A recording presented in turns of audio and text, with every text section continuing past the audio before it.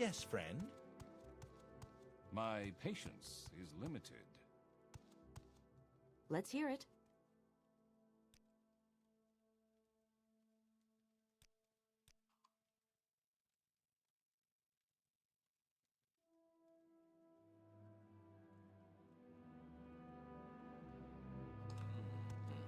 Shopping for enchantment. Myself.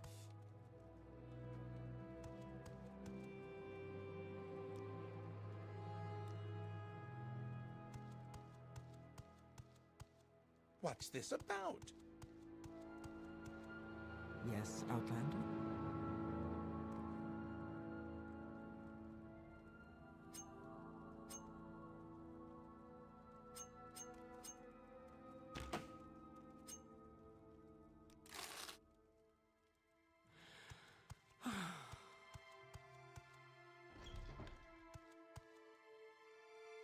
Khajiit has no words for you.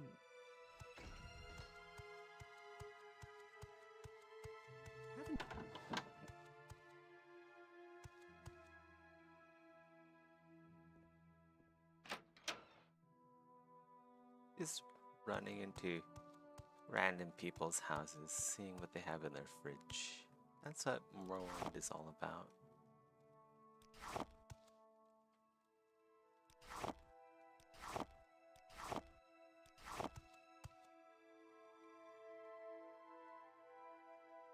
He has a blue plate.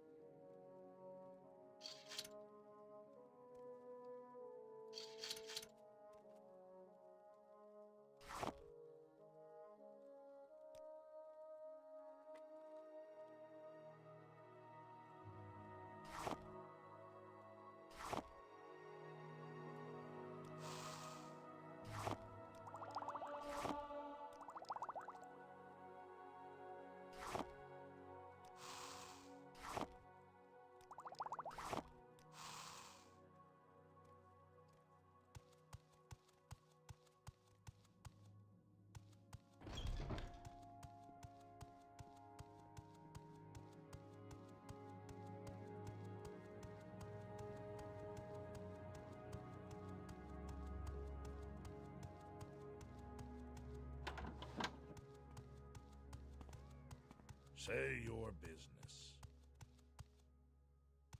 Speak quickly.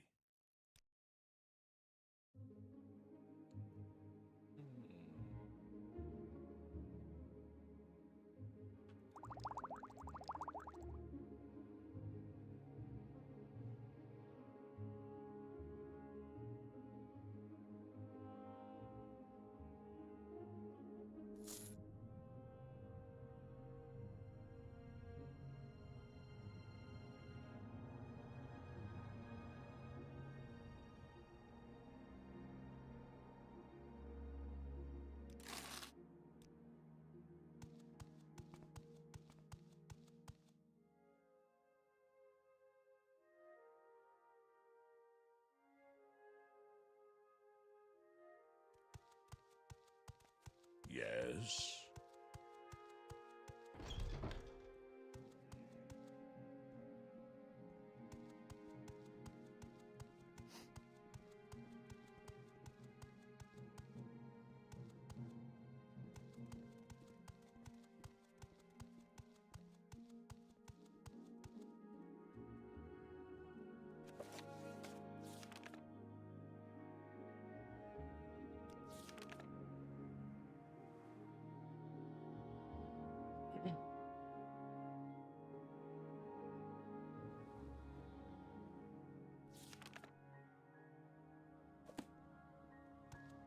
Let's go back to our friend Yes, and mentor, friend.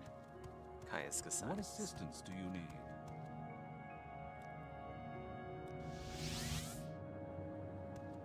So what do you want?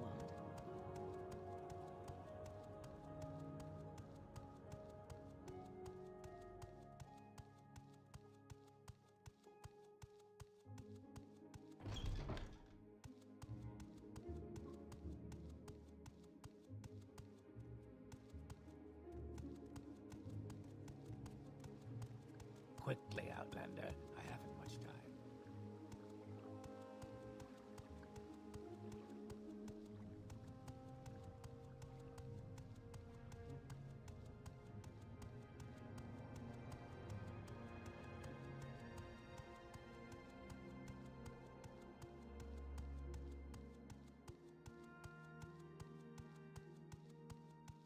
Speak, traveler. After this, we'll take a short break from the main quest and go.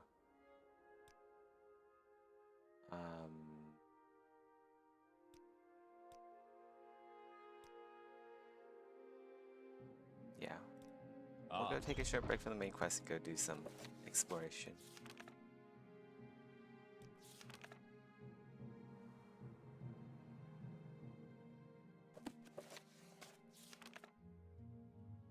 Then to the north, Telvanni agents.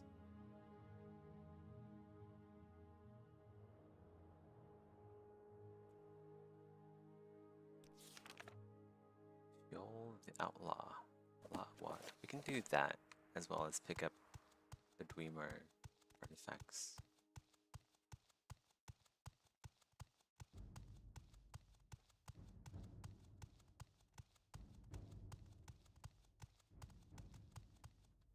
Speak, traveler.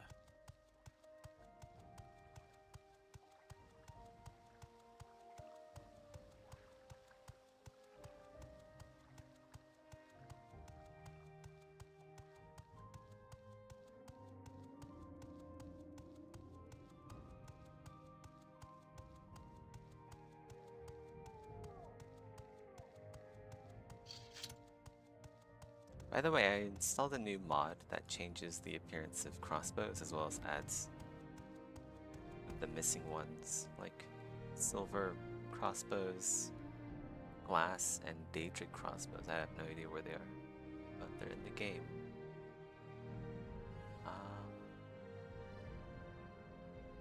We have to train our marksmen.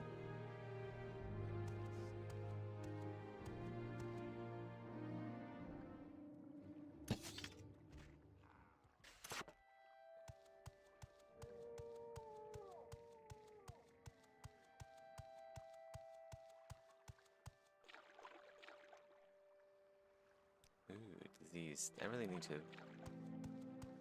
check if they're diseased or not before opening their corpse.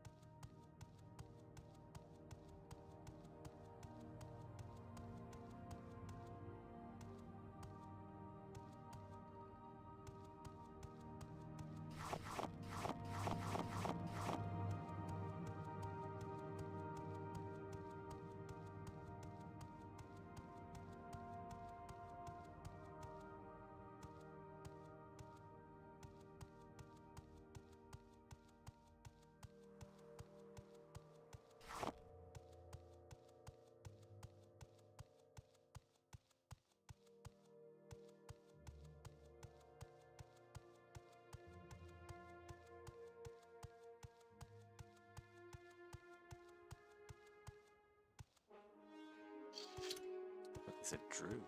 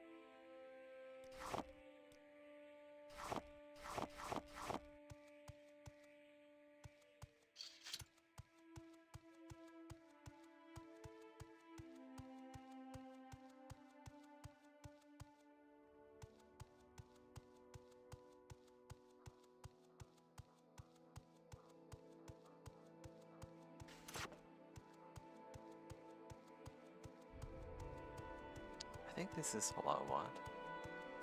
No? It is, okay.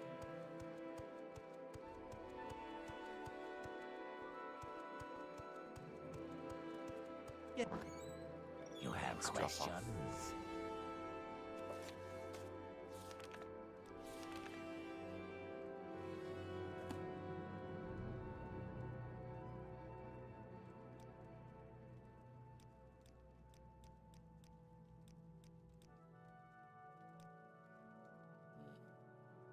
I know they're in this chest here. Just need to be very sneaky.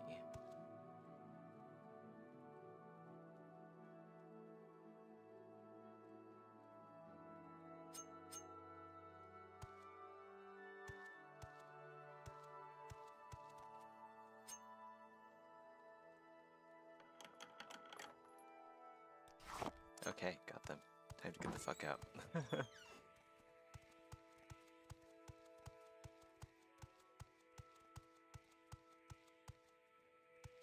And there's that orc, or not the orc, there's the Nord that's been terrorizing these parts, so let's not even talk to him, we'll just quick save and snipe him in the head from afar.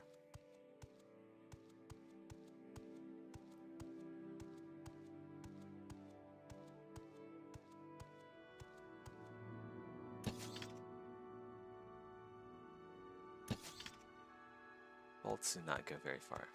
This game.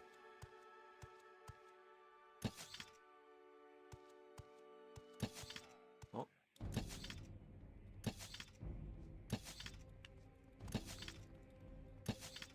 Jesus. Okay.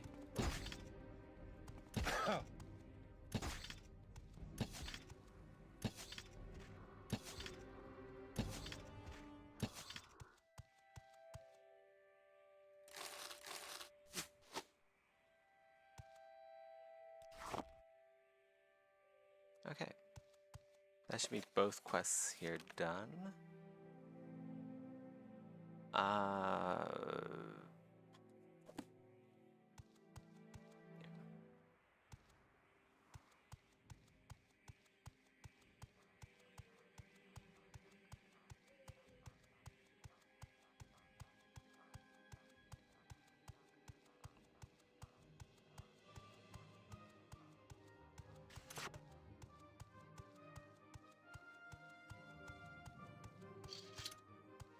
It's another one.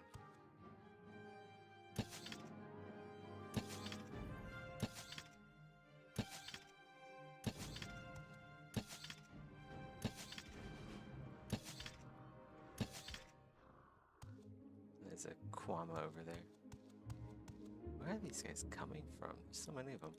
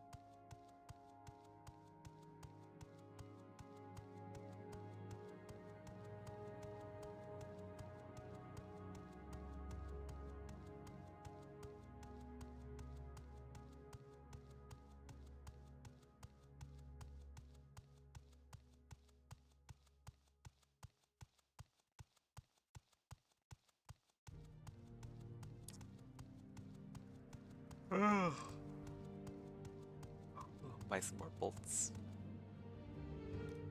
She has any? Iron bolts, nice. Should probably just start buying steel bolts, honestly. 2 to 4 versus 2 to... It's kind of the same, isn't it?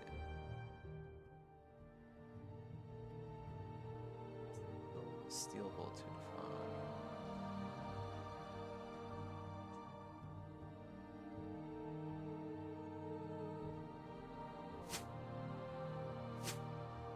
Let's buy both. We can afford both.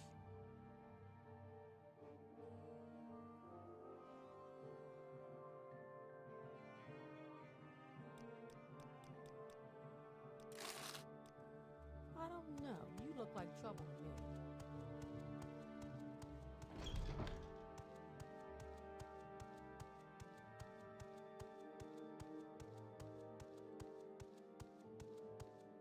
Let's get this over with quickly.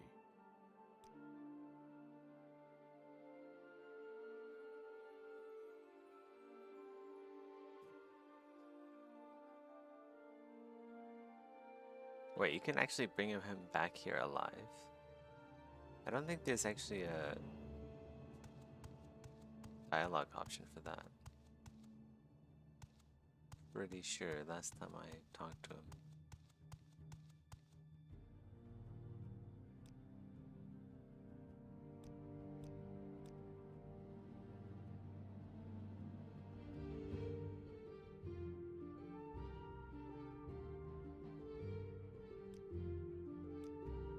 Let's go bribe the guard. Join the Imperial Legion.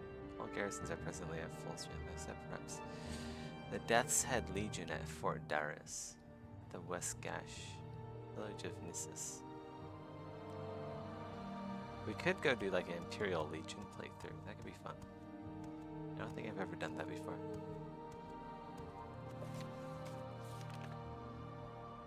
We'll go turn in the Thieves Guild quest. Basically just clear out all the quests we have right now. Don't accept any new ones from this place. And then go explore the other cities. Because what I find is, whenever I play Morrowind, I'm just stuck in like Balmora. Because there's just so much to do here. And I never go and do anything else.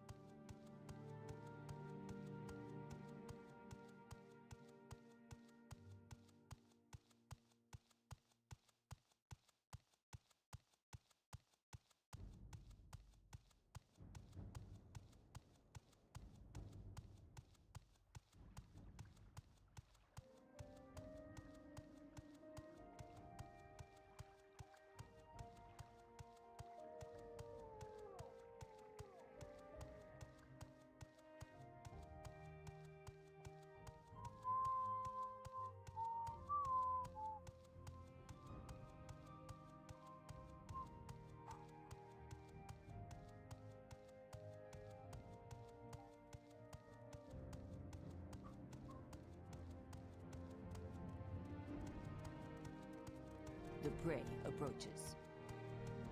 You just call me prey? Does that make her a predator? Oh. Go ahead.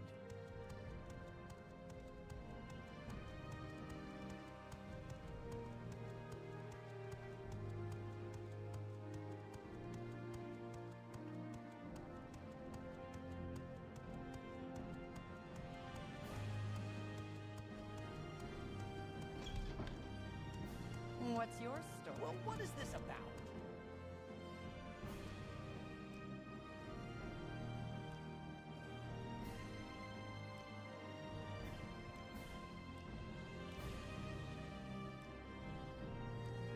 Okay, turn in that quest.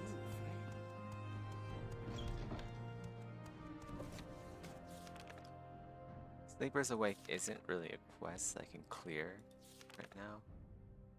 Island to the north, Fighters Guild, Telvanni Agents, Caldera Mine. We just find them, kill them, and then come back. Caldera, we can recall the Caldera. Anytime now. What assistance do you need? What's this about? I believe the mine. I think it's over there in the mountain somewhere. Maybe it's on the other side. That might be it over there. Caldera Mining Company. It's this way.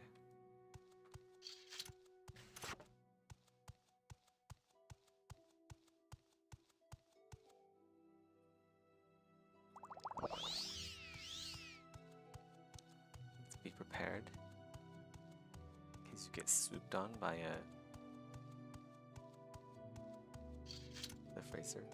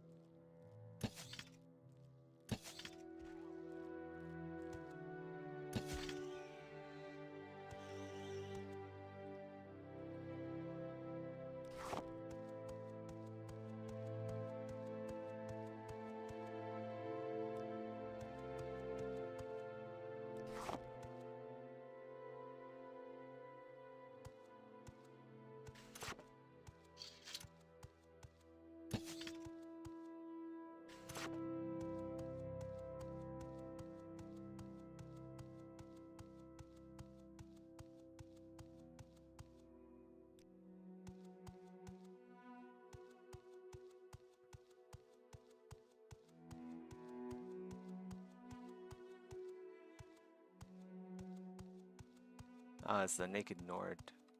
I suppose we can do this quest. Sure, why not?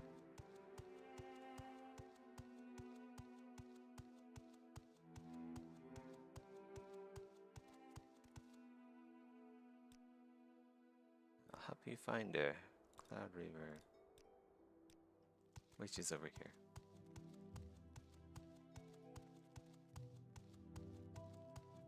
You're growing weak.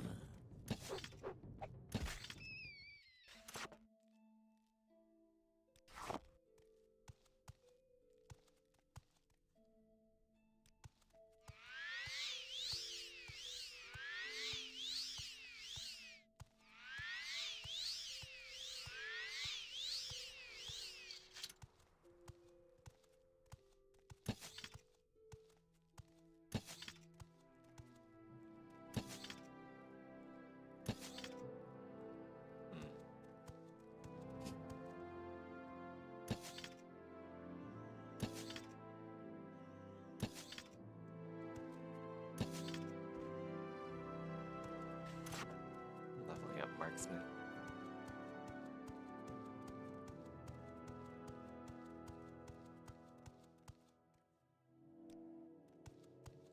These are nice to have. Stone flowers. I think you can restore magicka with stone flowers.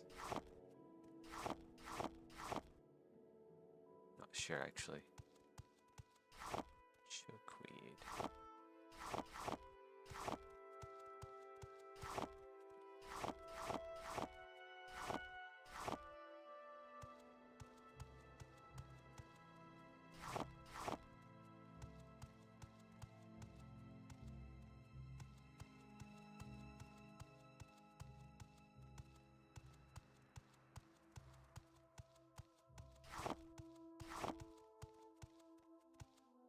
There's the witch. She's not actually a witch. She's a healer. And this guy's an idiot. This guy's a dirty incel that we gotta murder.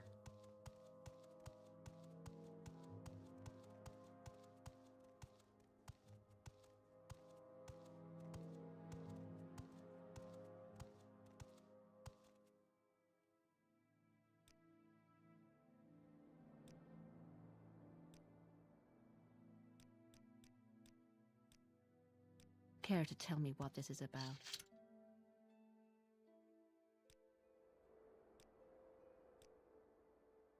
You will die where you stand. Arg!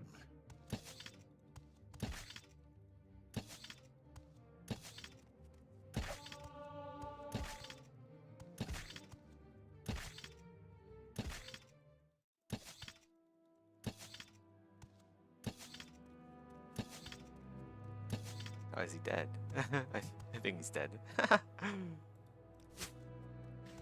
had to quadruple tap him to make sure.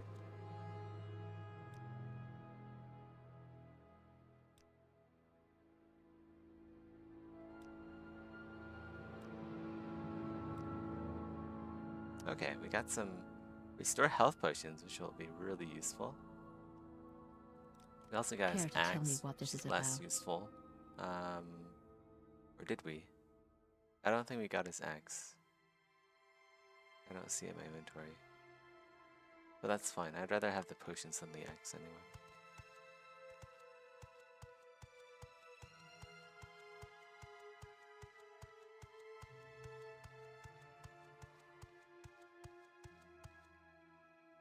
It's getting a little bit dark. I need to go buy some more torches. I only have 2 minutes left of this torch. Actually, it's not that dark. It's not dark enough to warrant needing a torch. I should go buy some lanterns. Something that's like lighter than the torch.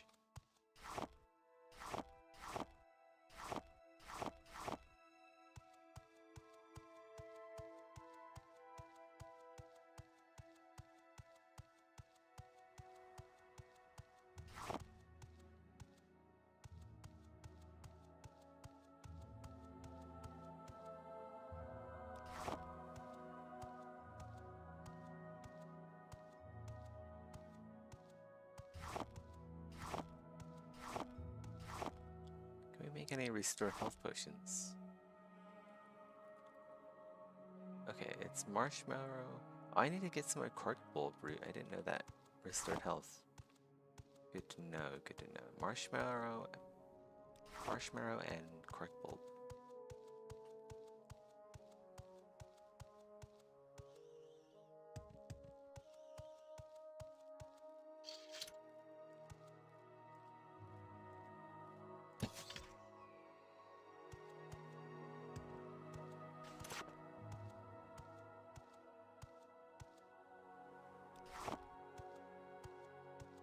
Without healing potions, I'm relying on Fargoth's ring, which is just horrible.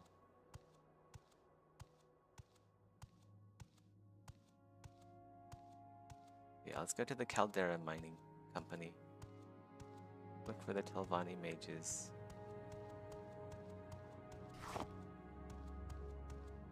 Fresh fiber.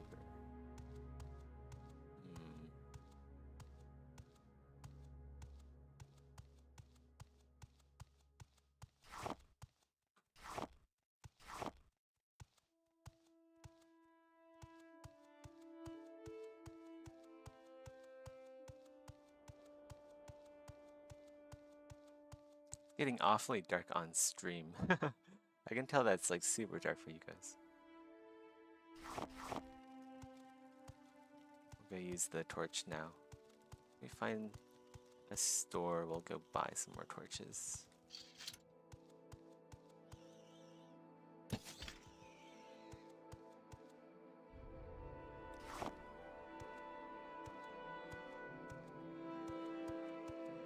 I believe there's one mage that's just standing outside there, so I have to be careful.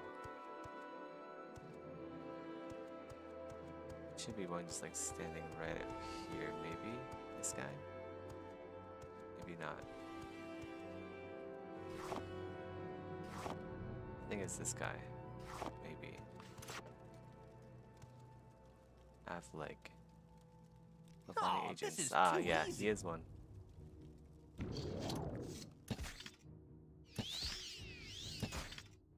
This is too easy. He's dead. Bargain restore health. 1 point for 5 seconds. Better than nothing, honestly. Iron arrows. Everything here is junk. Junk, junk, junk. Imperial, Kira's worse than mine. Dragon scale tower shield could be good, but I don't use shields. Alright, we gotta See if we can sneak in. Get a few sneak attacks in first.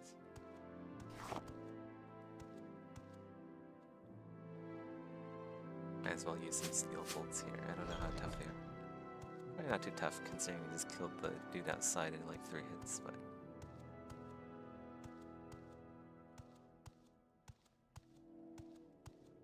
yeah. I believe those are them.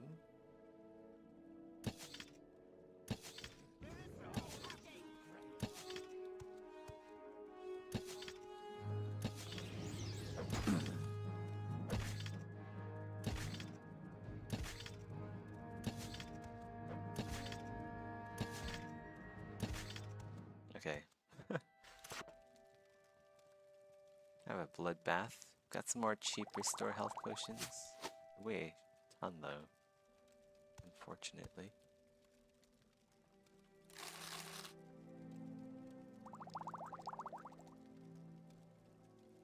Better than no healing at all though.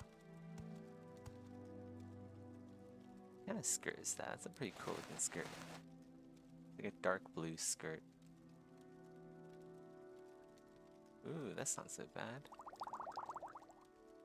Fortify health, fortify speed. Maybe. Let's go take off our torch just so we're more stealthy. Plus this cave already has torches in. Pretty sure that's all of them. But we'll keep looking. These barrels might have torches in them.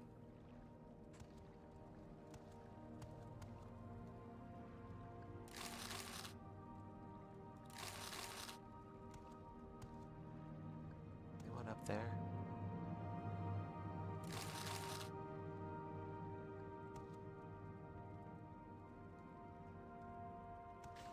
Okay.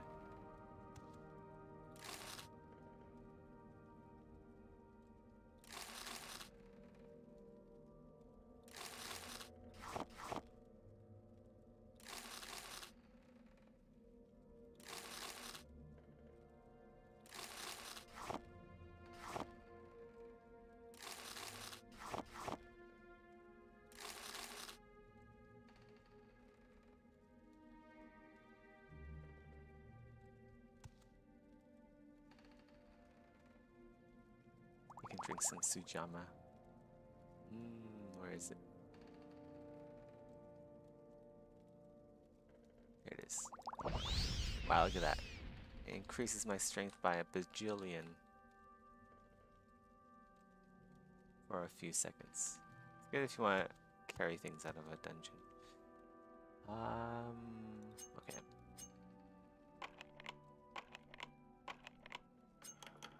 Okay, unlock that.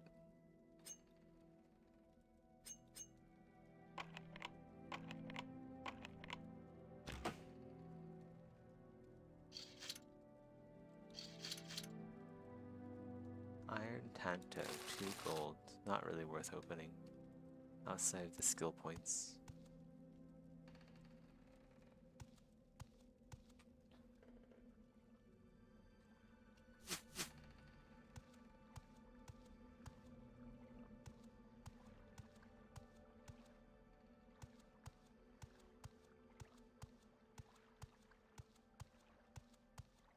Ooh, there's a shark in there. Pretty scary. Should I even go in there? There's probably loot at the bottom, but I don't actually have a way of killing these guys. I don't think.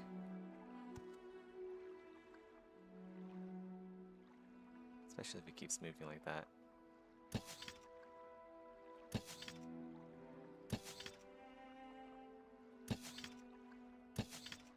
Oh, I can, in fact, attack it.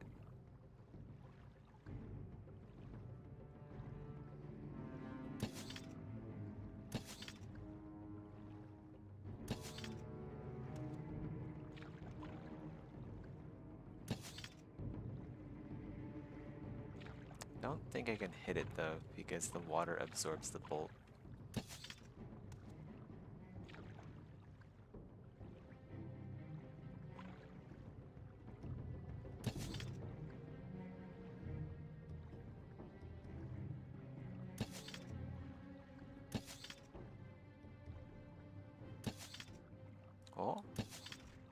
got it. I got the one in the far corner there.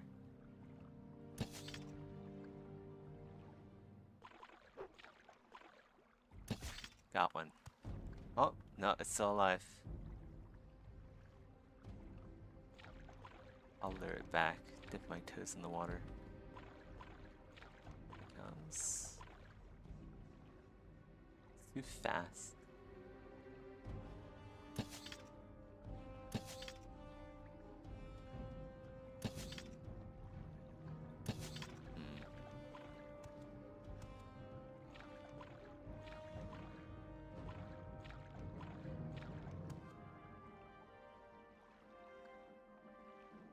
Where the fuck did it go?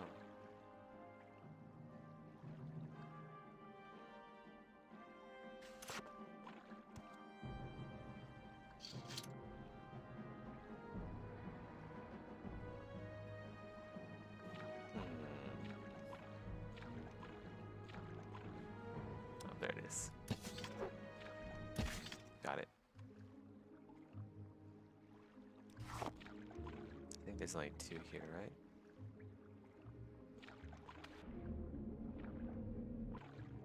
There's a chest at the bottom there. Let's go loot the other slaughterfish.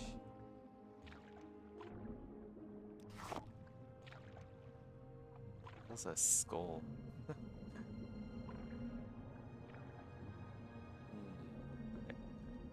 Let's go check out the skull and then we'll check out the chest. Can't loot the skull. Oh, it's trapped. I absorbed it. Divine intervention on self. Expensive ring and gold. Okay, back up we go. Oh, can we make it? Yes, we made it. This is deeper than it looks.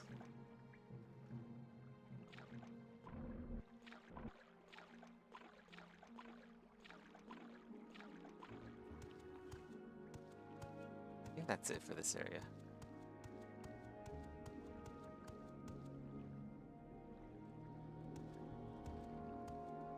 Secret tunnels or passages.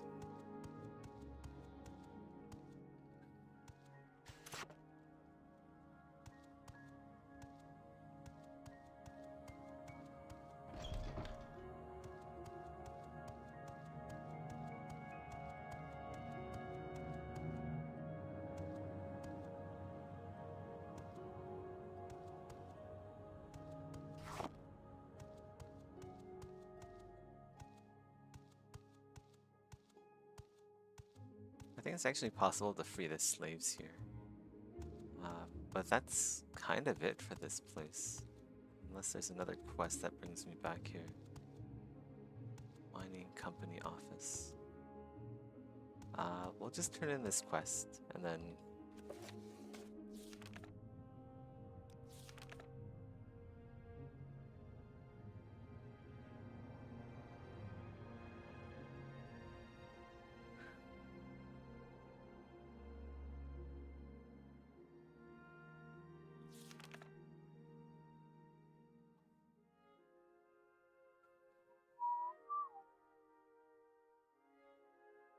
Lavani agents, and then we have the pilgrimage. Go ahead, stranger.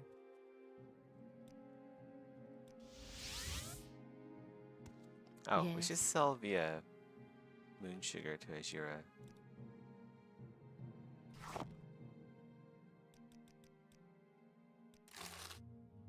Our sugar is yours, friend.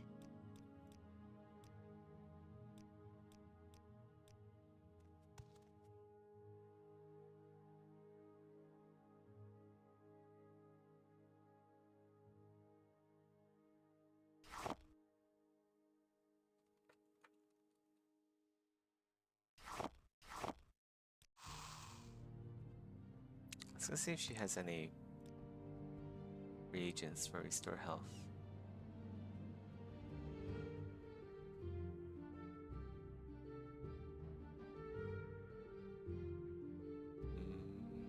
Not really.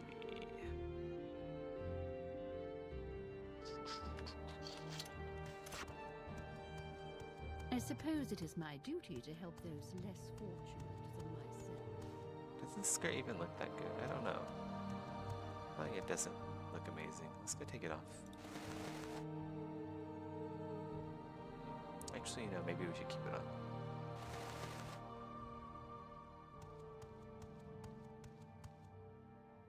It kind of does match. Somehow.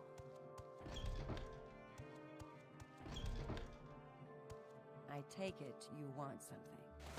Well, what is it? What about this one? It's like an older one I had. Golden. Nah, the blue one looks better. Got all four? Good. That'll make the people at the Caldera Mining Company very happy. Okay.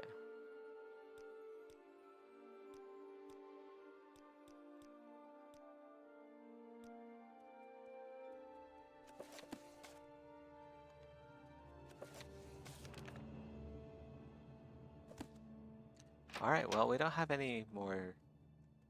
We can pick up more orders from here in Balmora, but yeah, we're free to go do whatever now.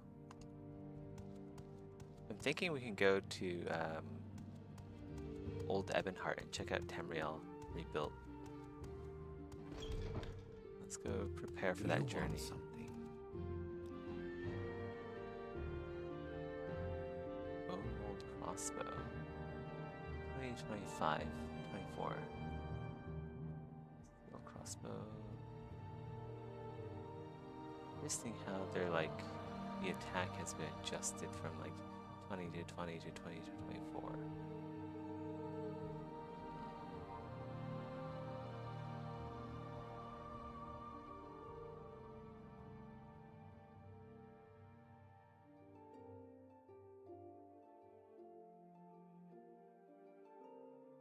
Probably go repair. You choose to share your time with me. You humble me.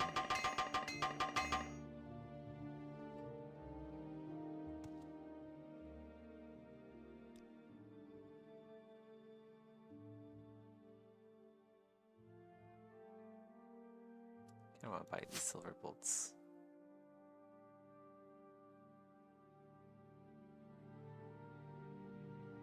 I have a lot of bolts now.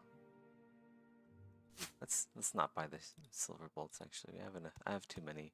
I'm gonna become overcumbered.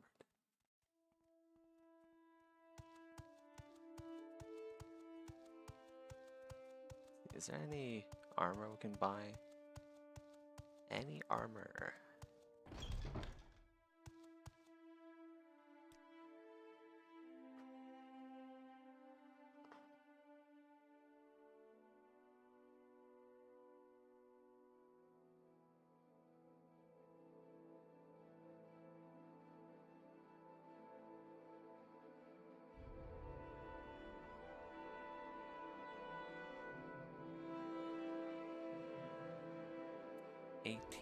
Versus 13.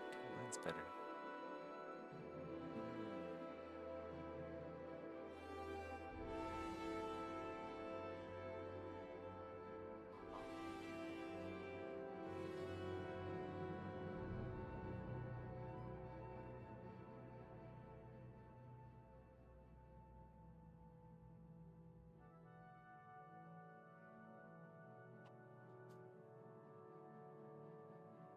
Nothing. Everything here is useless. Useless. Hurry this up, will you?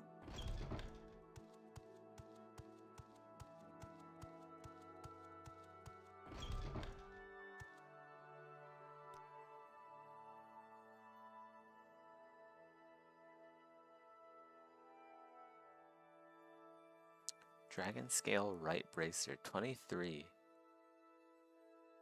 Wow. Okay, let's go buy that, I guess.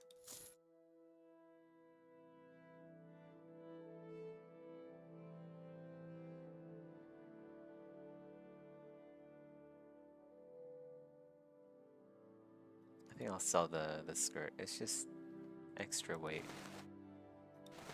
Sell that one too.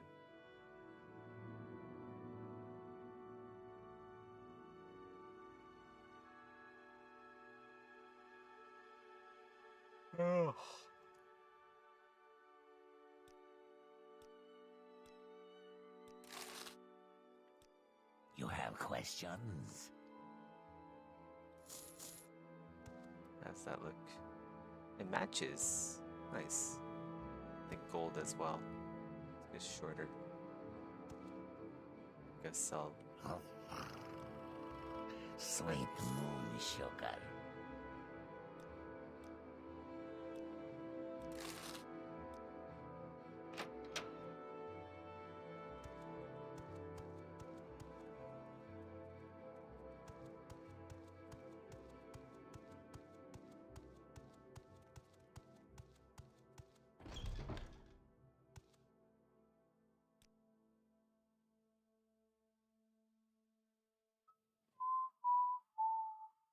Whoa, look at that helm. Native Ga Kogo helm. 22. Let's go save it first. I feel like it's not gonna look as good as the current one Quickly, I have. Outlander, or go away.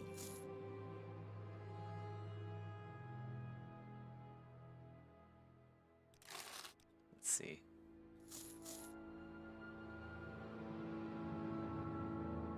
Not bad, I guess. It's not good either.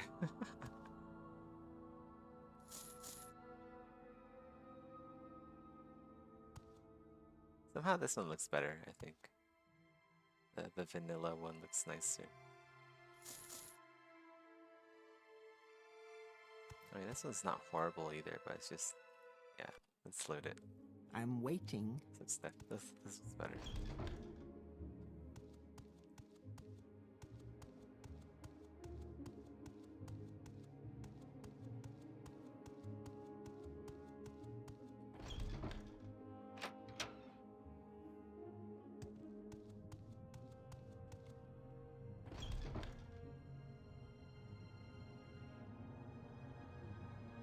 Pick up these torches. We'll need those. There should be a bunch of hammers on the ground somewhere here, I think. Or maybe I picked those up.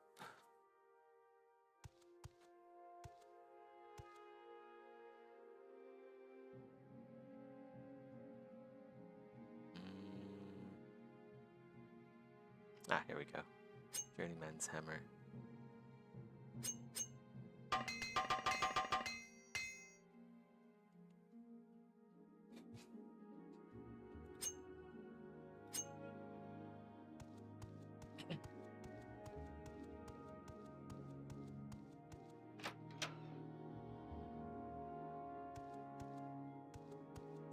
Okay, all set to go. Take this illustrated of Vivek. Or should we walk there? Take this illustrator.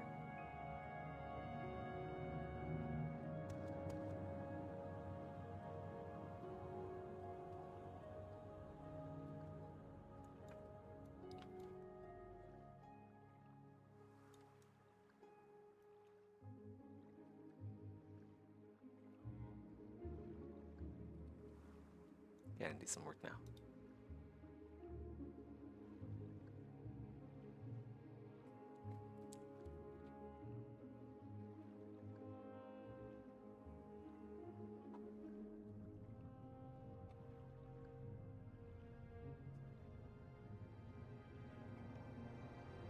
Give me a sec. I need to go take out the laundry. I forgot about that.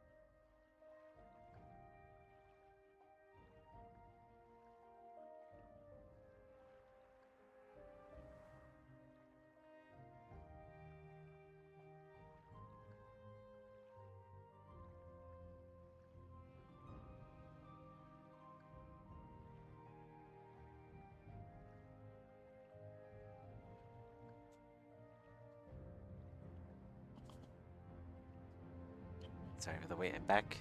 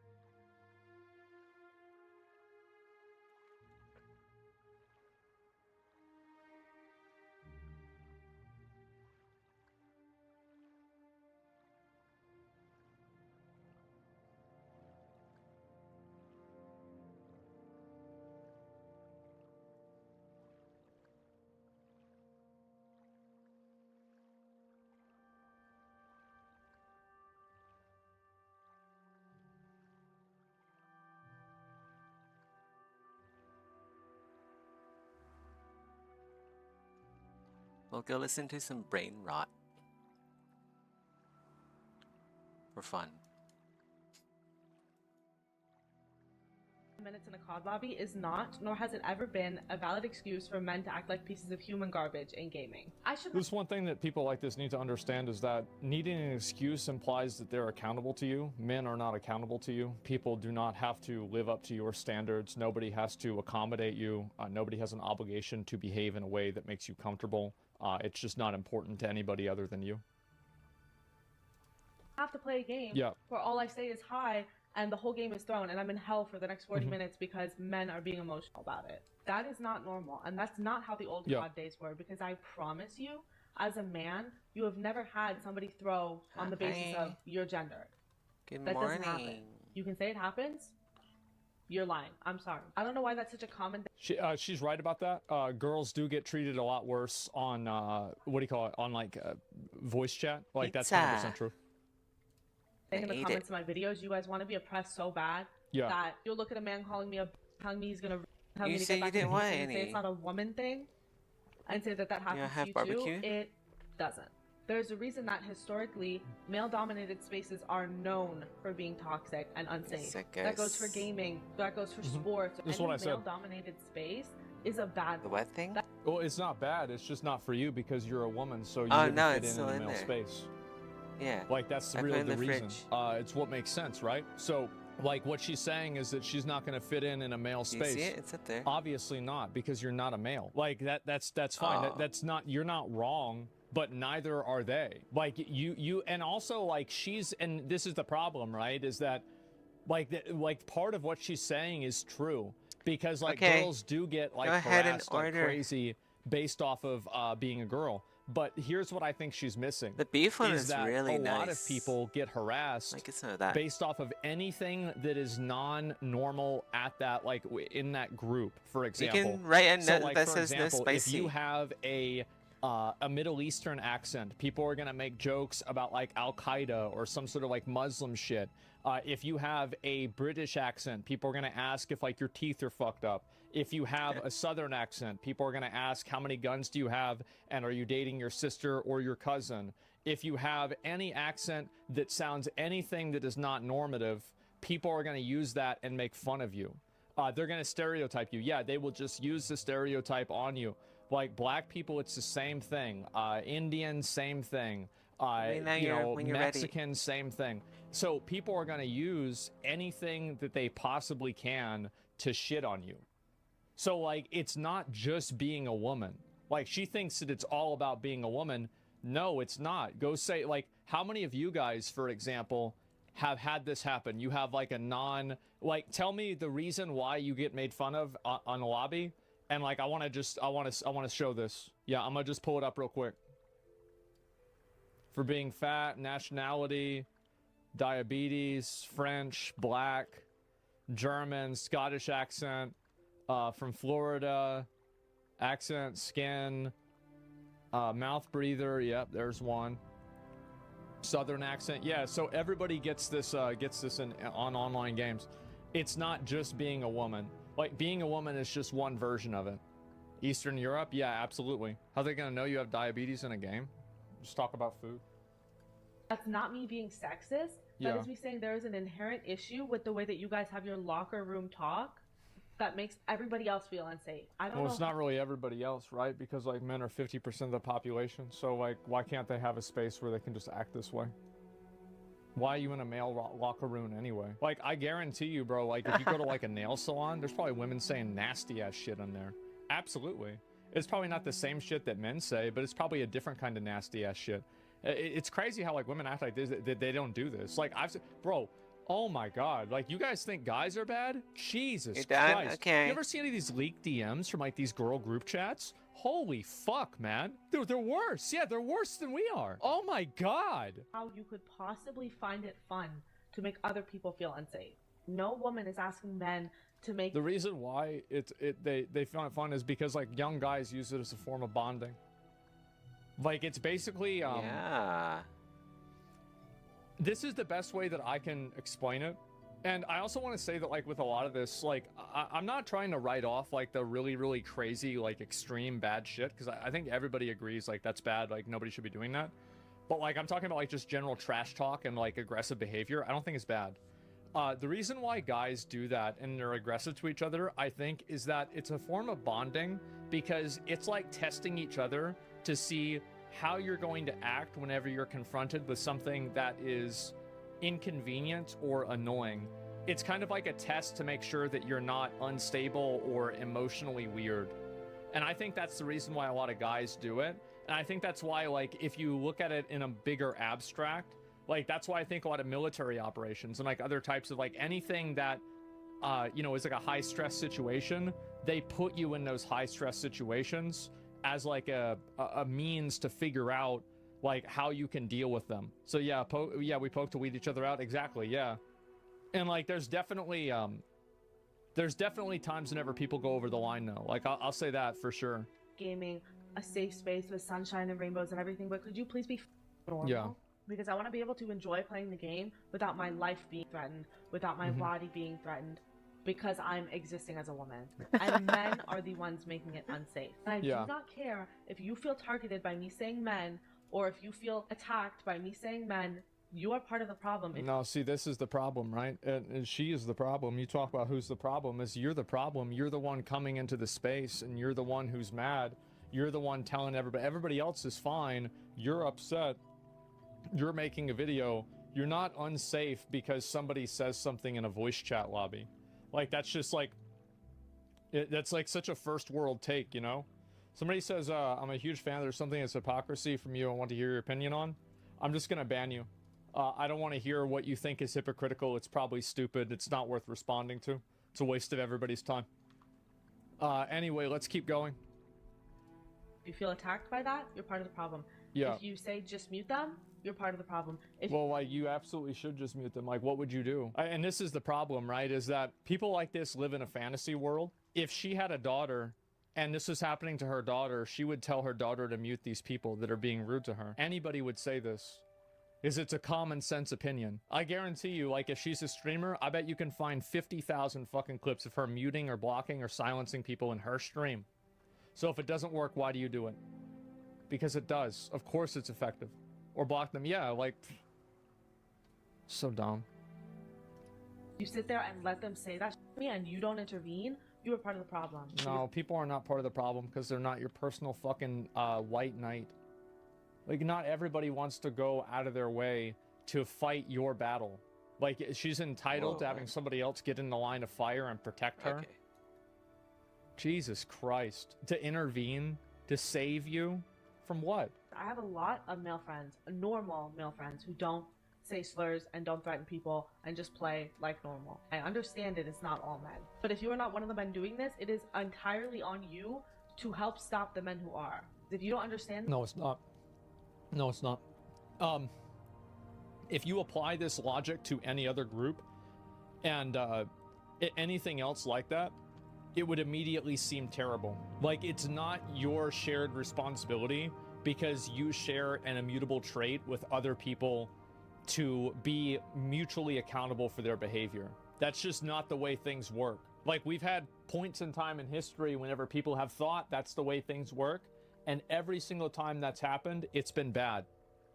It has never been good to judge people or hold people accountable for actions that are not their own. It's collective blame. Yeah, there is no collective blame.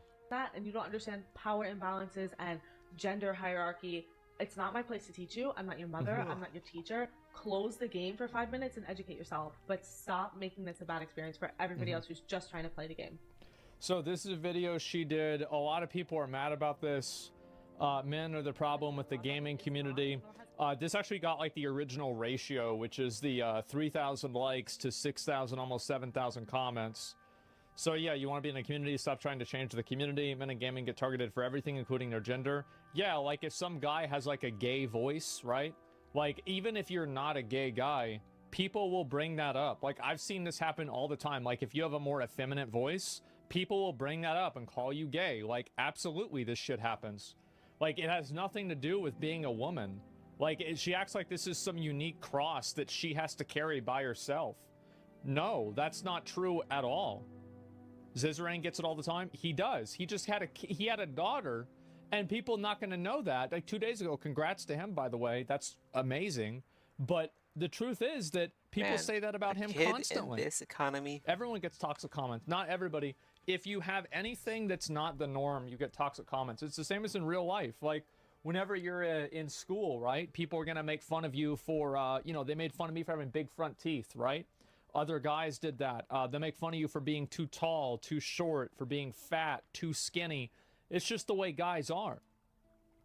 It's just the way it is. Yeah, it's just Psycho. Read the Grumps Retreat. Yeah. Anyway, so people are just going crazy about her. Get good. Yeah, like, there it is. Stop yapping. Somebody's listening to your 2 minutes. Yeah. If male-dominated spaces are toxic and unsafe, then stay away from them. Yeah, Jesus Christ. Like, get the fuck off. Like, if you don't like it, get out. And then, so anyway, call out toxic man in Call of Duty. She wants to force her son. So I'll read this. This is the person. This is the same person. She's playing Valorant. Here we go. No, it's over, Ina. It's over. Like, if I were to have a boy, we better pray to God that he's gay. We better start indoctrinating him day one. Now here's a fucking fact, all right? I hate this shit that like girls do this. Like I feel like this is like fucking actual bigotry, but like nobody talks about it. Girls love to like ascribe all of these good traits to gay guys. I know plenty of gay guys that are toxic as fuck, man. Bro, we have people like that in our guild, like, yeah, they're super fucking toxic. Absolutely. What the fuck are you talking about? Like, somehow him being gay is gonna make him not toxic? No, bro, that's not true. You know what that is? That's stereotyping. It is. It's because, like, I remember whenever I was younger, right? I was, like, 17, 18, right? I thought to myself, like, man, I wish I was gay. That way I wouldn't have to deal with women. And then I talked to a few gay guys about it. And then I saw how they acted towards each other. I said, God damn, it ain't much better. Like, y'all act the same way. It's the same shit.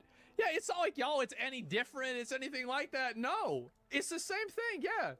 So it's just so weird that people like, I mean, how old is she? How are you still gonna think shit like this? Yeah, it's so weird. My brother's gay, says the community is catty as fuck.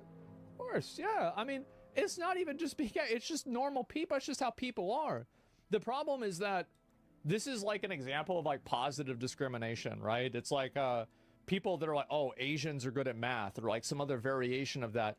It's Are like, we not good at math? just stop. Just fucking stop. Just stop. It's Hey, Rusty, how's it Jesus going? Christ, it's so weird. I hate people like that. Yeah. I'm Asian. We are very good at math. Well, then you're good at math. It doesn't mean every Asian's good at math. What are you talking about? Are you good at math? I'm all right. Yeah. Positive stereotypes are also bad. It's not just negative stereotypes. Positive stereotypes are also bad. Pray to God that he's gay. We better start indoctrinating him day one. We have to either make him trans or make him gay. We are not having a cisgender straight son. I wonder, like, I don't understand why. I'm not good at math. Like, so how do you have a son? What do you mean? 2 times 3 is 5, obviously. Silly Rusty. Because, like, you think about this, right? And you think about, like, the way the biology would work. You would probably need a straight dude at some point or another to be part of this situation. Now, it could be a sperm bank or something like that, but I don't know if that. She said we. We means more like two people. I haven't much time. You see what I'm saying? So this is the person, guys. This is the person who gaming needs to change for. Here we go. Better pray to God. This is the person that Look, everybody this is what SG is gonna look like. Rusty, check this out. We have to either make him Look at this. trans It's or make SG. him I'm gay. playing We are SG right not now. having Isn't a this amazing? cisgender straight son. That's right. It's crazy how people like this. You know what's really fucking sad about this shit? I'm gonna tell you what's sad about it. Is because she is a fucking moron. Obviously, she's a fucking moron. But 10% of what she said was true. Alpha, dev, and I think that women do get fucked over in lobbies, and people are rude to women in lobbies.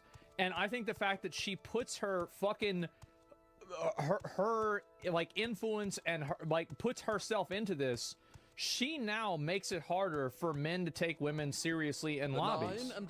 She's hurting her cause because she's such a bad actor. And that's the worst part about the whole thing, and it shouldn't be that way. Because I think that, like, again, what she said about, like, girls getting treated badly in lobbies, that's fucking true, and that shouldn't be true, but it is. But now everybody is just, she literally said indoctrinate them, implying that you aren't born gay. I'm gonna give a hot take. It doesn't matter to me whether you're born gay or not, because a person should have the right to be with who they want, and consenting adults should be able to do what they want between each other, regardless of whether it's a choice or not. So if somebody chooses to be gay, then that is just as valid as somebody who says that they were born gay. it doesn't matter because you are a person, you're an individual, you deserve your autonomy, and you deserve to live your life in the way that you want and be with the other person that you want that's of the age of consent in however you want to be. So no, I hate this logic that like, oh, like you're born gay, you're not born gay. I hate it because it shouldn't matter. How are you today? It should not matter. It's the same thing because you should have the right to be with who you want regardless. It's not somebody else's decision, even if it is yours. It's your decision, that's it. But they shouldn't be taught to be gay? I don't think that you should teach a kid to like I don't know. It's like I don't know. I don't have like a lot of info. I don't have a lot of education in this, but I mean, I'll tell you this, right? I think the way that she would treat a young boy, like a kid, would make me uncomfortable. Like I bet, like thinking about that, I bet she's gonna put some shit on him that he probably shouldn't have.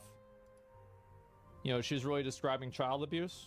Yeah, I mean, like, it's hard for me to say. I don't want to go and use that word, but it's pretty close, right? No one is taught to be gay. I was born like this. It wasn't a choice. Yeah, but if you were taught to be gay, it'd be totally fine. You want to suck a dick? Go ahead. I don't care. It's your right. That's your right. Do whatever you want. It's got nothing to do with it. Like, you don't have to justify yourself to me. Yeah, you're not accountable to me. I'm sure you can make models with higher definition you don't have to than prove that. yourself to me. You can be who you want to be, and that's it. You're not accountable to anybody except for yourself. So that's what I think. You don't have to prove shit to me. Anyway, what do you mean grooming kids to be gay though?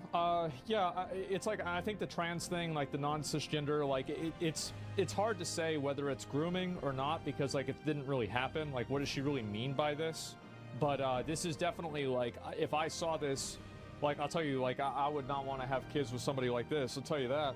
Oh my fucking God. Like, this girl has, like, a chip on her shoulder. She's nasty. She's, like, just rude. Like, there's just no, like, there's no redeeming qualities, right? So, yeah. Why is it always Valorant players? It's not. I mean, girls can enjoy it. Yeah, sure. And I think you can teach a child to be gay. Feeds into the whole pray the gay away pseudoscience. Well, I mean, that's like a whole separate problem, right? That's like, again, like you're trying to like indoctrinate your kid and rather than let your kid be who they want to be. I think the problem, like, it's just that everybody, like every conversation about this is so stupid because everybody has to keep up an appearance of like something that's like kind of like a little bit weird or like wrong. And it's like internet logic, internet ethics. The truth is, like, you shouldn't try to like make your kid straight or gay. You should try to make your kid feel like they have a safe space to express themselves in a way that is true to who they truly are. And if that means that they're gay or that means that they're not gay, it's the same fucking thing. So you shouldn't try to like make your kid straight. You shouldn't try to like make your kid gay. It's fucking disgusting. And it's like basically she's trying to like live out her worldview through another person, which is disgusting fundamentally. Yeah, it'll do the opposite. Well, regardless of whether it does or not, it's just weird. Indoctrination on internet spectrum. Yeah, you can't make someone gay or straight. I think that, I'm a game developer. Like, I bet probably some people that are like really close to the middle, maybe that's happened before. I really don't know. Like, I don't really care about that, to be honest, because as I said, if you're an adult, you have every choice to do whatever you want. That's literally it. Game developers there's nothing else besides that.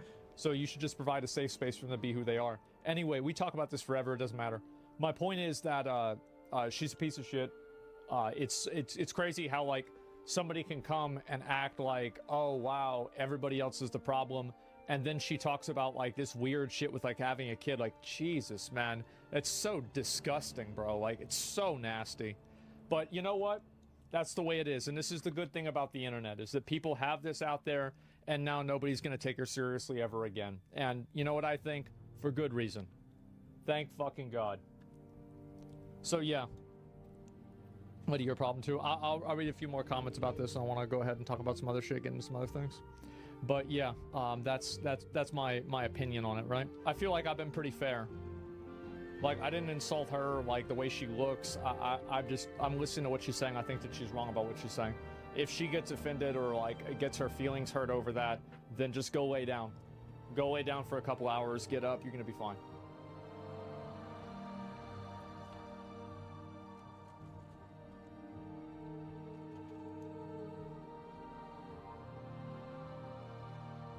Ultra Groom.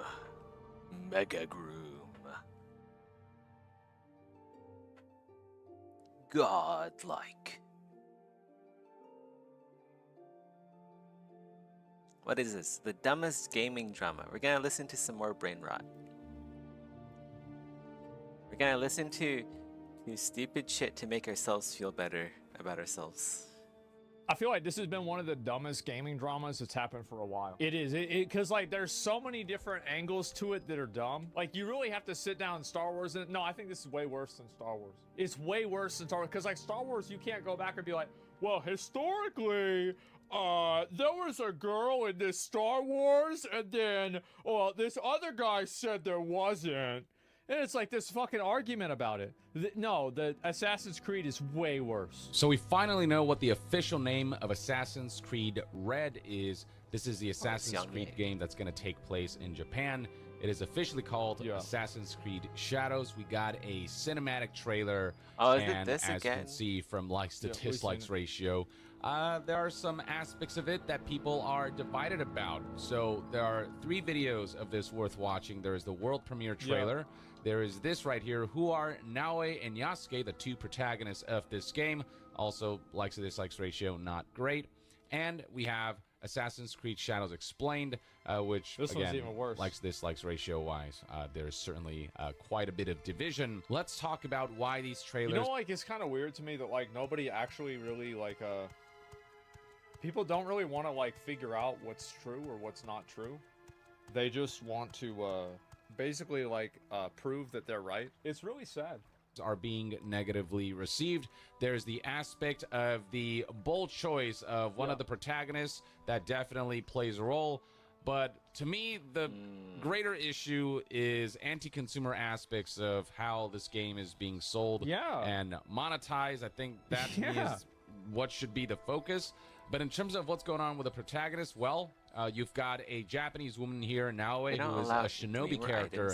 And then we got Yasuke here, who is an African man who ended up in Japan, who is a samurai. And he is the other protagonist. And there's arguments as to whether an Assassin's Creed game set in Japan should feature an African character when so many previous Assassin's Creed games feature protagonists who are native to the culture that the game is representing. Now, important to note about Yasuke is that he is a real historical figure. He is someone from Africa, it is believed to be Mozambique specifically, who ended up in Japan and happened to serve under none other than Nobunaga himself as a retainer. But there are arguments as to whether a retainer is technically a samurai, and if Yasuke... You want to know the real truth is nobody probably knows what happened because it was a long time, it was like 500, 400 years ago, right? So like everybody's just arguing about like some shit that happened a long time ago. Nobody knows like really what this guy did. Like nobody has any idea. Like he really was a side character in the story. And so it's not like there's a lot of like really detailed accounts of this. There's a few people that wrote a little bit about it, but like it's not really like narrowed down. It's not like there's a lot of document. There's not pictures of it. There's no videos of it. But we're just taking what people said. And so it's crazy that people get like cutting in line. It's like, does it really matter whether he was a samurai or not? Move along. Oh, Dark Elf, in my opinion, not really. That's my opinion. I don't really think so. Stay out of trouble because like this shit, like obviously they don't really give a fuck, right? Like it's literally that simple. Like they don't really give a fuck. People cared about whether or not he was a samurai 400 years ago, and then they care now. Yeah, nobody gave a shit probably then either. So it's just a game. Yeah, number one, it's just a game. It's like, yeah, they probably did this for like a diversity reason. Like for sure they did. But like, okay. That doesn't necessarily mean the game is gonna be bad. Yeah, it's important. Like, yeah, that's the reason. Probably that's one of the main reasons. But he was real. He's still real. Like, yeah, it happened. Does it really matter if Jesus was the son of God? Pound meat. I feel like in the lore, it kind of really doesn't actually. Yeah, like what really would that change? Like, what would that like really change in the lore?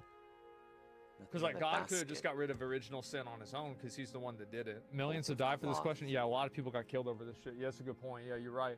I'd have to really think about it. But anyway, whenever this game comes out, the dude being black or not is not even going to be in its top 10 problems. I guarantee you. I fucking promise you. I promise you. I bet like $1,000 on this. That like whenever this game comes out, this is going to be the last thing people are thinking about. Cork bolts. They should be represented as a One samurai. damage. Now, I'm no historian, so I cannot tell you for sure I either know way, what but plenty of historians or people who know Japanese history seem to insist that being a retainer to Nobunaga does make you a samurai, and that Yasuke did serve in that aspect. I've read the same thing. It seems like most people that are informed about the topic think that he was somebody of a relative degree of import, and he wasn't just a slave. That's what I've been reading from people. Whether this is true or not, I'm not sure. But this seems to be the kind of the consensus around people that seem to be educated in the topic. But again, like I don't know anything about it, so I can't really gauge that. I think that's it. There's also actually a lot of media that have featured Yasuke, like the TV series called Yasuke that is being streamed on Netflix. You got Afro Samurai, which was inspired by Yasuke, even though we also have the well-known series Afro Samurai from Takashi Okazaki, which was inspired by Yasuke. Yasuke has also been featured in a number of video games like Neo, for example. There is this character named the Obsidian Samurai who is very much just Yasuke, and he was made into a character for this game. Yasuke was also made playable in the video game Samurai Warriors 5. Then in the fighting video game Guilty Gear, you've got this character named Nagori Yuki, who very much looks like an African samurai, and he was inspired by Yasuke. So yeah, he's been featured in a lot more media than you might think, especially in Japanese media. There's a list here of some of the work that he's been featured in on Wikipedia. I think nobody's debating whether the guy's real or not. I think the only people that are concerned about it, that have any opinion, are thinking that like it shouldn't be the main character. Like he should be part of the story, but not like the main character piece in the story, for sure. But like, yeah, I think anybody, like nobody, I feel like nobody's saying it's fake, right? It clearly happened.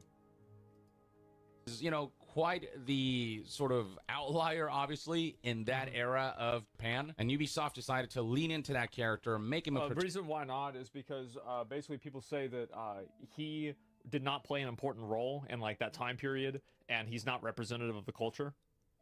And so that's the reason. Like, I'm not Japanese. I don't give a fuck. Like, it's not my problem. I don't care. But like, I'm saying, like, that's what they say. You read the Japanese comments. A lot of them aren't Japanese people, by the way. But the people that are saying this. And so, like, if you're Japanese, right, you got to think about it again. Like, Japan is an ethnocentric country, right? Or, like, mono-ethnicity country. Like, pretty much everybody there is Japanese. And so, like, from their perspective, they're going to see this a lot differently. They're going to view it as disrespectful versus, like, what we would think, right? Because in the U.S., it's not a big deal because we got all kinds of fucking people. But this is in Japan. Homogenous? Yeah, that's the word I was looking for.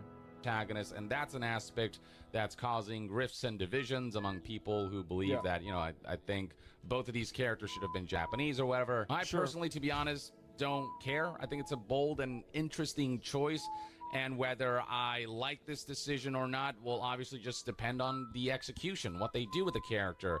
If You're probably going to be wearing a helmet for most of the game anyway. It's not even going to matter. Like, make a good story and have good character moments and a good character arc, and it all ties into a good theme, and you know, all of it is combined with good gameplay, and it all just comes together in a package that's just good and tells a good story.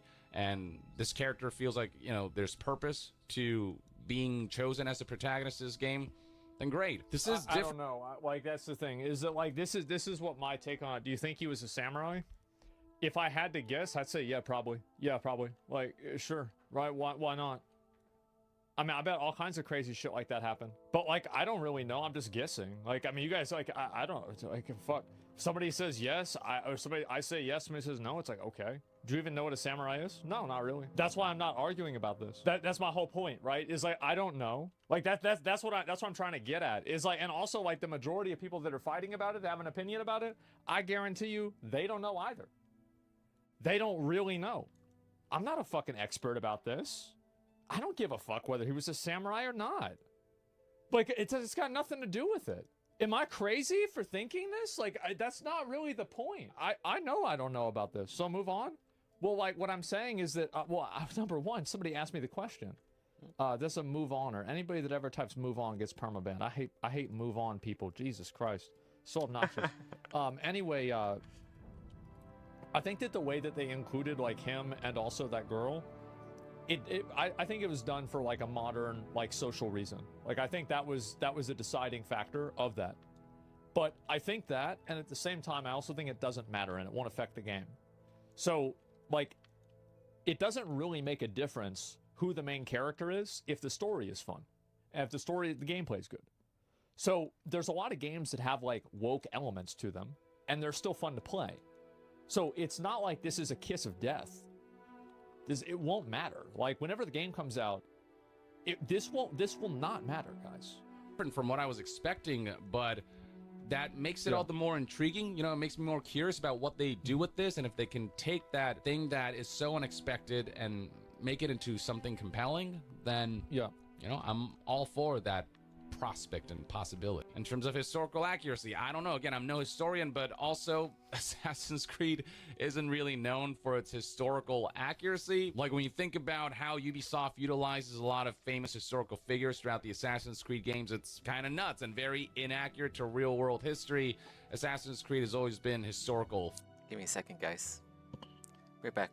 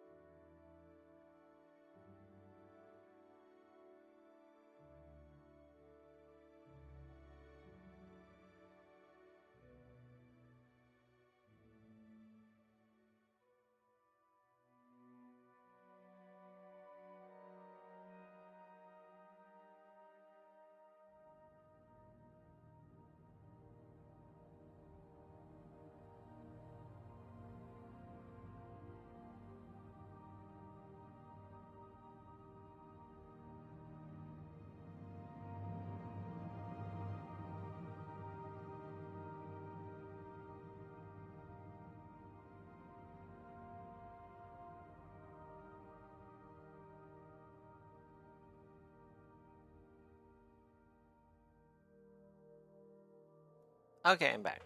Sorry for the AFK.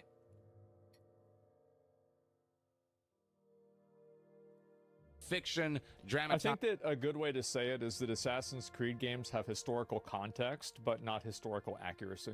That's probably the best way that I could explain it. Romanticized, exaggerated, and way out there. So I'll be honest, I don't really look for historical accuracy in an Assassin's Creed game. Like, there are historical elements that they try to obviously ground and retain, but in terms of the stuff that happens in between certain key historical beats, Ubisoft just kind of makes it all up, and it's all just fiction and pseudo-history. So I don't know, that's my stance on that. To me, this is not the thing that concerns me in any way, shape, or form. I'll have to wait and see how they execute with these two characters. If you want to know more about the game in terms of the details of its story, setting, gameplay, and open world elements and whatnot, there are two IGN articles covering Assassin's Creed Shadows extensively. This one right here titled Assassin's Creed Shadows Inside Ubisoft's Ambitious Open World Japan. That kind of has be an open world this game. whole article covering an interview that they did with the developers. And we got this article right here, Assassin's Creed Shadows, 40 details you need to know, that has a bullet list and a really well organized kind of list of information highlighting some of the key learnings that we got from IGN's coverage of this game. So that's there for you to partake in if you so desire. Now let's talk about the thing that I think is much more worth scrutinizing. It's, of course, the numerous editions that they're selling for Assassin's Creed Shadows. We got editions that go all the way up to $130. If this seems familiar to you, that's because they're doing exactly the same thing with Star Wars Outlaws. As for what these editions get you, well, for the standard edition that costs $70, you get the base game. I don't see how they can sell the game for a 3-day or like it's like the FOMO show. Like, this is nuts, man. And like, also I want to say that like a lot of the hate for the game, I think probably comes from things like this. Because like even other Ubisoft games that didn't have any sort of like controversial diversity decisions, they also had a lot of dislikes too. I think that Ubisoft as a company just has a really bad reputation right now because people aren't happy with the way the games are. And they're not happy with the prices of the games either. Why is it controversial? Well, ask the people that are mad about it. Like, it is controversial. Like, everybody knows that it's controversial. Me saying that it's controversial doesn't mean that I agree with every person that's mad about it. But, like, you can acknowledge something. It's like, if I say a house is on fire, that doesn't mean I set the house on fire. I'm just explaining that it is a very controversial decision. There's a lot of fucking people that think it's a problem. I don't care what you think about it. My point is that this is a factor, and because it's a factor, there's people that are mad. But that's not the only factor. The fact is that Ubisoft has been making shit games, I think, for a while. And they're pricing them in ways that are consumer unfriendly. So yes.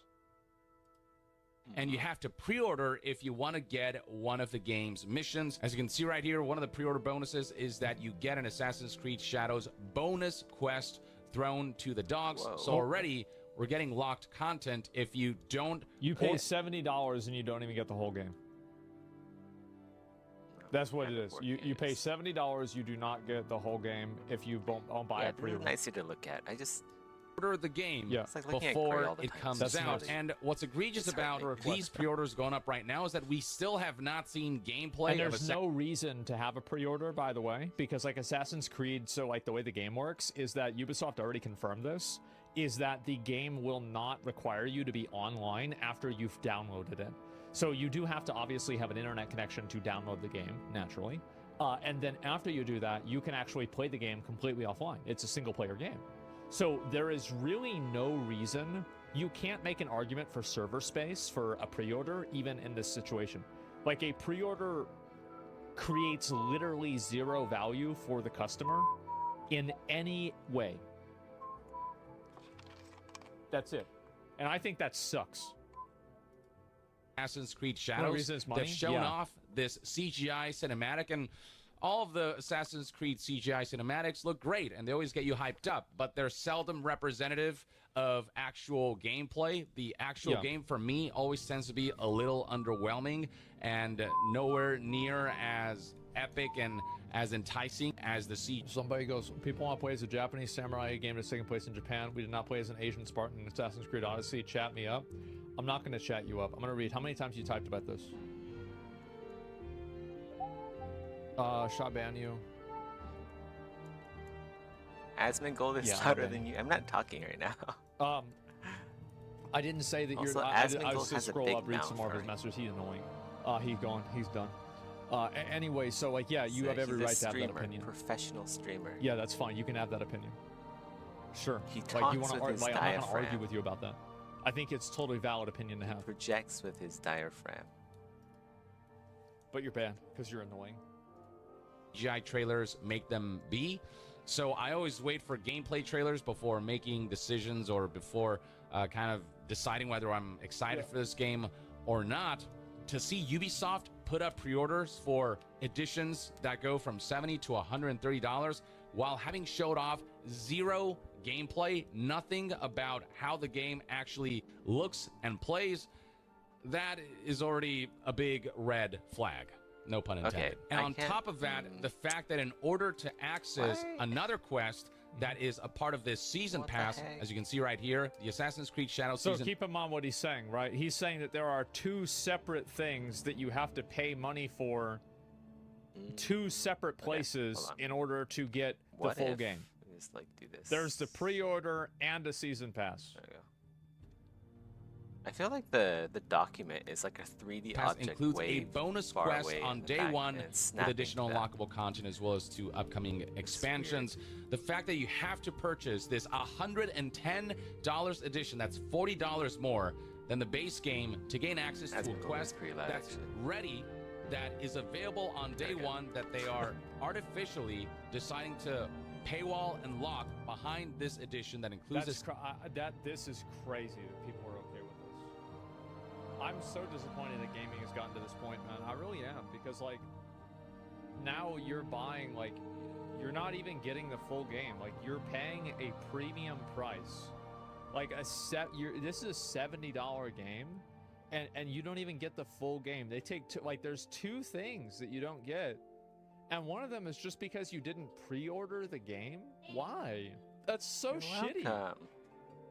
Like, you don't get a certain type of content in a game because you didn't pre-order? It's awful. Season pass. What? That gets the blood boiling. How's this not illegal? It shouldn't be illegal. Yeah, I'll toss it out. Why should this be illegal? You know what you're getting whenever you buy it. That's fast. It's only just been like 3 stupid. days. Yeah, it's just fucking stupid. You shouldn't buy it. That is Okay, I'll straight take- up I'll take it out. unacceptable and a practice It that sucks, Ubisoft is man. trying to normalize more and more that I would not like to see normalized. We're not talking about little bits of cosmetics. We're actually talking about gameplay content. We're talking about full quests. And regardless of whether these are substantial quests or insubstantial quests, Yeah. in both scenarios, Doesn't matter. it looks bad. It doesn't matter. And so, like, here's the logic. If they are insubstantial, then the company wouldn't have paywalled them. The company is paywalling them because they think that they have value. So by the fact that the company is putting them behind this wall, it proves that they have value. Because if these quests are substantial and Yeah. give you some good rewards and are actually fun quests, then you're paywalling good content that's Exactly. ready for day one behind either paying more money or ordering the game before you really know what the game even is. And if it's insubstantial quests that are not that big of a deal, then you're kind of devaluing the fact that you're paying $40 more for a gold edition of the game. And just on principle, it doesn't matter whether the quests feel substantial or not. It's content that It's content that was ready on the release of the game, and it is included in the game's code, and it is This is locked some really because you did nice, not give them extra money. Okay, I so don't the think that Tamriel rebuilt this necessarily team, should be good job illegal, on but it is just like extremely consumer decorating unfriendly. interiors. Like this It's is actually obnoxious. good. I like It's how greedy, they decorated this. and it sucks. It's It's nice to awful. see well-decorated interiors. should be readily available for everyone. If you pay the base price, that's you everything should in have here. all of the Oh, yeah, in-game exactly. content available, especially where Yeah, if you buy the game, you should be able to experience everything that's in the Oh, game. Imagine lock. $70. There's This a is a lock $70 on the game. store. it's concerning gameplay affecting stuff, where Journeyman's it's Lockpick. concerning Can I pick activities that you lock? do in the game. And then, of course, we've got Level the 50. 3 days wow, early first try, access okay. that is I only didn't know I could do included that. with the $110 and the $130 edition. What this really means is that the only way to play this game The bar on apprentice time lock. Yeah. and not 3 days late is to pay. I hope that's I really wish that more people would say what he said there. You're not playing it like it comes Imperial out the Steel. 3 days of the access. You're paying more money to not play it late. It's a matter of Make him quieter. you vocabulary, lousy you know? streamer. Because like again, it's not. I'm just gonna pause him for now because I kind of want to listen to the game when I'm playing Morrowind. I usually listen to like background stuff when I'm working, and I'm not working particularly right now.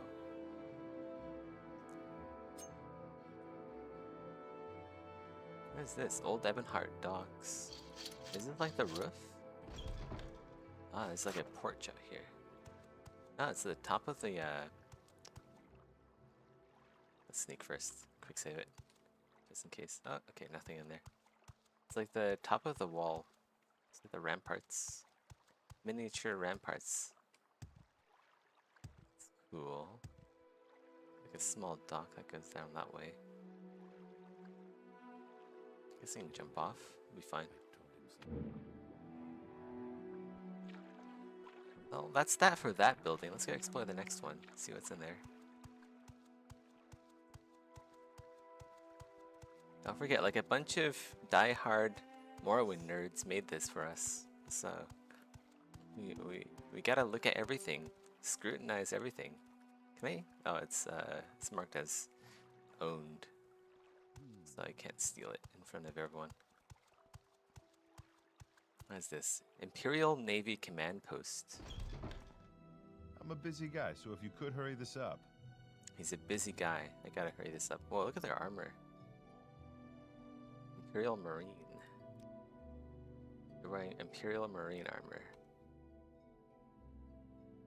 I'm Kvinius Jorval, boatswain of the Imperial Navy. If you're here to see the Admiral, I suggest going through Hafresia first. Training? I can get some training. Nice. Locked. Okay, so this is like where important people live. Look at this Don't press tall your luck. Nord beauty. You're on your honor. Admiral Mariolis is a very busy man. If you have a message for him, just leave it with me. So basically, she is like she is the Admiral's secretary. She's a knight commander in the Imperial Navy. In times of war, I'd be leading a small fleet into battle, but nowadays I mostly fill out the Commodore's paperwork. Cool. Very cool. Map of the Telvanni Isles. Navy chart. Biscuit. There's biscuits here. These are modded in. Modded biscuits. Okay, so this is probably the Commodore. Greetings, Outlander. Potamus Marlus. Don't I know you from somewhere? Who are you? If you were here for me, I'd know about it. Speak with Frisia. Alright. Cool armor, though. I wonder if I can take it off him. Maybe later. The Nine and the Empire, citizen. They have like a painting of biscuits, I guess. I don't know. I wonder if they use AI. They probably do. I'm pretty sure, like, Tamriel Rebuild, I'm pretty sure they probably use, like, AI now. For, like, some artworks. Anytime you're ready. Just don't keep me. Oh wait, there's more doors in I'm here. a busy guy, so if that you one's could locked hurry this though. up.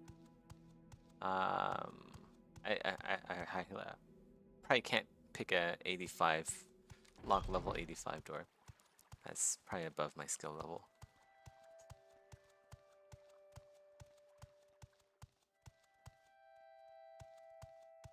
Do I have to repair anything? I think I came here with everything repaired. Yeah, okay.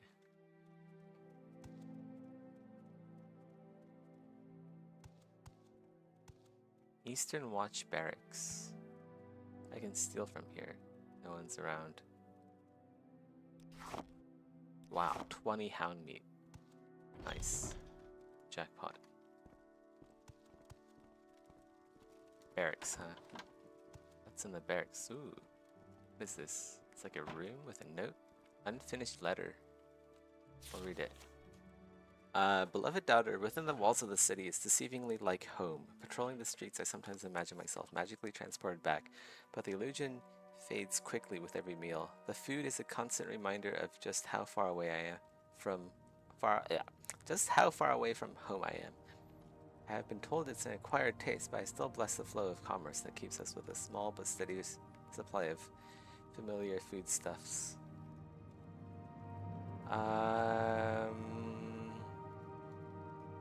So this is like a letter to one of the guard's daughters, describing Vardenfell and how he misses home.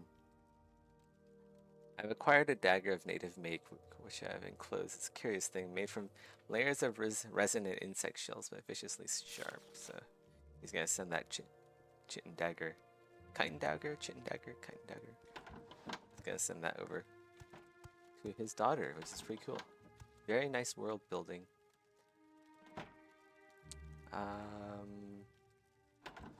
Travel lanterns. So those could be good to pick up, but I'm already kind of full up on lanterns and stuff. I have like 4 torches. Should be good enough. Oh, what is this? Dried slaughterfish. This is like the cellar. Ooh. Old Ebonheart sewers. This is interesting. Let's go grab this stuff. Oh, some more torches. Nice. We'll definitely explore the sewers in a bit. Actually, I can just take everything without sneaking. There isn't anyone around. Oh wow, I'm gonna make a lot of potions right now. It's like potion heaven. Oh shit! He saw me! Okay, let's load that. We already read that. We already went there. We just have to... Oh, he's gone. Let's go loot this. 5 torches. Okay, so he patrols up and down the stairwell, so I gotta be careful not to alert him to the Nine and the Empire. Or is it this guy? Maybe this guy patrols up and down. The Nine and the Empire, citizen. Lisa actors. I don't want to like clip through everything. Okay. We'll sneak and then take stuff over encumbered. Because the torches weigh a lot in this game. I wish they're lighter. I suppose I can start making some potions right now.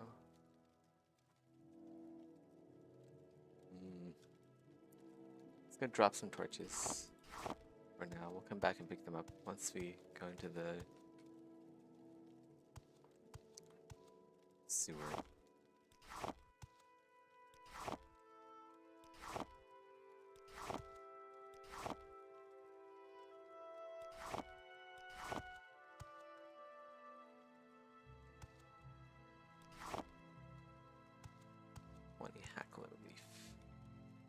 I think Hackalo Leaf actually is a restore health.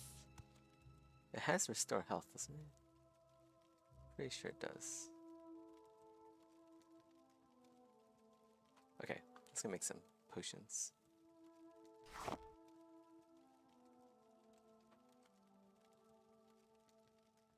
I'm almost certain, like Hackalo Leaf. We'll try this. Oh, restore attribute luck.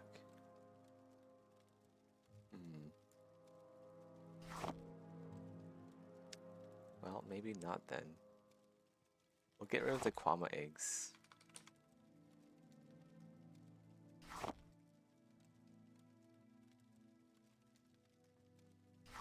See if we can find something that restores health.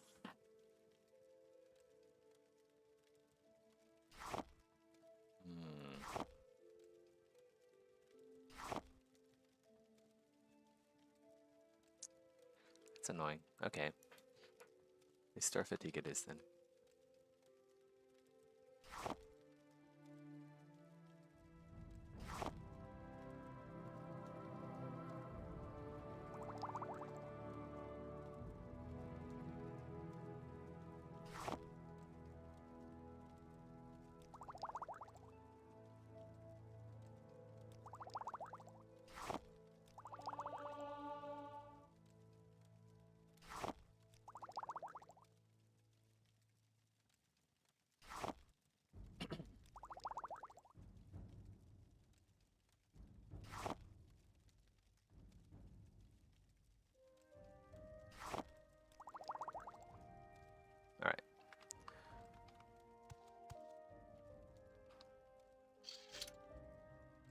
Grab these torches.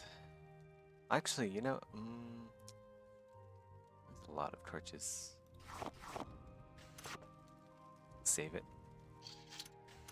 Okay, I want to take my building navigation mesh. Why is it taking so long to build? Oh.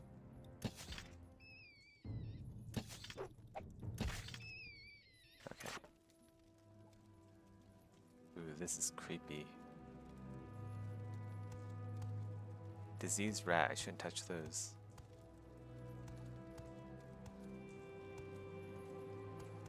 Wish I had night eye right now. This is one hell of a sewer system. This actually looks like a real sewer. Let's go to Eastern Watchtower, lock level 60. Where does this go? Damaged vault door. How about down here? This is sewers east. Let's go open the door first.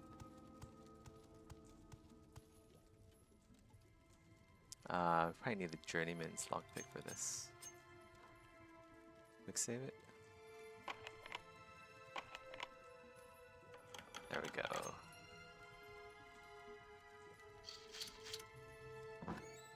Whoa. Look at this loot trove. Wow. We hit the jackpot. Ancient wooden chest, lock level 80. What the heck is in that, I wonder? Wow, look at the armor in here. There's like armor in here too. Broken swords. Some gold. Oh my god. There's like a lot of stuff in here. More torches. Deprecated. We have a deprecated in here. It's a short blade. 2 to 5 damage. Range 6 feet. Interesting. Got some common pants. I'm very curious what's in here. I assume we're going to need the Master's Lockpick of the Journeyman's. I was gonna say it's like too complex. Let's go try the Journeyman's first. Lock too complex. Okay, we'll try Master. Quick save it. Lockpick failed. Okay, I can pick this, but might be very hard.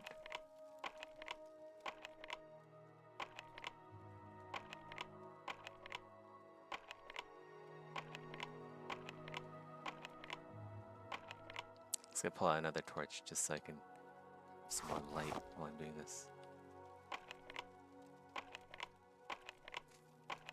Come on. I do have one more, but man, I am wasting a lot of charges on this.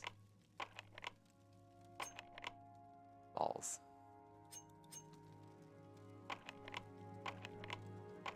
Come on. There we go. Did it. That was not worth it. That was not worth it at all. 300 gold, silver longsword.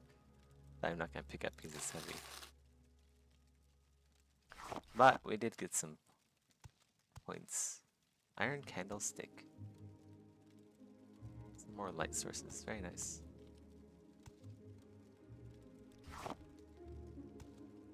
Got a lot of arrows in there. Cutting board. Rat meat. Ooh. Ah, we found some booze. Circular brandy. Kamika's cellar fine wine. Surly Brothers. That's from Skyrim, right? Got some Skyrim booze in here too.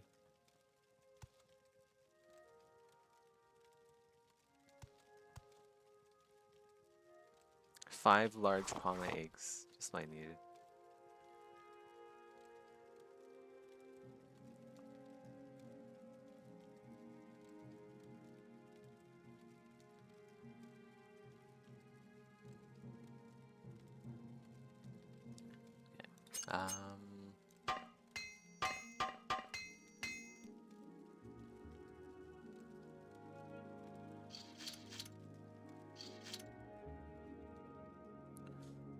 So I'll make some more potions then.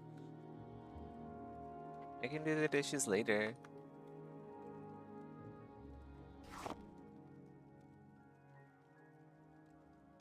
Oh.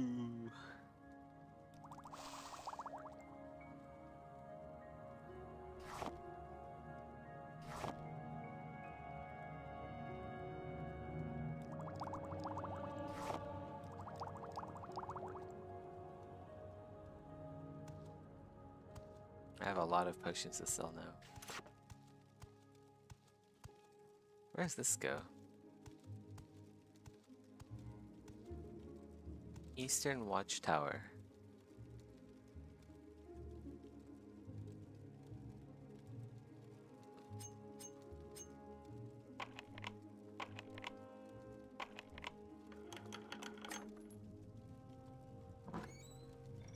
Whoa. Whoa. Look at all the loot in here.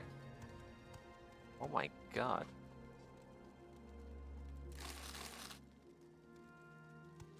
There's loot everywhere.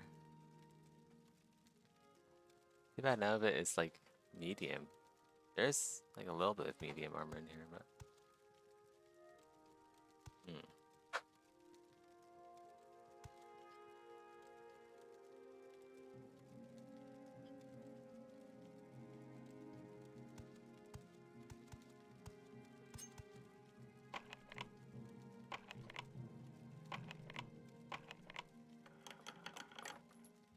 5 golds. Definitely leveling up Picklock a lot though. And I'm not really getting anything out of them. More arrows. Alchemy ingredients.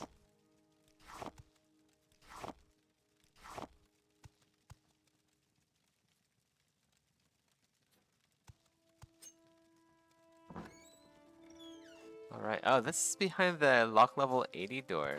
Okay, now I know where I am. Okay, okay. A bit too heavy. Where are my torches? Toss that out for a sec. I need to craft more. I wonder if these travel lanterns are better. They're 5 weight though, they're so heavy. I need a mod that makes these lighter.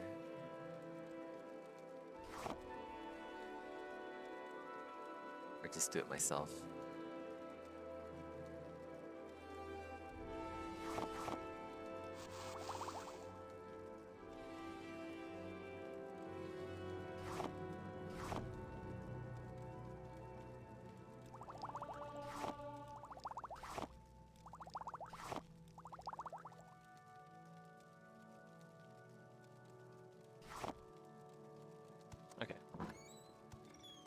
Nothing here I really need. Whoa, wait, why is it locked again? I thought I picklocked that. Huh.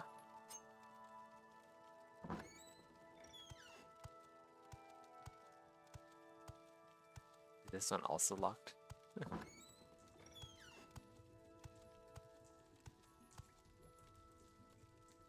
Man, I feel like I need to go sell before I continue. I just don't have enough carry space now. We'll come back here. We'll come back here after we sell. It's just... like, what am I gonna do anyway when I find loot? I can't pick it up. That's for sure. We'll do... recall ring. Back to Creeper. Yes, friend. My patience is limited. My patience is limited. I'm listening.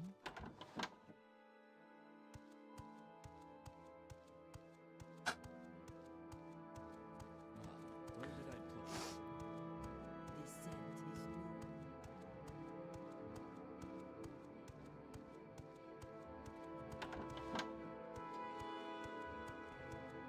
new. Yes. Say your needs.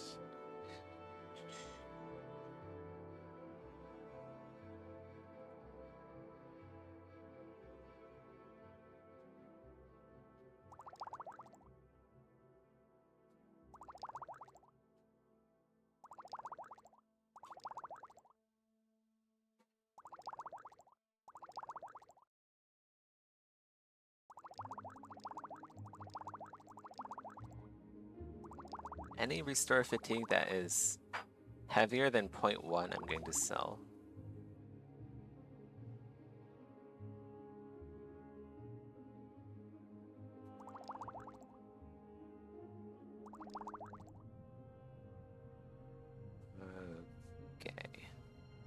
I'm still incredibly heavy.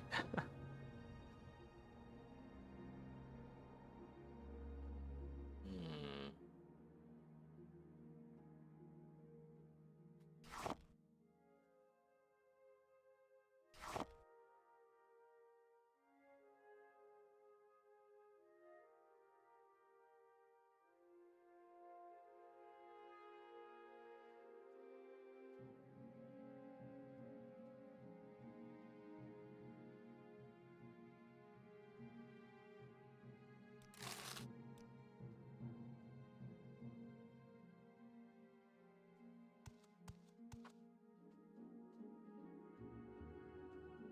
Raw ebony, okay, that's really heavy. That's 10 pounds right there. We'll toss out these soul gems because we don't use soul gems. We might in the future.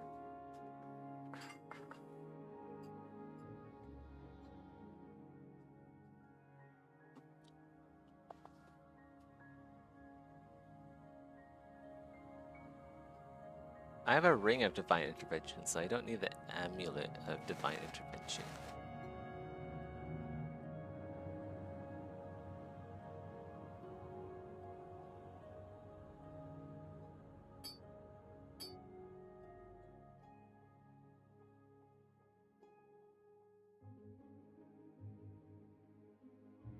I probably don't need to be wearing an exquisite belt.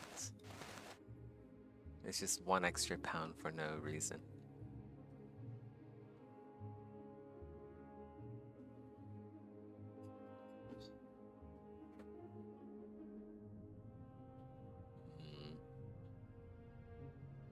Probably don't need some of these scrolls, like the Divine Intervention and the Almzivi Intervention scrolls, because I already have a magical item that does both.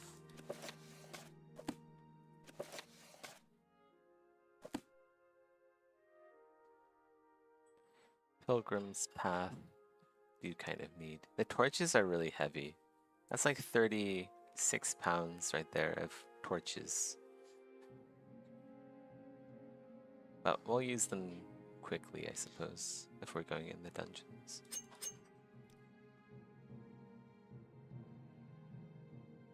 Okay, that's basically as good as I can get, I think. Let's get going. Yes, yes.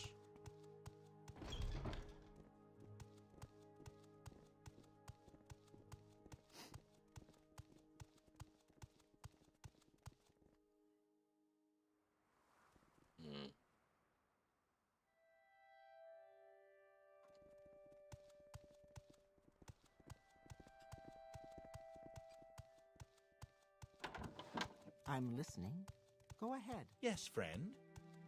I suppose it is my duty to help those less fortunate than myself. I'm listening.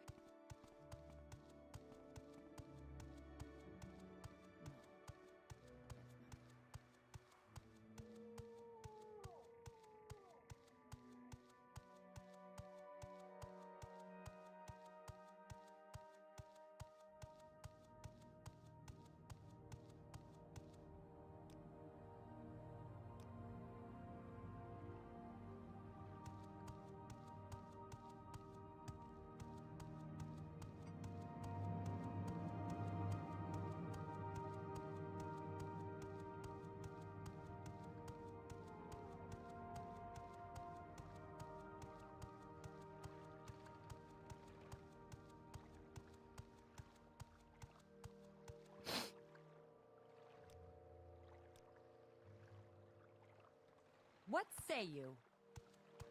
Okay, we're back here.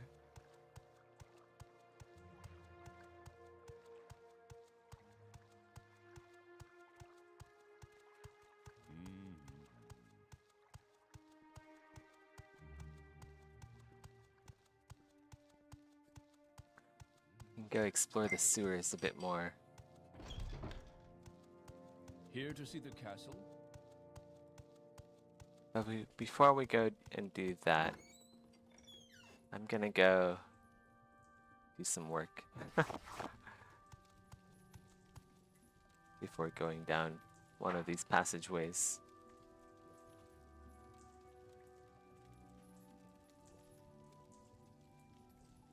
You're not getting early access. You're paying to avoid getting late access.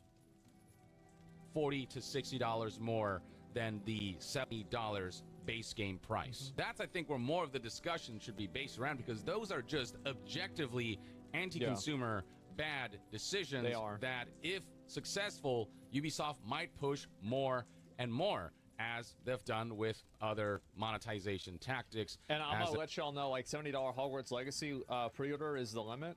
This is why every company does it. That's actually a great example. You're totally right about that. Let me see if I can pull this up real quick and show you guys this. Does it show how much? Right here, on this day, I guess, like, if can I zoom in right here? This is like a little bit before, right? But you can see it's about 500,000 people. Yeah, it's about 500,000 people. Over 500,000 people paid extra money in order to play this game 3 days early. That is fucking insane. And that's the reason why companies do it. I've got another one for you. So in Lost Ark, let me go back to, like, right here. So this right here was the release, the Steam release. But before then, over, again, 500,000 people pre-ordered this game and gave the company extra money just to play it on time instead of 3 days late. Didn't Starfield do it? Let's find out. I don't remember. Did they or not?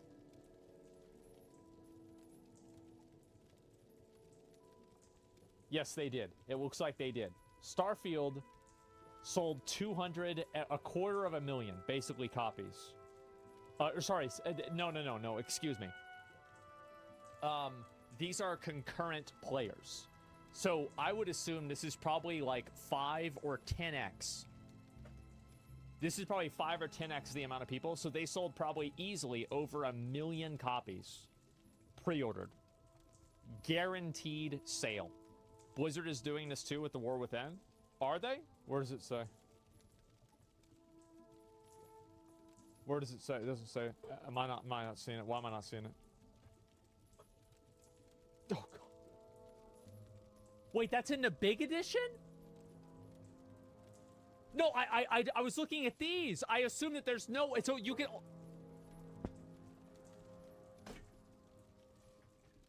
Yeah, guys, the reason I didn't see it is I just assumed that they would be selling it with, like, the middle edition and not the high-end edition.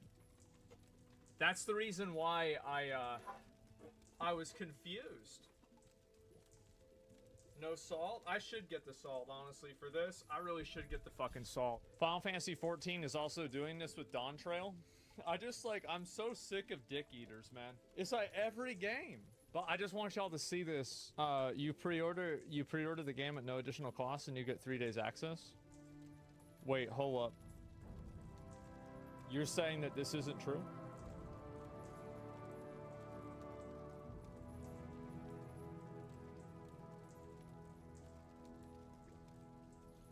Because if it's... Oh, it's a Final Fantasy? Oh, okay. Yeah, for sure. Okay. Yeah. All right, anyway, let's keep going. Have done with other anti-consumer practices. And you can see that this is becoming a trend for all of their major releases. Here is the chart for Star Wars Outlaws. It's exactly the same scheme. $70, $110, $130. You got the 3 days early access. Naturally. You've got a season pass that straight up just locks a quest behind it. The Jabba's Gambit exclusive mission is available at launch for those who spend money to get this edition with the season pass. And then beyond that, with Assassin's Creed Shadows specifically, the $130 Ultimate Edition includes this ultimate pack that is straight up a little bit pay to win because it gives you just 5 skill points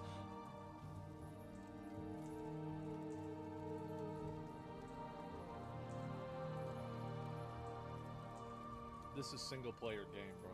I might just start playing Honkai Star Rail again. I mean, I might as well. I mean, like, it's just, but like the difference is like with Honkai Star Rail, it's not $70 to play the game. It's free. You can play the game for free. 5 skill points is nothing.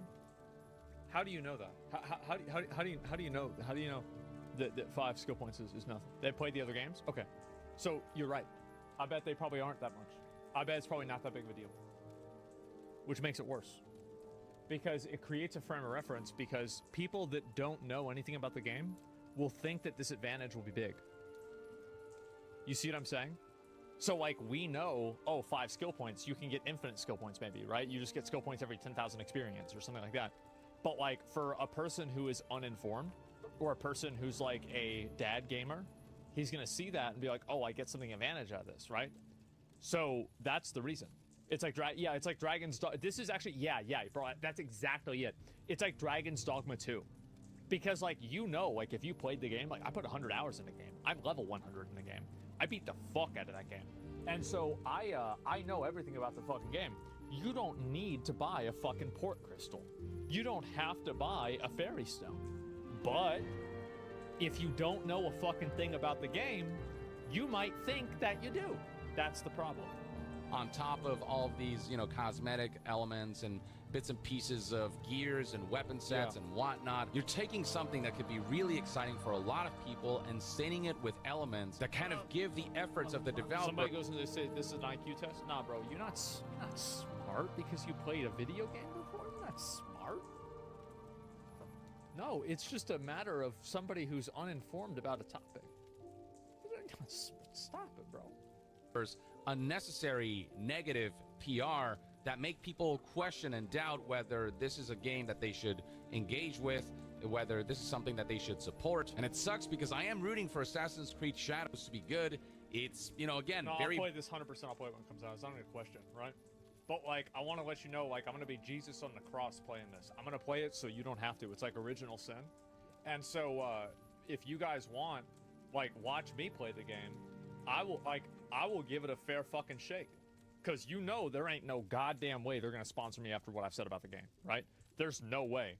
So, like, if you want to find out what the fuck the game is about, watch my fucking stream whenever it comes out, and you're going to know. And it's the same thing with Outlaws. It's going to be the same thing with any of these games.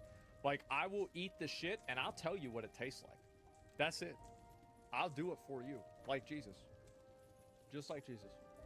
Bold what they did by choosing Yasuke as the protagonist, and I think it could potentially be interesting if executed well. I want this to be a big step forward for the Assassin's Creed franchise, which has felt kind of stale, if I'm being honest. I want the open world design to improve. I want the characters here to really shine with the arcs that they go through for this story. I want the assassination gameplay. This is like a very like kind of disconnected take that I have, because I don't really play a lot of this, but like I feel like the old Assassin's Creed games had they had grit to them.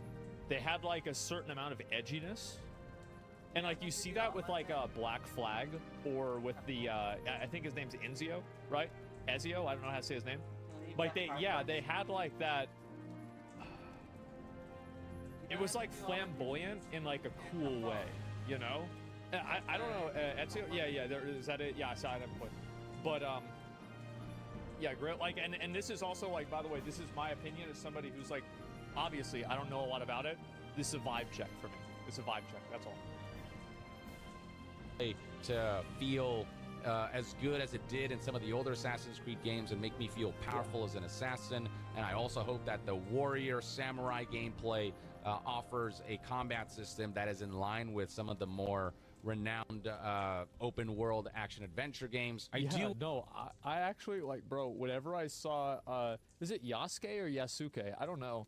Whenever I saw him with the fucking this two-handed mace, Yasuke, that's it? This two-handed fucking mace just clobbering 2 samurais? To be honest with you, like, that was probably, like, my favorite part of the fucking trailer. That sold me on the game. I was like, I'll try this. This is fucking funny. Wish this game the best, and I hope that it dispels how kind of burnt out I've become The moment you about know- yeah, it Assassin's feel like Creed Elden games, Ring, you having know? this age, having the Japanese setting that's been How so many hours requested do for I so work a long. day? That alone, I Well, think, my day is going to get a job lot for of bare people metal is 8 excited hours, and right? curious And then I about also this game. stream And I just couple need to see hours. gameplay first before I decide whether I'm excited about this So or not. it's usually But like man, these 10 kinds of hours or more monetization every day. tactics, on top of the fact that Assassin's Creed Shadows is yet another major AAA release that Not every day, requires right? an Like, online connection I if you usually want to install the game, even do if you maximum own the things. physical edition, even if you own the disc, you need to download a patch that essentially activates the game for the game to be playable. And so that means that ways in the future, if servers are deactivated and you want to feel secure about you owning the physical copy, it doesn't really serve you much, because every time you install the game and you want to reinstall it, you need to download that patch that may become Brings up a good point. He does. He brings up a very good point about this. He's right. I never thought about it like this, but no, he brings up a very good point. unavailable if servers go down. So in terms of game preservation, that defeats the whole purpose of you owning no a game physical preservation, edition bro. that's supposed to give you some security about a Yeah, product that's that you done. hope will be preserved for the long term. Now, Ubisoft had to clarify that the game does not require a persistent online connection Yeah, for that's you what I to was just play. saying. It's just that you do need that one-time online connection to install the game and install that patch that enables the game, whether it's the digital or physical edition. But it doesn't change the fact that this trend sucks. Star Wars Outlaws is doing the same I thing. do think that like this is something maybe that shouldn't be legal.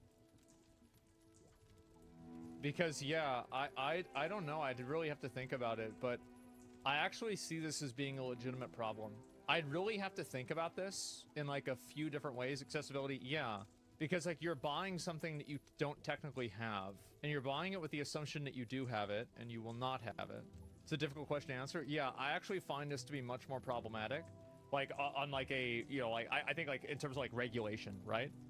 I think this is a lot worse than like an expensive game. Like in general, like this is like just kind of like a what do you call it? Like a principle is that I think that if something is a bad deal, it's okay, but if something is a deceptive deal, it's not okay. Like I think that if a consumer should be able to consent to any bad transaction they want, but they should not consent to a transaction on the pretense that they believe it's something else. That's Even the generally how I physical make edition decisions. will require an online connection to install, and With this. Ubisoft also did exactly Like the same Helldivers. thing Yeah, with Helldivers, their great last example. major release, True. Avatar: Frontiers of Pandora. And it's just like all these little things that keep adding up and piling up that they're making mandatory for every major AAA release Yeah. that I want to be excited for, but then Ubisoft comes in with their corporate shenanigans that just makes me feel more apprehensive about. I feel like what happens is like, you know what? I bet Assassin's Creed Shadows, this new game, right? I bet it took over $100 million to make. I bet it was a massive fucking 9-figure deal. And you know what? If you do that, you have to sell so many fucking copies, and it has to be so successful that you need to water down the game and you need to monetize it in ways that are unhealthy for the game. And that's the problem that I think gaming has right now. That's why you see AA games and even indie games outperforming AAA games, especially in terms of profit. Look at Palworld, for example. So, and that's only one of them, right? Bro, Assassin's Creed Valhalla cost over $500 million. Yeah, there you go, right? And like inflation, so it's probably going to be even more. So, a lot of people, meanwhile, Crab Souls exists. Yeah, exactly. Like, and you think that, and then you go and you look at, like, let me see here. Just one sec, guys. Sorry about this. I want to show an example here. So this game here, Another Crab's Treasure, straight up was made by either 13 What is or some 11 advice people. to This increase was productivity fucking at work? I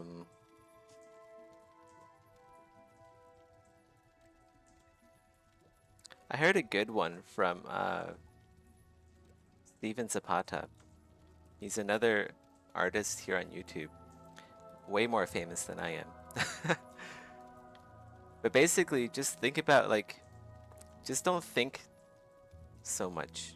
Just create, you know?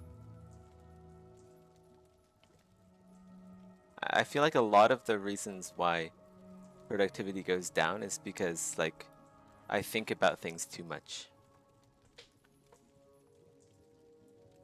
So if you just, like, put the tablet, put your pen, put your your stencil to the tablet and just like do stuff without thinking too much about it, you're able to get more done.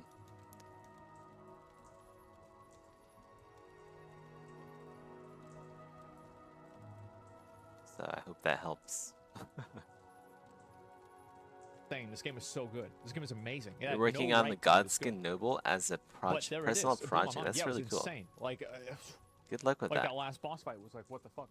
And so anyway, I think the problem is like this really business like model isn't sustainable. Their armor design. It's not sustainable it's just because all it is directly hostile to the humanoid skin, right? Like they think they're doing us a favor the weapons and are they're pretty making sick what too. we want. But the problem is that in doing so, they have to create it into something that we don't want. The Godskin Peeler is But the problem probably that I my have with favorite this, though, and this melee is what my weapon in concern Elden is that Ring. whenever I say we, who am I really saying whenever I'm saying we? The people watching this video, the people watching the stream, like the people that are watching, you know, on Twitter. Like, we is not a big number. And so that's why I think they keep doing it. It sucks, man. It really does. Supporting their games and their practices, even though I know the developers are putting their hearts and souls into these games and trying to make them as good as possible within the time frame and environment that they're being given. And I'm rooting for these games to be good and to push Ubisoft game design forward. But it's hard to become excited about each major release and not be cautious about them when Ubisoft is always pulling this kind of stuff that gives unnecessary negative PR that just feels really petty when they could just be releasing awesome AAA games without all these like really shitty caveats. And so I think that they have. That's the thing is, I think that they have to. I feel like if we looked at what their balance sheet is, we looked at their accounting and their numbers, I bet that we would probably come to the same conclusion that they did. I bet they would probably say, we have to do this or we can't make a profit. That's what's bad. Especially when you think about the end result. Yeah, that's also a good source of motivation. If that's the case, then you have a problem with your system. Creed Shadows going down that path of including some of those anti-consumer elements that people have already complained about with Star Wars Outlaws and with Avatar Frontiers of Pandora. That's also a big part of why these trailers are getting disliked. People in general are just not being very receptive to Ubisoft shenanigans, and it's sort of a form of protest and sending a message that Ubisoft needs to, you know, chill out. But in terms of how Assassin's Creed Shadows will turn out, whether it's an Assassin's Creed game that will reignite my passion for the series, whether it's going to be a big that's step going to be a lot of sculpting for the franchise and IP and all these things, that remains to be seen. I'm not going to judge anything until I see gameplay and get my hands on the game. And I hope that their choice of protagonists ultimately pans out and that they tell a good story with them and there's like good purpose and intention behind these choices, and that they become just compelling and memorable characters. You know, I wish them the best on that front. But in terms of what the corporate level stuff is doing, it's just classic Ubisoft.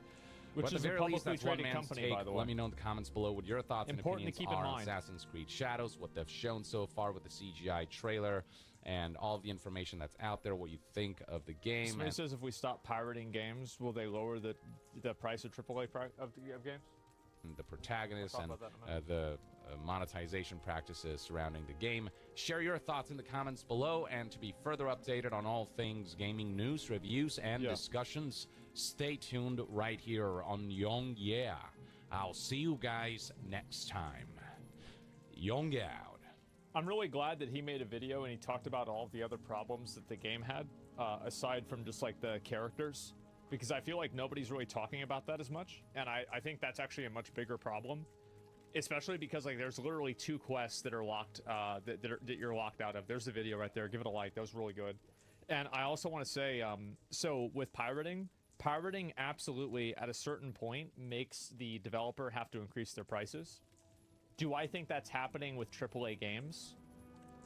Is it possible for me to share with you my progress on the character? $70 sure, you're in my Discord, right? You can go post it in like general or off topic. Like, that's probably the difference. You want me to critique it on There are not that many people that pirate games. Or do you want me to like I'm sorry, but like it's message really you not on Discord about that? Not $69? Yeah, maybe not. Price goes down. Price goes down. Games get pirated less. Yeah, they do, and that's that. Like making a decision on price points are hard to do. Piracy will be on the rise. I think that you're very delusional if you think that piracy is anything more than like a extremely niche thing that people do, especially with downloading video games. I think that very, very few people are pirating whole, full video games. It's super fringe. Like, yeah. Now, like, on the internet, everybody thinks that everybody does it. But, guys, again, let's go back to what we were saying before with, like, whenever we're talking about it, we are not the normal people. Like, I bet inside of here, how many of you guys have... Actually, let me just do a... let me do a poll, and I want you guys to answer honestly. Have you pirated a game in the last year? Yes? Aspen's goal is trying to get everyone to self-incriminate themselves. And I'm actually curious to see, and guys, please actually vote correctly. So we're gonna look probably at have like you 30 pirated to a game in the 35%, past year? Alright, I'm gonna send this list off to the and FBI. Also, if you look at this amount of people, 1,000 people pirated the game. Pirated the game. Like, that's how many votes there were. I can guarantee you that send this list chat of people will who probably be voted one of the off to the highest FBI. ratios that you could ever have. 1/3, They'll yes, send exactly. you guys an invoice. And so, I thought it was way more. Yeah, there's only 1,200 people. 1,200 people pirating a game? Like, if you went to, for example, like there's clearly a bias. Yeah, a lot of people say this, and I bet half the people that are typing this probably did not pirate things. You're wrong on the piracy stuff? No, I'm not. I think the truth is that the amount of time and effort that it takes an average person to pirate a game, this automatically locks out over 80% of people. And if you don't believe that, I want you to go and have a conversation with a normie about video games. Have a conversation with like somebody at Walmart about how they play games and what they're into. And I guarantee you that you will come to the same conclusion that I have. Because I don't think that people understand that you are so deep into the ecosystem of playing video games and being engaged with video games that you are just so much a minority. Like, we are the 1% here, guys. Maybe 5%. So whenever you really think about how many people actually know about piracy, are able to and also, like, many people are playing on console too. So, like, it's very hard to pirate a game on console. So all of those people that are going to buy it on console, every single one of them is all not pirating games. So that's a huge factor as well. So we're only talking about really PC gamers and a very small niche of PC gamers. It's much more difficult. Yes, exactly. The idea that, like, piracy is making any sort of a real impact in the sales of a game, especially a big game like this that's probably going to have like de novo and a bunch of other shit on there, I'm sorry, guys, but it's probably not going to happen. I bet it probably will not even affect their bottom line by 5%. And also keep in mind that every single person who pirates the game is not a lost sale. Like, there's been plenty of albums and, like, music CDs that I've downloaded. Oh, I forgot I was going to play some Morrowind. Alright, we're back in the dungeons. Which way should we go first? Let's go open this door. Hopefully there isn't anything too nasty behind it. Can I drop this torch on the ground and it'll, like, still be lit? I think that's a thing, right? Where'd it go? Here. No. This door has been forcefully shut by something freakishly strong. What the fuck? You don't have enough strength to pry it open. That's scary. What the hell?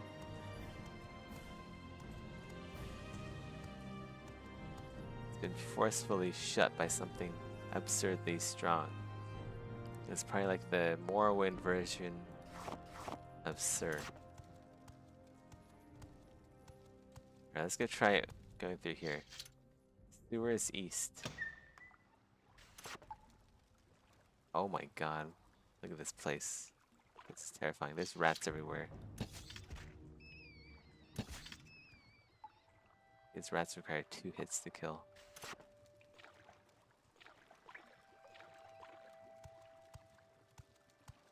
Cave rat.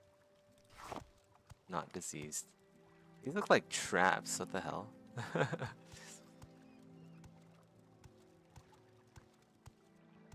Oh, my torch went out. Good thing I have 12 more where that came from. Jeez, what the hell is this? Like a ball and chain here. Shackles, weight 25. Huh, okay. What's over here? Lock level 30 door.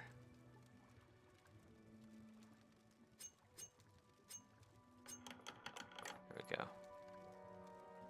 First try. Okay, this is just a stairwell. East Curtain Towers. There's always so much loot when I go up these areas. Well, let's just go loot then. 20 large kwama eggs. And Flynn. Wick wheat. Another locked chest. Where are my apprentice lockpicks? There we go. Imperial dagger.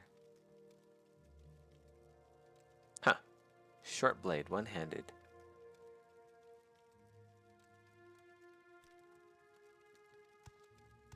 Cell door. What's behind this? More loot.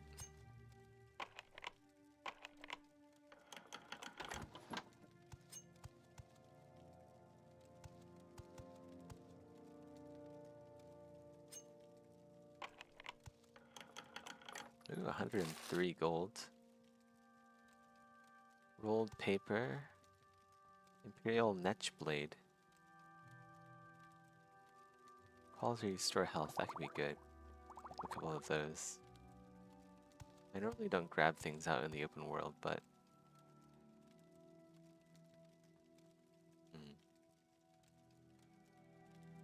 Why do I hear ghosts?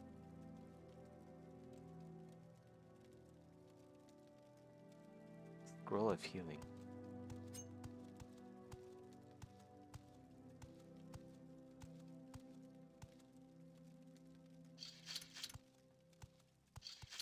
I don't know if this area is actually safe. This might be like a haunted place. Because I hear ghosts. Let's go put on the silver bolts just in case.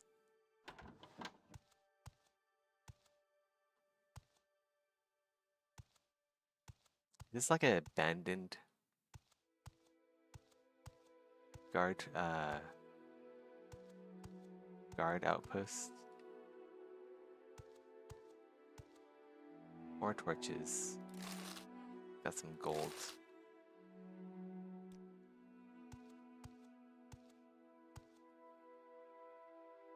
Goya, what is that? Goya Flynn. Lots of booze. Silver flame axe. Don't want that. Bread. Scrib jerky. This place is loaded. What the hell? The sewers in Old Ebonheart. I have every single item in the game here.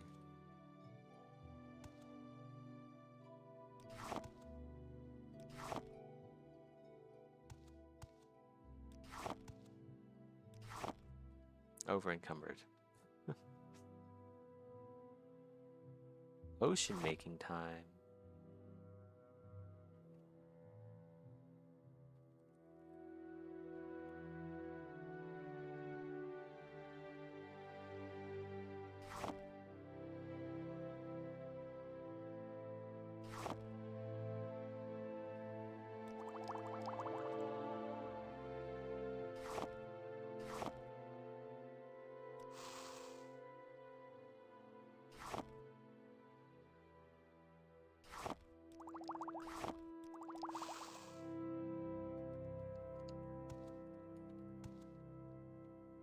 Oh my god. More ingredients. I'm gonna have to level up like intelligence and then maybe agility or speed.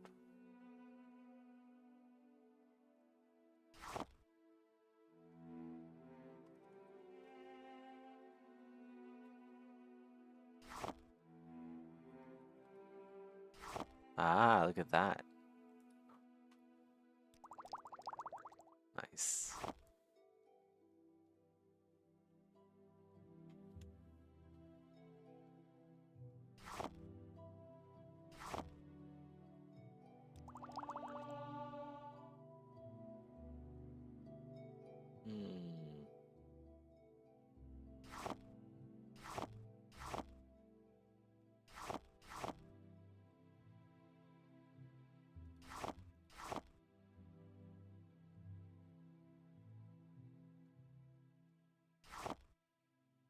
Salt rice has restore health as a property?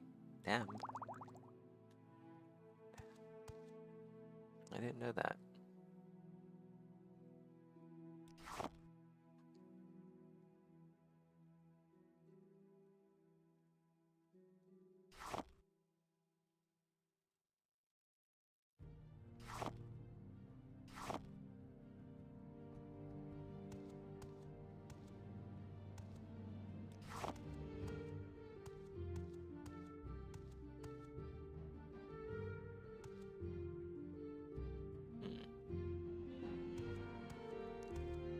Okay, well, we can go up from here.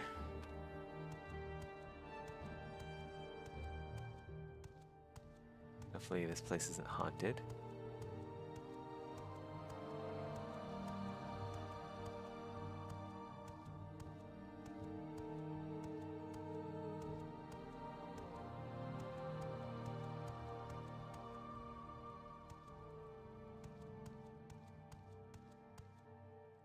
Okay, well, let's go the other way first. It's probably just like the wall ramparts if it goes to Old Ebonheart.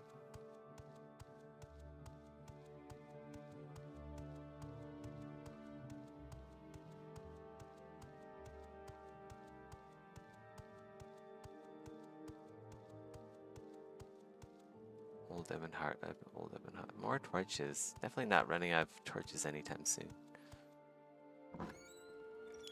East curtain. Guard towers.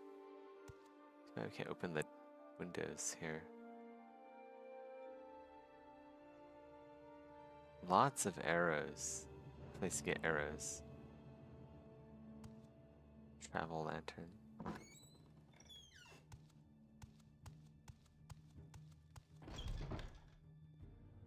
Wow, okay. Oh, I have to pick lock it. Back open it. Interesting.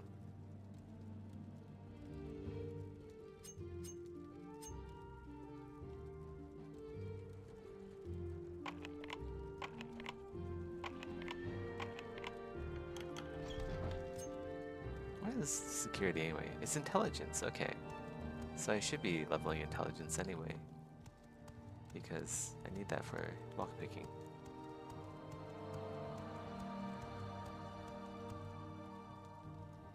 Alright, well that's basically it.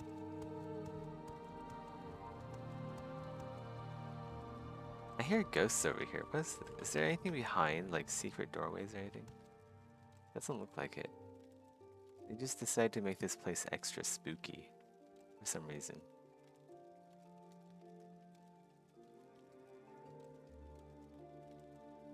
There are some scrolls here for healing. Might as well take them.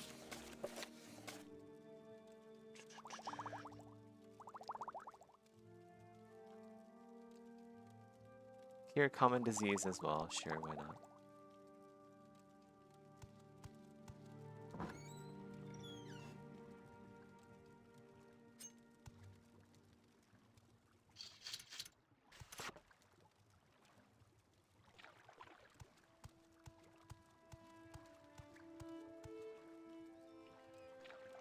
Okay. Potion of light. Sure, we'll drink that. Where is it? Levitation, light. Here we go. What is that? There's like some glowy stuff in the back there.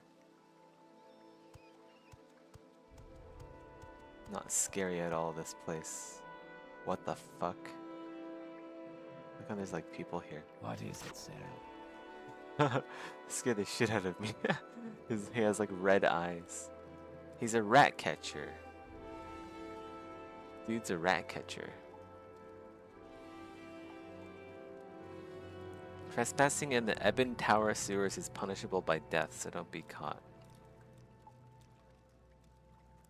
Eastern part of the sewers with the Palace of Beggars. Oh my god, this place is massive. I bet they've made the sewers here extensive. Yes, Outlander, what do you want? Scent is new.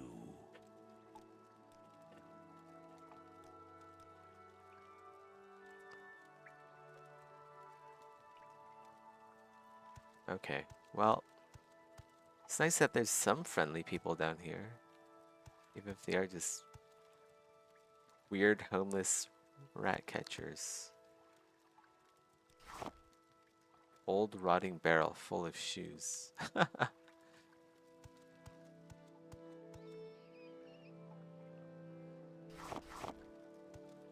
Man, these torches do nothing. They're like the dimmest shit in the game.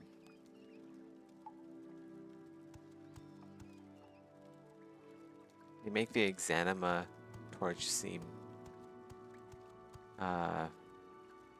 Old Ebonheart Sewers maintenance room. Like mushrooms over there. Oh, it's a mud crab. It's an aggressive. Disease mud crab. That's an aggressive mud crab. Okay.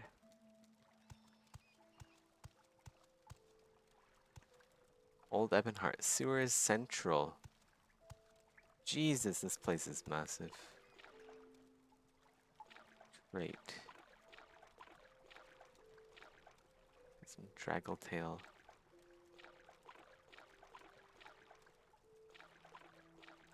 Okay, well that's probably it. Gonna go do some more work.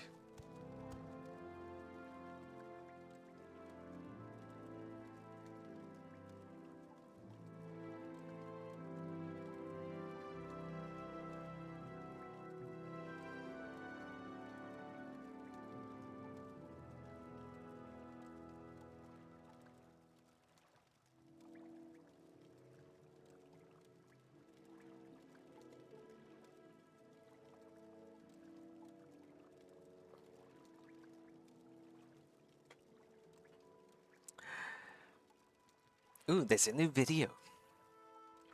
Influencers are going broke to look rich. I've heard about this before.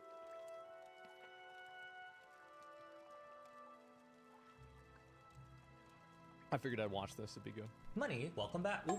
Morning, welcome back. Sorry, I was hoping some of the money I gave to the government for taxes came back to me. They keep asking for more like I didn't pay them last month. What are they trying to be here? Netflix? So, when was the last time you showed people you were doing okay in life? And we're not talking about your mental well-being or your cholesterol levels from your health checkup. Boo. That's boring talk. Yeah. What are the vibes you give off based on your material possessions? Because that's all we care about as ravenous, short-form content addicts. The thing is... It's crazy to me because, like, anytime that I talk to people about, like, money, people always like they want to third party me, basically, right? They want to like fucking play me like a game, like, oh, you should go buy this, you should go do this, you should go do this.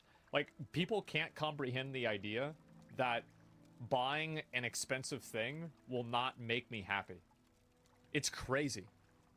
Like, live vicariously. Yeah, exactly. When Emily Blunt asks if you're wearing the Chanel boots? Yeah, I am. A lot of us are probably saying, no, I'm wearing Chantel's boots. When we're successful, earning a livable wage to afford basic necessities and some nice things, flaunting your wealth from time to time isn't a huge cause for concern. Jesus Christ, look at all that stuff. Those are all Gucci bags too. Oh my god. It's literally what we've been conditioned to do. Work, buy things, and show it off to people we find. I mean, this looks nice. I bet it's probably like, what, 30 bucks? No, it's got the chain. So I said 50 bucks. Yeah, 50 bucks or something like this would be good. Is it Louis Vuitton? Yeah, see, oh yeah, because it says Louis Vuitton. Oh, for sure. See, like, I don't even know or care. Yeah, there you go. Yeah, say 50 bucks. We want to show everyone we're Mr. Krabs. But in this economy, we relate more to Squidward. I'm all out of money! Well, you could just lie and make something up. The deception and charisma build for People love to do influencers that. is a pretty popular one. Once you start scrolling on LV any social bags media do look app, like they're you're bound 50 to come bucks. across an influencer that seemingly has a Oh, better they life probably than cost you. like I've 50 already bucks accepted the the price. fact we all live different lives. You wake up at the crack of dawn to work This out is with awful. This is terrible. You really think this is good? Okay, it's gonna be loud, number one. Number two, now you can't stay up until 5 a.m. because then the sun's gonna wake you up. This is terrible. Do you want to know the people that I really like get jealous of? Is like there'll be like some fucking guy who's like 43 and he has like a big gray beard and he's built like a house on the side of a hill and there's like rocks in it and you can go inside the house and it's got like a really nice TV in it and it's in the middle of fucking nowhere and he like has a little go-kart that he can drive to the convenience store on. Like that guy, I'm gonna be like, oh man, bro, like super specific. I'm really not. Yeah, I'm just not. Yeah, I'm not doing what I should be doing, right? I'm not like this guy really got it figured out. Here I am. Yeah, describe my life goal with that. Yeah, it's a nice fucking place, right? And I'll watch these videos. It sounds crazy, but like I'll watch these videos of like these guys that, like build like cabins and like places like out in the woods and like more wilderness areas. I love it. I think it's amazing. I love modern houses too, but I grew up watching Lord of the Rings. I'd like a place like the Shire. That'd be really cool to me. With your green juice, spin class, rise and grind, property owner mindset, Yeah. I'm waking up at 5 a.m. to use the bathroom in the dark and then going back to sleep. And there is a shortage of fact checkers for the never-ending supply of online content. Yeah, We're all playing the true. game of, is this thing I saw on the internet real or fake? Put a finger down. No. If you've ever been a Facebook mom that accidentally spread misinformation, well, can't really blame you. There's a What do funny you mean accidentally? thing influencers are doing where they like to show off their wealth online. But is that really all there is to it? I was shocked when I saw a TikTok about the sport pickleball that made me go, Pickleball. and it wasn't from the unsettling Ellen jump scare back in 2023. Yeah, I remember that. I'm not sure what the concept is for this look, but this is randomized Sims behavior. Pickleball I is like never really. I think people just hate her for no reason. I mean, she was apparently like a crazy bitch or something like that. But like, besides that, like, I didn't think there was anything wrong with the picture. It's like just was some old lady playing a fucking sport. Like, some fucking just like tennis shit. Like, that's not that big of a deal. She's a demon? She demon? Really? I don't know. I form didn't of look ping into pong tennis badminton that went through a transmutation circle. Yeah. And who knew that such a normal sounding sport could be so expensive? By far the most expensive and consuming hobby I've picked up recently is pickleball. I have probably spent more than $15,000, $25,000 on this hobby, How? and I just started playing 10 months ago. I want to know how that happened though. Sorry, I just had to check my bank account to Yeah. make sure I wasn't robbed. I played pickleball before, and I swear it was only Yeah. like 1/1000th of what this lady spent. Are we paying for pickleball using Monopoly money? I didn't know you could do that. Maybe I should bring a stack to the grocery store, because I'm trying to keep me and my dog fed. You know that feeling Somebody says that's cheap compared to Warhammer. of wanting. So this TikToker is claiming she spent 5 figures over the span of 10 months picking up a new sport. Not to be a professional or anything, but a simple hobby you do for fun, like opening and closing the fridge door, or dissociating in public. Correct me if I'm wrong, but I don't think pickleball was ever considered the golf of racket sports. Before it became mainstream, it was a toned down version of tennis that people in their retirement age would play. Even on the higher end Yeah, it started. Tectone said that like he would play this and then get a lot of like 40 or 50-year-old women hitting on him. I feel like, this is like, so like, yeah, if you're a MILF enjoyer, I feel like you should probably learn how to play pickleball. Yeah, he's full of shit. Yeah, he probably is full of shit. He probably didn't even happen. But, no, but yeah, it's for Elton. Yeah, exactly. Pickleball, lessons, membership fees, your equipment, it would only cost you like 4 digits tops, not a down payment on a house. Where's the money going? Is she eating the ball What, after flying every game? around? You don't have to eat Flying those, with other girl. people? We have pickles at home. There's the overpriced aloe outfits, the $250 paddles, the private lessons with pro $250. Okay, so you had $25,000 though. How many paddles did you buy? Like, I mean, can you think about how, like, a $250 paddle, like, I mean, really, that's $250. Yeah, of course that's overpriced, but let's assume, like, even at $250, like, how do you go from 250 to 25,000? Like, that's a lot of paddles. the club membership fees, and most importantly, there's the loss of income, because I most recently I took see. off That's what she did. She's acting like she makes a lot of money, and then she's amortizing the lost money that she would have made for working onto pickleball, and that's why she's saying that she's doing it. Yeah, there it is. off a month from work just to move to California and improve my pickleball game, as if I was a retired snowbird at 36. But it really did pay off. I won my first singles tournament in San Diego, and I probably have amassed 50 new friends from the sport. I have zero regrets, but I may be broke soon. Oh, that makes a lot of sense. Wait. Huh? Unless you're living in Antarctica, was there not affordable pickleball where you lived? As a fun game, let's reevaluate our choices. Alo is an athletic apparel brand that makes high-quality workout clothes, hence the brand name pricing. It's $160. Yeah, that's a lot of money, but this is Canadian dollars. It's not real money. So, like, it's actually about, like, you know, like $80 or $70, something like that. So, again, like, you put all this together, it's like, I bet to get a whole set of this, get, like, 2 of them. Like, what are we talking about? Like, maybe $3,000, $4,000? Like, for everything put together? Like, how do you get to 25? For a 2-item outfit will cost you between $300 to $500. The last time I checked, you can show up to pickleball in your high school gym clothes and equipment you ordered on Amazon the night before. Unless someone held her hostage until she became an Alo brand ambassador, we could have saved some money on the clothing choices. But you can kind of assume what type of lifestyle she lives or the one she wants to portray based on what she posts. Maybe this is how people in higher tax brackets or who work in corporate think. The average person usually doesn't calculate the time they spent on their hobbies. It's actually true. I've known a lot of people that are like, they spend money like they're a business, where it's like, oh yeah, we can afford to spend this because we're just going to write it off of our taxes. And like, they do it so much that they just start doing it in their own personal lives too. Bro, people love to waste money. They love to waste money. It makes me salty, to be honest. There's no reason to be salty. Like, people that are in that situation usually don't stay in that situation. I think that the majority of people who are bad with money eventually get in trouble for that. So usually, because like, they'll just keep making mistakes, and eventually they'll make a big enough mistake where it's bad.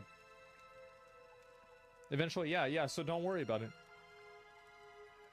As lost income, and then say they spent $20,000 picking up knitting. If that were the case, people making 6 figures a month would never do anything. She's knitting ramen noodles? So much. Maybe she can sell her Alo clothes on Depop if she runs out of money, like she said. This gives off the same energy as that guy on Twitter who needed some help budgeting his expenses. Someone who is good at economy, please help me budget this. My family is dying. Spend less on candles. No. Is pickleball actually ruining your life? If you ask me... Yeah, there it is. Sounds like a very preventable problem. Little misleading of a title. I love, like, there's this one guy, I think he's here in Austin, his name's like Caleb Hammer or something. Whoa. And he'll do like these financial audits. That's actually really cool. And they'll be like, yes. Z, if you're here, 20,000. I'm doing all right. Do you want me to show people on stream? Your Godskin Noble?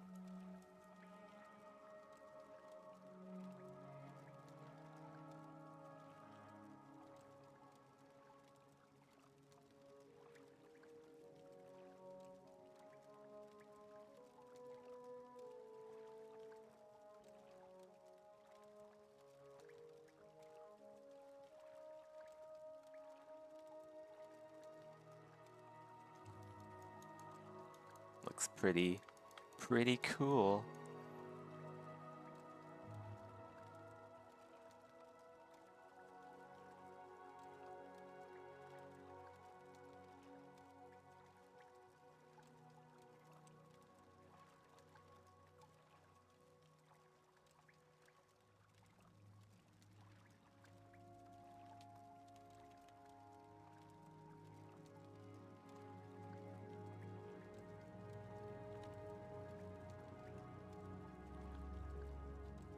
Yes, of course. Okay.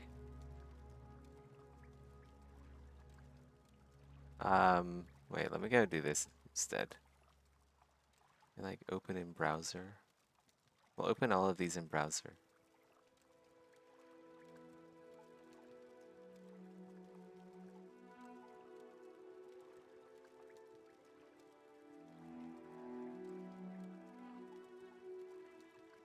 Okay.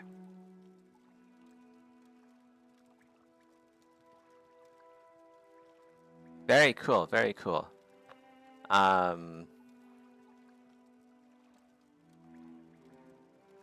So this is Z's Godskin Noble. It looks like it was very fun to make. By the way, you can like take like higher resolution screenshots. If you go to like ZBrush here, go to document, you can change your export size for screenshots here. So like people can actually see what's going on, because this resolution is actually a little bit too low for people to make out like the finer details on like the faces and stuff. But yeah, it looks pretty true to form.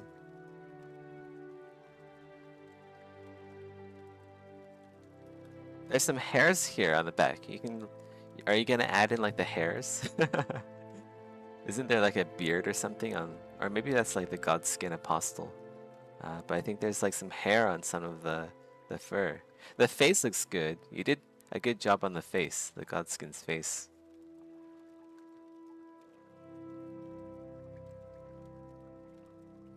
Yeah, it looks pretty cool.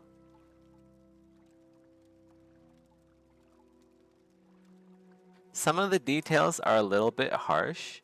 Like around the edges here, they're a little bit too pronounced. You can smooth them out and blend them into the skin a little bit, because like once you bake it, it's going to look a little bit noisy around the edges.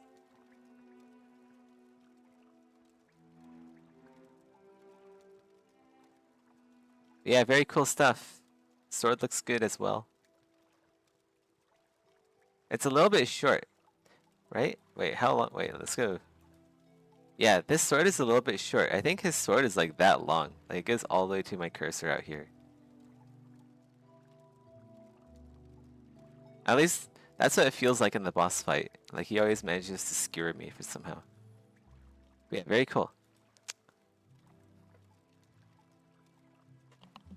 I don't really have any critiques other than maybe pay attention to, always pay attention to proportion. I think he did get the proportion pretty well, but I don't have like a side-by-side comparison. Don't forget about the hair. I'd like to see it textured. Yeah, good job. Very cool. Now don't go and steal people's content, Seth. What do you mean? I'm not stealing people's content.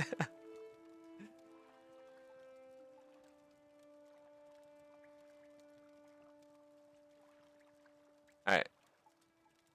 Yeah, I don't really actually have anything, like, I feel like I didn't really have anything helpful to say. Other than, like, yeah, looks pretty cool. Some of the details are a bit harsh. I think that's, like, my only critique. And like, yeah, like faces are always going to be annoying to do. Yeah. The problem in Discord, it reduces the quality of the images. Really? Let me see. So if I go to weekly progress logs and then, because I post images on Discord too. So here's one of the images I posted in the weekly progress log for Project Nova. And then this is like insanely high res. I don't know what it is. It's less than 4K, but I think it's around like 3K.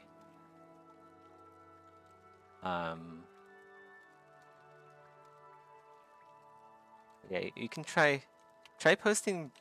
I heard somewhere like, especially if you're doing like showing stuff on your portfolio, you want really high res images for that. It's compressed in the app, but when you open it in browser, it's at full res. That's what I've been doing. I've been doing that. Open in browser. Yeah. I mean, well, yeah, like right here. It could be higher res than this. Like, if you zoom in, you can see like the compression artifacts here from on the JPEG. I don't know. Yeah. Cool model. Very cool model.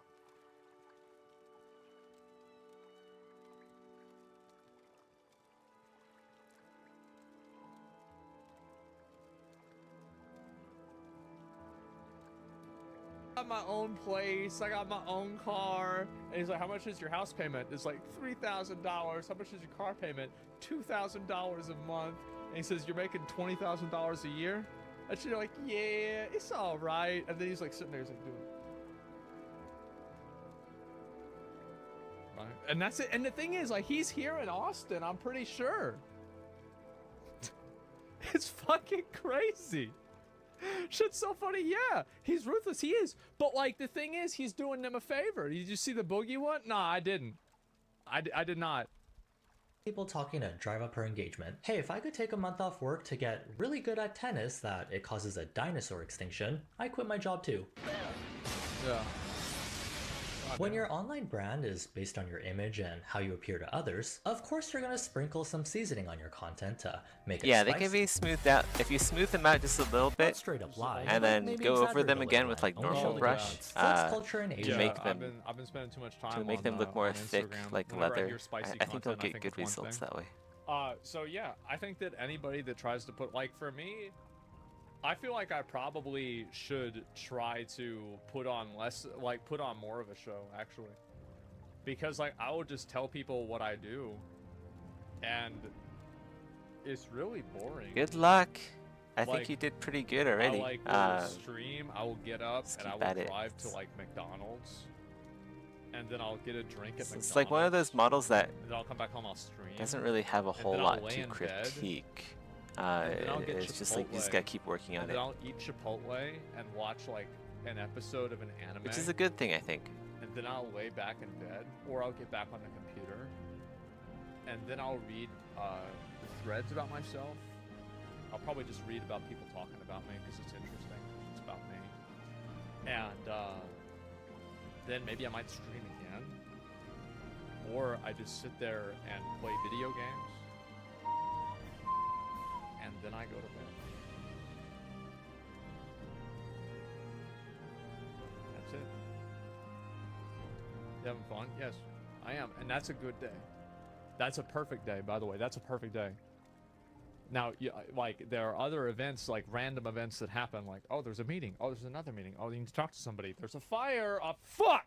Now I've got to deal with this. Somebody has a problem that's not your fault, but it's your responsibility to fix it. Fuck! Now I gotta deal with this. That's what I Yeah, hate no that. worries. And so that's my idea of a perfect day. Happy to help. Unsurprisingly, is really Don't forget common. about the It's not rapier. unusual to see people spending their the heavy entire thrusting paychecks sword, on right? luxury goods to appear well off. When behind the I think I scenes, said it's- you're eating it's supposed to be paper-thin longer. slices of bread, and your mansion is actually a green screen from Wish. Hey, at least you have a Chanel fire That's actually extinguisher probably in like your the basement. biggest You can critique. scare off The- the fire the by thrusting showing them sword the needs to be receipt. longer. Wearing Yeah. brand name fashion is one of the easiest ways to show off your wealth. You ever been to college before? No, it's not. The only people that you impress with that are other people that are poor. Rich people don't do that. Like, people that have a lot of money don't do that because, like, they don't want to go walking around like they have a lot of money because it makes them targets. So, like, a lot of really rich people and, like, anybody that has, like, net worth over, like, $50 million, they're not doing this. And the celebrities that are doing it because they have a relationship with the company. So, like, the celebrities are being paid to act like they care about these brands or, like, they have some sort of investment in the brand. And so I would act average, right? Yeah, because, like, you think about it, right? If you have $100 million, is it good for you that everybody around you knows that? No, it's not. It's bad for you because you don't know what could happen. Like, for example, a lot of guys that have, like, a crazy amount of money, like more than that, don't drive themselves anywhere for liability reasons. So they have a personal driver. It's not that they can't drive. It's not that they don't want to drive. It's that they don't drive. Like Donald Trump is like this, right? They don't drive because they don't want to be held liable. So the truth is that the only people that this impresses are people that are also broke. It's like basically putting shit on yourself to impress pigs. The experience of seeing foreign exchange students in the wild in their decked out Balenciaga. Yeah, you're not impressing the lions. You're not impressing the bald eagles. off-white drip during a 7 a.m. lecture is a universal one. Givenchy jacket, and it's a Balenciaga pants. What's this? I want to see this again. Balenciaga off. Okay, foreign exchange. Is this white drip during a 7 a.m. lecture is a universal one. Givenchy jacket, and it's a Balenciaga pants. Yes. Crazy Rich Asians? Gucci, Louis Vuitton, Cartier, Dior, Prada, Versace, Naruto Uzumaki, Lori, Shelly, Aaliyah, Rose. These are brand names you'll hear when you see rich influencers showing off their tiny purse haul from the day before. Who needs groceries when you can eat your clothes with your eyes? These are my ladies. This is Jill. This is my lady Amy. Little Susie. Brianna. You know why we call her Brianna, right? 너의 배, 너의 배, 너의 배, 너의 배, 너의 배. Yay! What the fuck? For people who don't... Amazing. Truly incredible. The stupid... I don't understand how people get attached to brands. I really don't. Like this brand, this is a shirt I got. What brand is this? What does it say? It's this fucking piece of shit. What does it say? It says Amazon Essentials.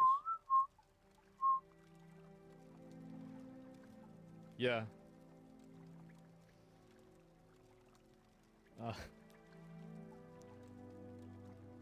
This is a nice shirt. Here's the thing, is that if you are in shape and you're a good-looking guy, you're gonna look better than in like a white t-shirt or Amazon Essentials shirt. Not as if I am, by the way.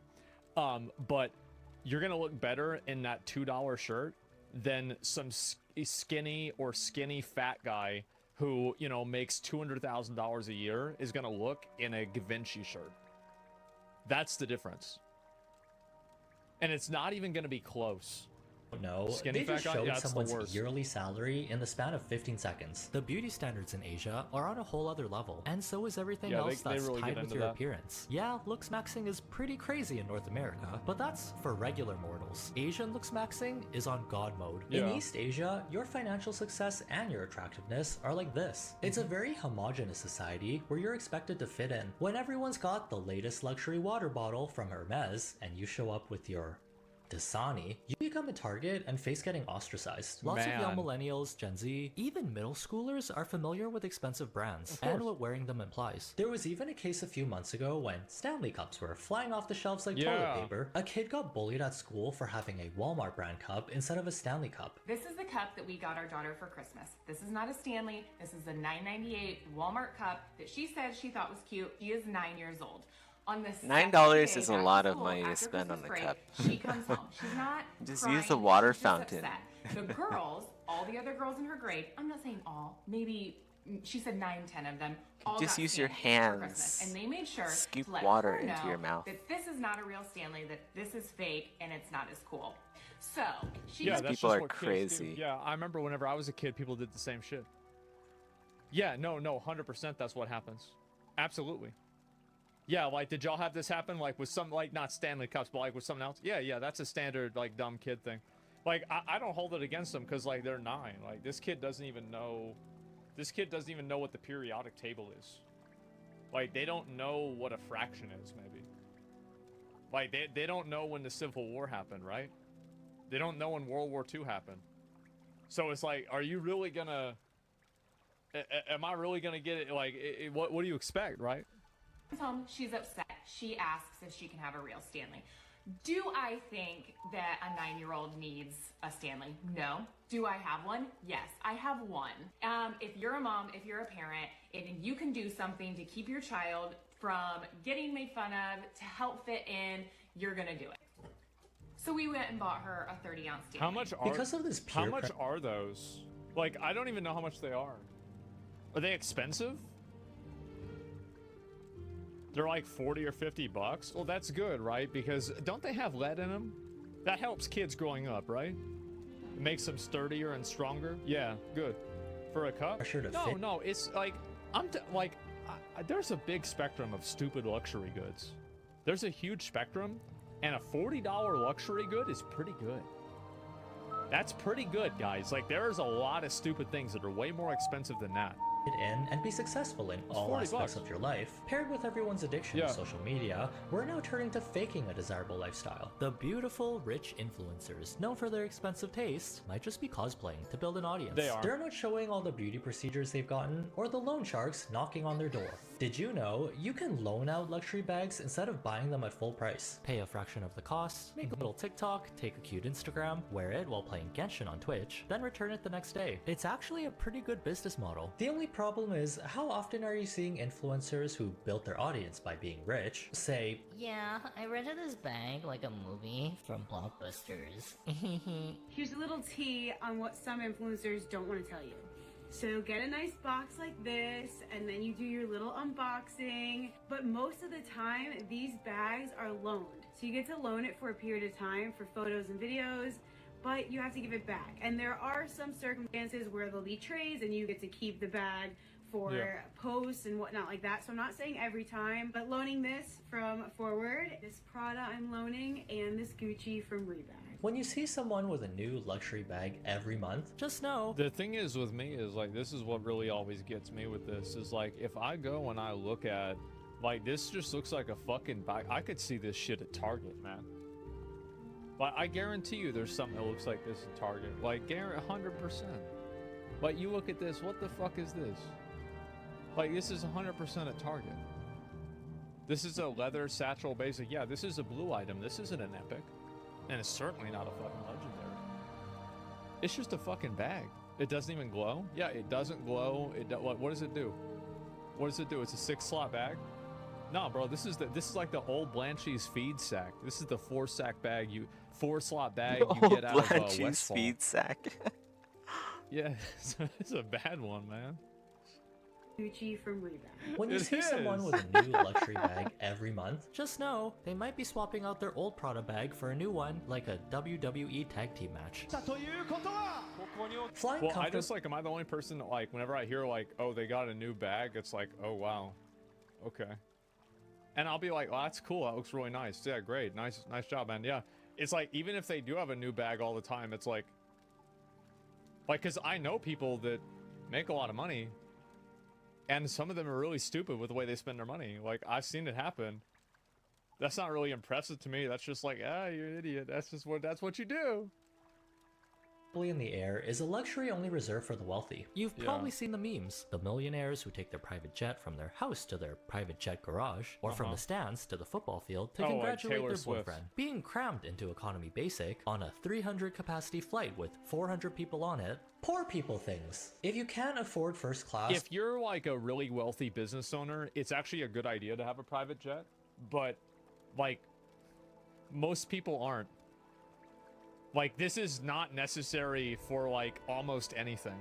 Or your own charter plane. Yeah, I guess it's different. It's You could very go down different. the Blockbuster's purse route and rent your own private jet. And not even an actual jet, because those are still thousands of dollars per hour. You can get yourself a fake private jet set that's supposed to mimic the real thing at $100 an hour. The standard for being a successful influencer is showcasing sensational lifestyle that you can attain. And the best thing is, like, especially girls that do that, like, this is my opinion. I think any girl that's taking a picture on a private jet,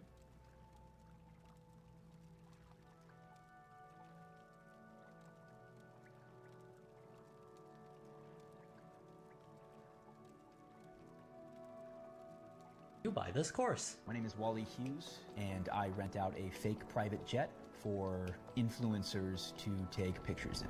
Nice. Yo, what's up, IG Live fam? We're having our business seatings 30,000 feet up today. Do you want your followers to think that Guys, you're I'm gonna take a short break. I'll be back in like 5 minutes or something. Gonna go stretch.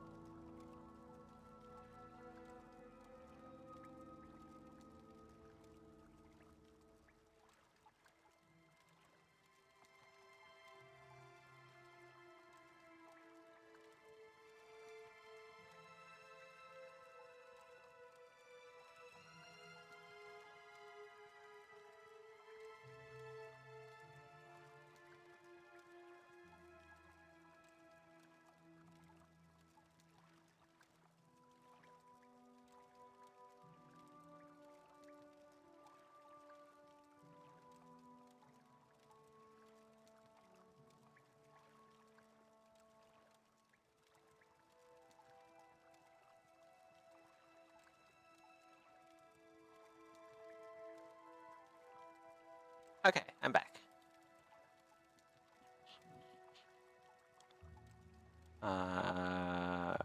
Right.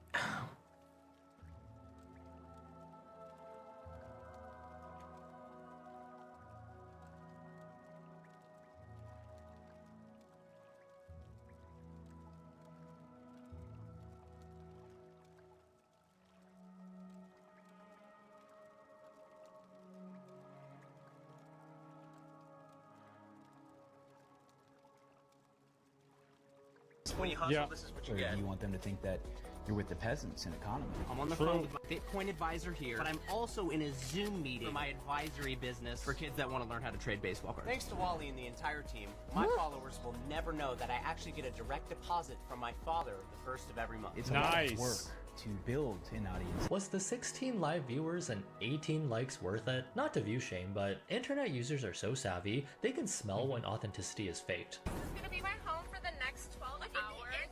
Cockpit selfie. So I wanted my followers to think that I only fly private. Thanks to Wally and the team, Spirit Airlines is a thing of the past. Paris, here we come. Jesus Christ. And the crazy thing is, like, you know who flies Spirit Airlines was Izzy. And, like, she has an OnlyFans. And she was, like, 1%, 0.1% OnlyFans. And she's sitting there flying Spirit Airlines because she felt like she was getting ripped off by, like, going to Delta or something like that. It's so ghetto. And I was like, what the fuck is wrong with you? Like, why are you doing this? Like, just fucking get, like, just get, like, a normal seat. No, it's fucking... She wants to ride the PvP airline. Okay.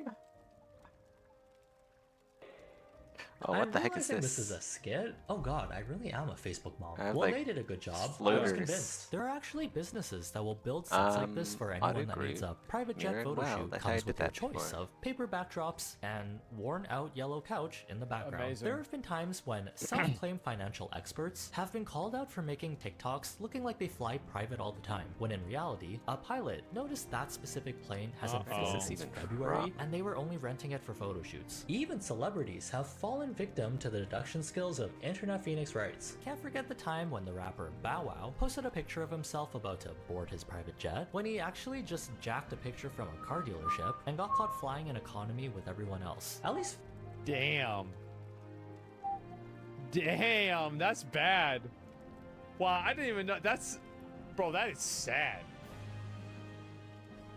Photoshop the picture a Remember little, it, yeah? wear a Scooby-Doo disguise. If his outfit could fool an entire flight staff into thinking a dog was a person, no one would bat an eye at your fake private jet flex. Even And events the crazy thing about it is, I remember, like, somebody took a picture. It was like Wiz Khalifa, who it was on like some random plane, and everybody was like talking to him, and like people were looking at him like, oh yeah, there he is, right? And nobody thought he was a loser. Everybody thought that was cool. Yeah, nobody fucking, like, it's just like, who are you trying to impress? that are known to be celebrity and Like, oh, influencer there he is. There's hotspots the like guy. Coachella. There's a lot of catfishing going on. I didn't know this, but apparently a lot of them don't even attend the concert. Looking at the Let's logistics, go it's a very continue expensive our event to journey. attend. The tickets, flights, hotel, and It's like food, probably, you're what, spending at least a 10K? couple grand for the Yeah. weekend. Did I miss anything Okay, back I here? haven't personally seen anyone talk about this, but I think it's hilarious and I have to share it because it's Coachella. Coachella's like the influencer Olympics, right? It's Really? the place to be. But most influencers, or a lot of influencers, don't even go to Coachella. And I think that this What? is such a wild fact. They'll go out to the desert, get like Take an a Airbnb, fatigue stay potion. with someone, get their outfits, get So I their don't hair, have get to their makeup, walk post up everywhere. Coachella 1, Ooh, jeez, that's steep. Coachella Day 2. What is this? And they don't go to the festival. They don't have It's not like it's that expensive, right? Isn't it like $1,000? What's down there? I'm curious now. It's like $1,000 to get a ticket for Coachella, right? I mean, nothing. It's cheaper. Yeah. Oh, there's yeah. a It's slaughterfish more? down It's there. $450. It's like $500. Yeah, yeah. It's just $1,000. Yeah. Don't think I can shoot Well, like underwater. $1,000 is like so you think I need about to it get like a this, melee right? weapon. Like you're gonna cost money going and doing this thing. Oh, wow, You're this is gonna the cost door. money reserving something, getting Old a Ebonheart photographer, everything Sewers like this, getting East. all this stuff together. Like it's not like you're comparing $1,000 to $0. Travel lantern. You're comparing $1,000 to like maybe Glowing $500. travel lantern. We can't go out this And if way. you're down bad so much that you can't spend $500, Room. maybe you shouldn't be an influencer. Maybe you should go work. at Pull Starbucks. rope. I can't go out this way. What the fuck? Oh, this must lead They just outside. drive their little Whoa. butts out to the desert to take Instagram Whoa, photos, what make the heck? TikToks, Yeah. get ready with me, whatever, and then they drive back. Oh, there's a And that's rope it. here. Trying to upkeep this pretend It high-class rotates. image is making influencers poor. Oh and my times God, are this changing. place is Apparently it's intricate. not in to Good. show It's off a stupid tax. The dumber you are, the more you pay. Good. Where's this go? your wealth anymore. Wearing too many flashy logos plastered Hold up all and over hard yourself sewers is east. tacky. Like you're trying too hard to convince people you have money. Quiet luxury is the new thing that's in right now, where your plain white Oh, t-shirts it cost rotated back. Oh, $300, shit. and Okay, each it's ha closing. in your laugh has its own stock Let's portfolio. go. Open it again. Those are the actual millionaires. As It's timed. It's so fucking stupid. It's funny. Oh my god. Let me just jump over Laugh. here. Yeah. What's this? Lock level seen on shows like 25. Succession. Why? Because she's brought a ludicrously capacious bag. What's even in there? Huh? Flat shoes for the subway? Or lunch pail? If you see me at the club with my Hermes Birkin bag, just know I have a cup of Shin Ramyun in there and my Nintendo Switch. If you haven't seen something in person with your own Sees two rat. eyeballs, approach everything you see behind a screen with a "who's trying to scam me today" attitude. Don't let these Did I get unattainable diseased? standards make you I feel don't think bad I about did. your life. You're doing just fine. The only Okay. one still falling for Nigerian Prince phone That did a lot of scams is damage the to me, YouTube though. algorithm. Feed it some omega-3s I by might liking drink one of this these really people over heavy 65. healing potions. I video have. so it can get smarter. That also lets me know you enjoyed yourself here, and I'll get to see you the next time I post a video. Have a good day, try not to be dumb, and see you in the next one. And don't forget to start your Dragon Empire by downloading Dragon City using my link to get the special food and gold bundle, plus the rare black metal dragon. Love them or hate them, influencers. Funny. Money, well, like I really. Let's go pause Aspen Gold for a sec. Can't even hear myself think. Yeah, that's basically it. Silver Saber. That's pretty cool. Weight 11. I'm kind of going for like a gold look though. I don't know.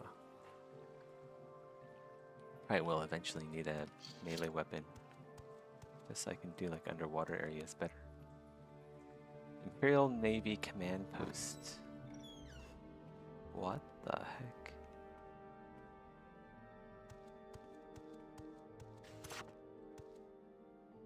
Navy Command Post Tower. Whoa, what is this? Oh dear, did you borrow that outfit from a guar? Did I borrow that outfit from a guar?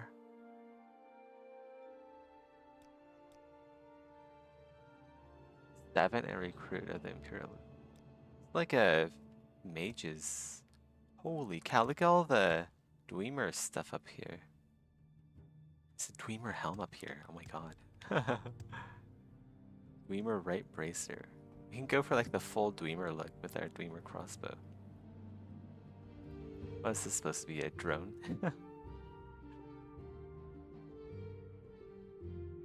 Cupboard, lock level 50. I should pick lock these. Good night!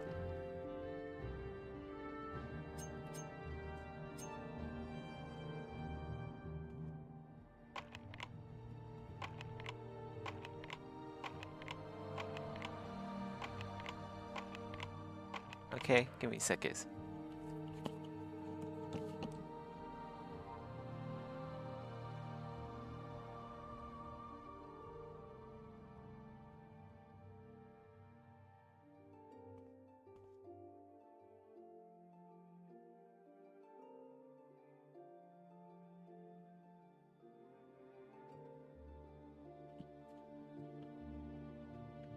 Okay, I'm back.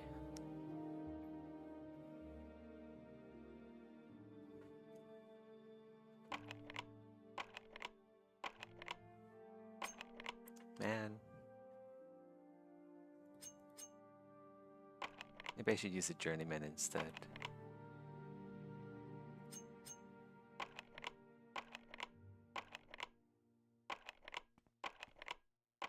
Man, I suck at this. Oh, there we go, finally. This one as well.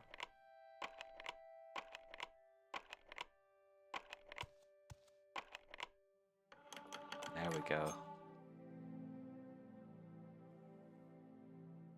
Just a bunch of booze. Some more flint, I guess. It's always worth selling that. Dreamer airship plans. What a cool place. Ooh, look at all the skooma. Waterlogged skooma. Imperial Navy ledgers. This is where they store all the contraband. Wow, first try. 6 gold, nice.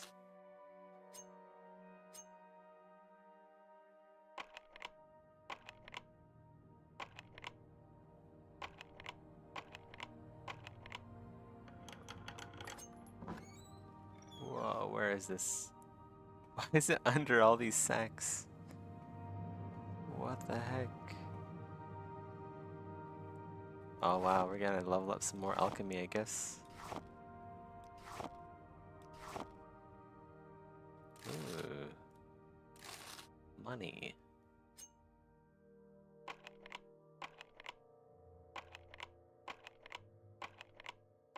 Do I level up security whenever I fail? 17.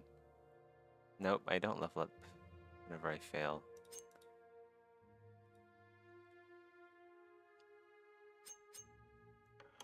There we go. Whoa. Huh. I think I've been in here before, right? The Nine and the Empire, citizen. Maybe not. Old Ebonheart Docks. Ebony exports strengthen. Is this? Ebony exports strengthen troops. Here are ye. Caldera Mining Company can use to export vast quantities of ebony to the Imperial Province.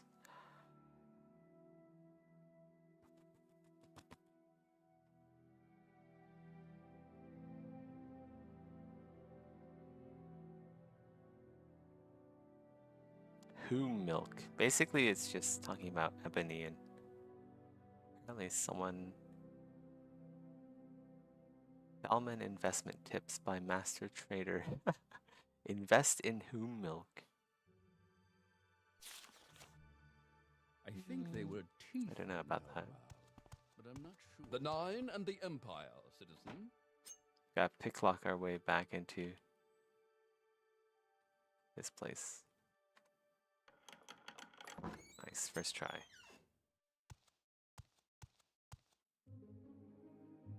Oh, there's another. Man, there's so much stuff to picklock here.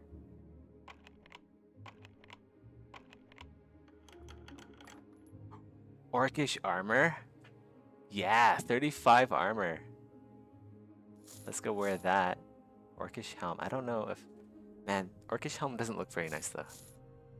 It looks like a samurai helm. If I was an orc, I'd wear it, but I'm not, so I'm not gonna wear it.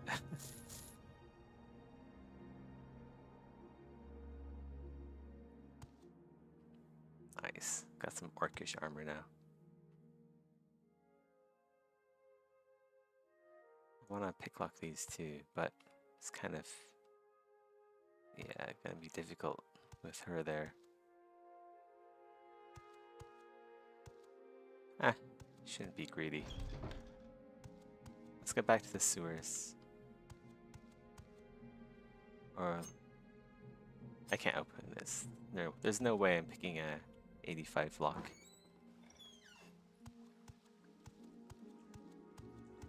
There's that rat.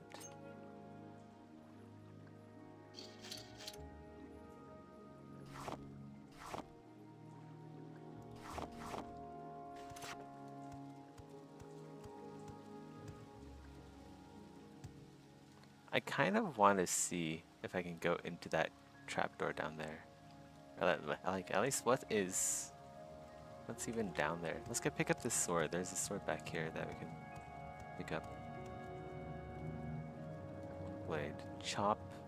So I want to be chopping with this. Chopping and slashing. Am I over encumbered? Kind of. Not really. Barely. Okay. Let's quick save it. Drink a fatigue potion. Do I have any really heavy ones? Not really. I think I sold all of them. We'll drink like a normal. restore fatigue potion then.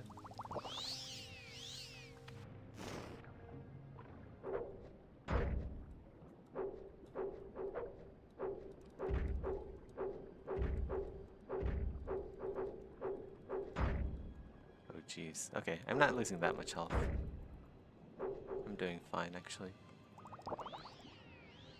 A few of these really cheap, heavy ass potions. Small slaughterfish. That. Okay, so this goes nowhere. Oh shit, I'm drowning. I'm drowning, I'm drowning. Okay. What is that? Water walking, 15 seconds, I'll take it. I think that's it. Nothing down here. Wouldn't make sense if there's anything down there, to be honest. What's that? Oh, that's a slaughterfish. Okay, never mind. Where did my torch go? My torch didn't break when it went into the water, did it? Oh no, I think my torch actually broke. It didn't actually go back into my inventory. I should unequip my torch whenever I go swimming then. I don't usually use torches.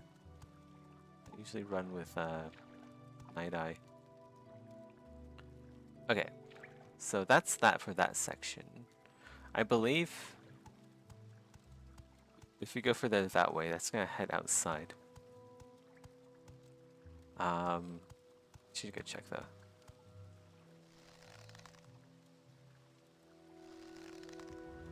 All this.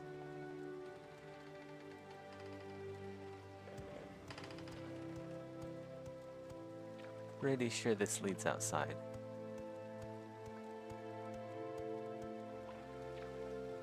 No, this leads further on in. Man, there goes another one of my torches. Old Ebonheart Docks. Okay, so this does go outside, I think. Yeah, whoa, okay. Stay. Let's get back inside. I want to keep exploring the sewers.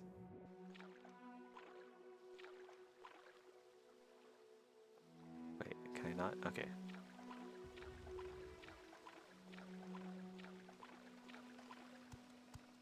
Oh, they're closing. Okay.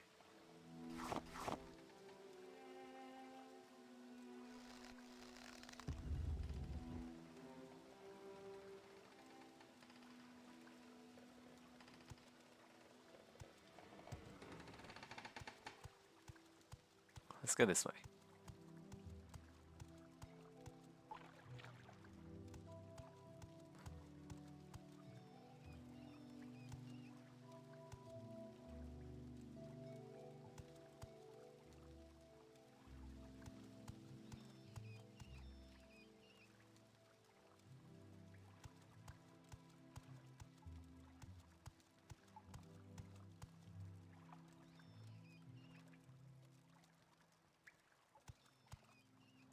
What's over here?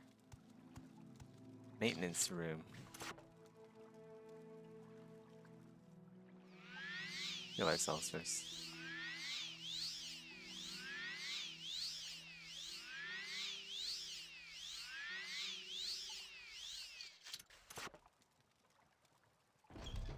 Ooh. This is a bit spooky. The fuck? Vault door. This is just a little bit creepy. Got some more torches here. As well take maybe 2. Keep stocked up. Bit scared. Okay, these guys seem to be friendly enough. Seems a bit weird though. Agnes, come to see the underbelly of the town, eh? What does she sell? Wine and bottle of cure common disease. Cool. Latest rumors. Have you heard that U.S. painter Neil Gaimont? Jamont? Jamont. He's famous. Been trying to commission a painting.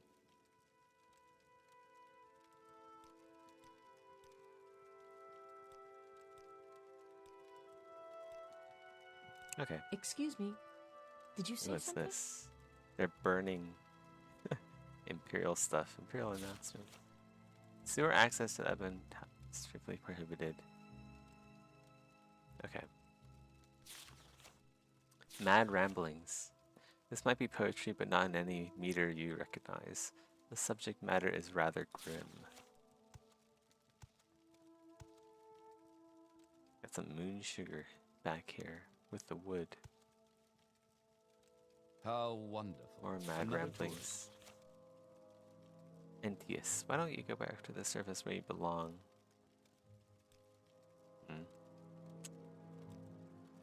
Doesn't seem like a very nice person. Terror mad. Any news from the surface? The city's still standing, I suppose. If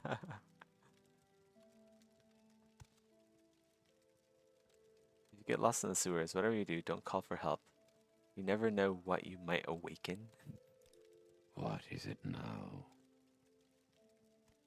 Look at this little nook right here. Dude sleeps up here. Talos the Dragon Bum. Talos the Dragon Bum. Atmoran Conqueror Scum. Wanted to conquer some. Not for a destiny great. There's no design in his head. He lusts for coin instead. The elven realms regret, and the men's armies dead. Talos did win, too bad. Tamriel danced to his windy drum, to palace from icy chum. All hail, Talos the Dragon Bum. Beautiful. Okay, well this is where all the poor people live.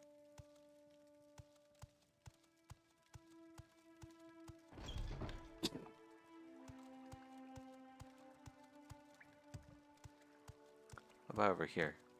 Is this a doorway to somewhere? No, it's not. Okay.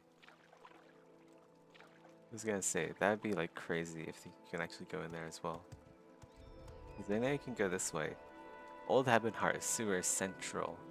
Quick save it.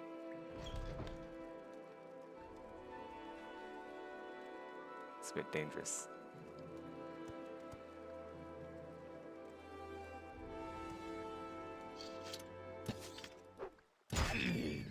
It's a rat. Got him. Drink one of our cheap-ass potions that weigh 1 pound each. Diseased rat. You gotta be careful not to get diseased. There's boxes here. More Kwama eggs. Oh, I'm over encumbered. Let's wait a sec for my fatigue to get back. We'll build some potions.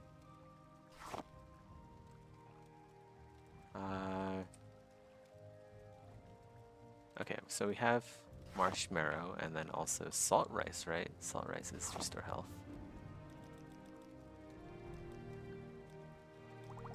There we go. Made 2 potions of restore health.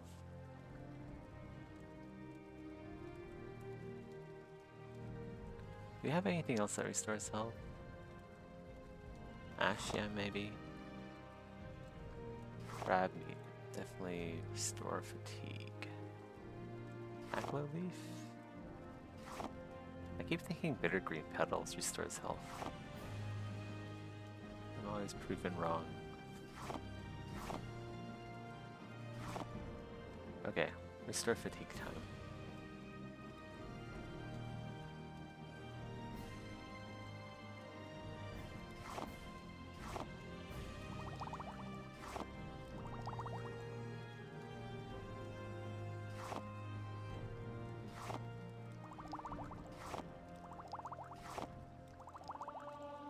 Okay, we definitely, yeah, we have intelligence 5 now.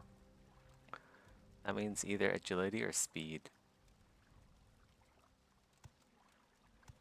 I'm thinking agility is better. There's just so much loot down here. Might have to come back actually. We'll keep exploring until we reach max encumbrance. We don't need the petty soul gem. What is this? Dusk bell, 2 travel lanterns. Why is there a dust bell here? That's a bit ominous. We have an apprentice's hammer and a slave's love bracer. There's a slave that came here and freed himself. Good on him. We could use this hammer actually. We might actually have one though. Let's go. Just use the hammer we have right now. We can always work on it later. Ooh, what's down here? Whoa. Dark hole to Kalamu Grotto? What the fuck?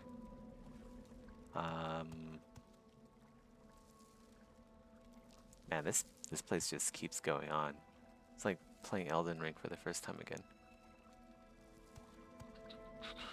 Well, let's go. Quick save it and then go in, I guess. You want to crawl through the space? I don't know if I want to. Yes. Okay, so you can go back. What the heck is that? Are those tree roots? Oh my god, where the hell is this? I'm so disoriented. Don't I have like night eye or something?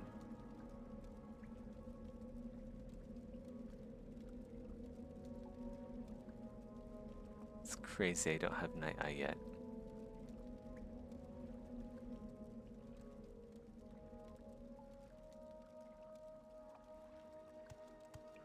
Well, let's keep going.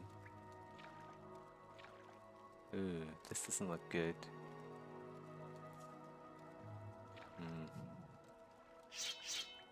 I feel like it's too dark. I actually need to. Yeah, let's go recall, go sell stuff, and then do some more work, and then we'll come back with better enchantments. We'll come back with Night Eye. I feel like we're digging too deep. I suppose it is my duty to help those less so to speak. myself.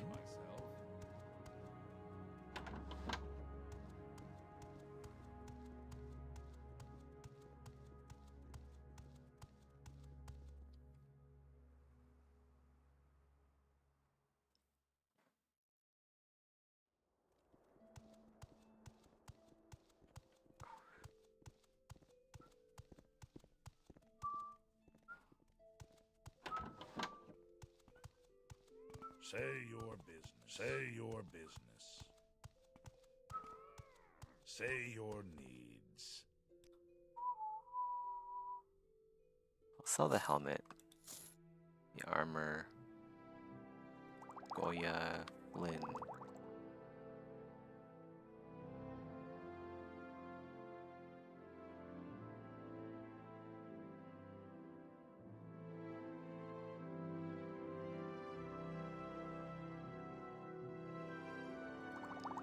Fatigue. Resist poison, don't need that.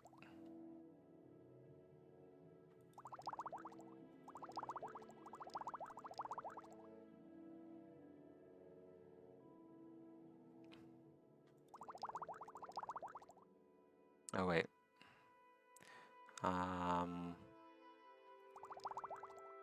Right, hitting the maximum amount of money they has.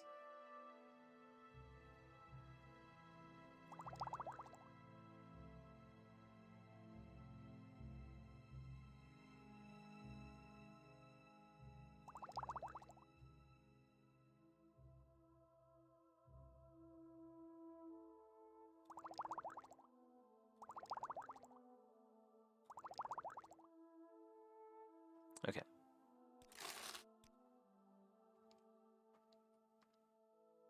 Let's go drop off the potions I want to sell over here.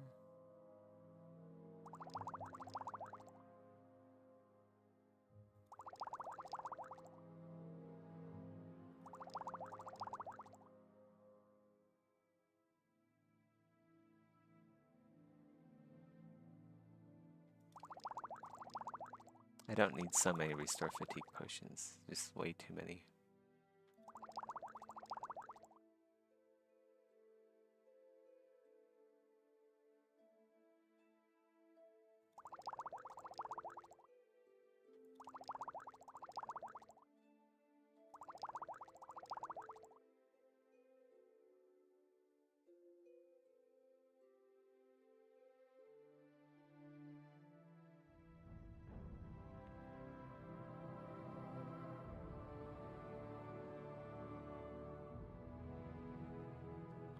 That looks good.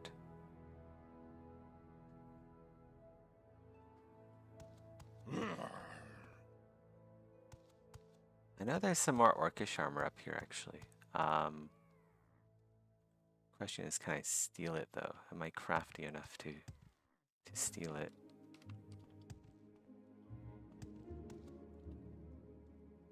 If I put on Ring of Aversion or Ring of Surroundings, 20% chameleon. Quick save it. Ooh, Orcish Pauldrons. Orcish Cuirass.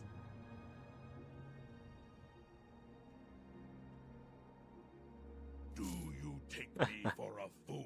He doesn't report me to the guards, though. Interestingly enough. Right, Pauldron. Do you take me for Yeah, a he doesn't fool? report me to the guards or attack me, which is interesting. Speak quickly. Well, I guess it's mine then. Doesn't look as nice, though.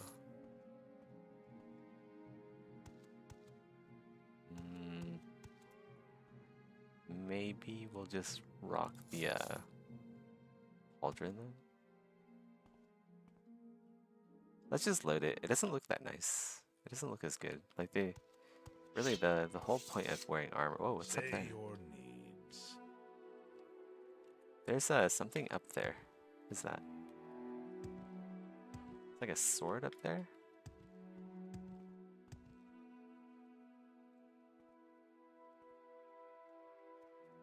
Silver flame blade. Cool Easter egg though. Yeah, let's not pick up the orcish armor. It doesn't look as good as bone mold.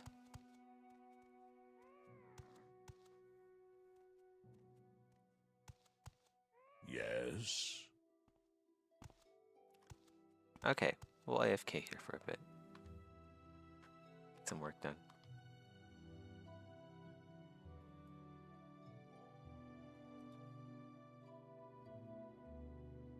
I really do think this shit is so funny for me to see because of just how totally fucking delusional these people are. It's just a great video. Yeah, give it a like, give them a sub. This is so good. Like, I think so many people get really like involved and like emotional about you know, like spending money and looking like they have money and shit like this. The saddest fucking thing, man. It is. It's a funny thing. Yeah, it's just the saddest fucking thing. Same energy as alpha male camps. Yeah, exactly. This is like the girl version for it, I guess. I don't even know what to say. They're depressive. Well, I think that it's really like these people, they, you know, like they grow up on like social media or like watching MTV or like the Kardashian shows or something like that. And like they want this to be their life so much that they're willing to compromise their own life and lie just to pretend like that's what they are. Yeah, like we live in an extremely status conscious society. I feel like we don't in a lot of cases. I think that people choose to live in a status conscious society. And like the truth is that if you don't care about that, nobody else will care about it. It's like people, like the more that you think about it, the more real it is, and the less that you think about it, the less real it is. It's all about mindset. Yeah, it is. People are insecure. Yes, people are super insecure. They care what everybody thinks about them. They're afraid of like being perceived in a bad way. You have to be aware of it to ignore it too. If you don't know about it, you'll get baited. Well, I don't know. I mean, like, yeah, maybe. People are so obsessed with social media nowadays. Well, I think social media is fine. It's just like, it's like luxury goods. Like, if you want to get a really expensive car or you want to get like designer clothes and it makes you happy, then you should do it. But I think the problem is that a lot of people that do it don't do it because it makes them happy. They do it because they feel like they have to or they won't be happy. Like they can't be happy without it. It's like farming Thunder Fury on a Paladin. Yeah, it is actually. Yeah, it's like having a fully geared out Ret Paladin. In like classic WoW. It's like you think that you're cool, but everybody knows that like you're still just a loser, right? I mean, like you're not gonna do anything. Like, what the fuck is this, bro? Like, we know this guy's a joke. Meanwhile, some like random warrior that's got like blue gear, wearing like the True Strike leather shoulders, you know, like sitting in there, totally fucking out damages you, and it's not even close, man.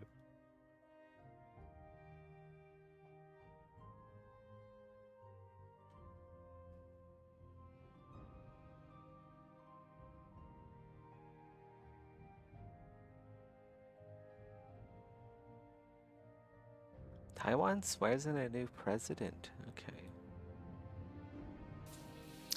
Taiwan's new president has been sworn in and began his term by calling on China to end military and political threats. Lai Ching-te, widely known as William, took office in a ceremony attended by dozens of foreign delegations. In his inauguration speech, he praised the people of Taiwan for defending democracy and said there would be no concessions on freedom. Lai is expected to strengthen ties with Washington, and the Biden administration has welcomed his swearing in. Beijing claims Taiwan as its own territory and views Lai as a separatist. Here's some of what he had to say during the inauguration. I would also like to call on China to cease their political and military intimidation against Taiwan, share with Taiwan the global responsibility of maintaining peace and stability in the Taiwan Strait, as well as the greater region, and ensure the world is free from the fear of war. Now let's cross over to DW correspondent James Chater in Taipei. James, what tone did Lai strike on Beijing as he began his presidency? Well, yeah, a pretty strongly worded first speech from the new president of Taiwan, Lai Ching-te. In this inaugural address, he said that the two sides of the Taiwan Strait are not subordinate to each other. He also said that Beijing needs to, quote, respect the existence of the Republic of China, that's Taiwan's official name. He also said, crucially, that Beijing needs to respect the choice of Taiwanese voters. Remember, this is a politician that in the lead up to the January election here in Taiwan, Beijing was warning Taiwanese voters against electing because they said it was going to raise the prospect of conflict across the Taiwan Strait. And what we've really seen in the run-up to this inauguration from Chinese officials is more of that sentiment, more of those warnings that this new Lai administration is likely to lead to a more strained environment across the Taiwan Strait. But elsewhere in the speech, what we saw really was Lai trying to strike this balancing act that Taiwanese presidents so often have to strike, at the same time as signaling that he was open to communication and dialogue with Beijing, willing to engage with the Chinese Communist Party, at the same time warning that those threats from China are unlikely to vanish, and that's why that Taiwan needs to press ahead with those defense and military reforms, as well as deepening partnerships with like-minded democracies, even in an unofficial capacity, like the US, like Japan, and like the EU. Now, in recent days, we've seen protests in Taiwan and even fighting in Taiwan's parliament. What are the main issues he needs to address now? Yeah, well, what we saw there was physical fighting, as you mentioned, in Taiwan's parliament over procedural reform in Taiwan's parliament. And what that really underscores is a key aspect, really, of that result from the January election, which was that Lai Ching-te, the new president, won in a simple majority of the presidency with just 40% of the vote. So opposition candidates in total have a majority. That's meant that the ruling party, the Democratic Progressive Party, has lost its majority in the legislature in Taiwan. And that means it's going to be much harder for the ruling party, for Lai Ching-te, to pass reforms, to pass his policy proposals, whether that's on defense reform or other issues relating to Taiwan domestically. Now, the opposition parties in the run-up to this inauguration too have really signaled that they're going to hold this new government to account when it comes to those domestic issues. And there are significant challenges that the new government has to address with the domestic economy, wage stagnation, wage inequality between younger and older people, and the cost of housing as well. So it's not just China that the new president of Taiwan has to deal with. Of course, that will be front and center of his concerns. But with that composition too in the parliament, none of this is going to be an easy ride for the new president here. DW correspondent James Chater there reporting from Taipei. Thank you very much, James.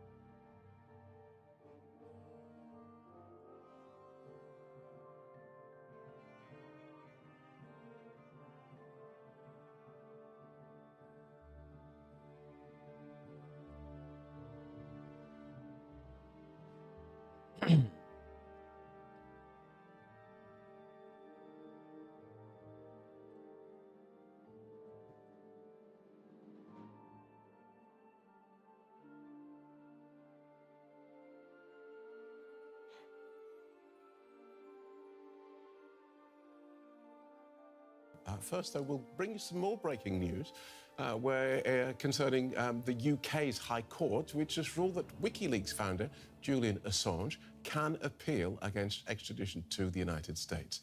Mr. Assange is facing espionage charges there, but has been fighting an extradition order from his London prison cell for 3 years. Judges in London asked lawyers acting for the US government to provide assurances that Mr. Assange would not face the death penalty if convicted.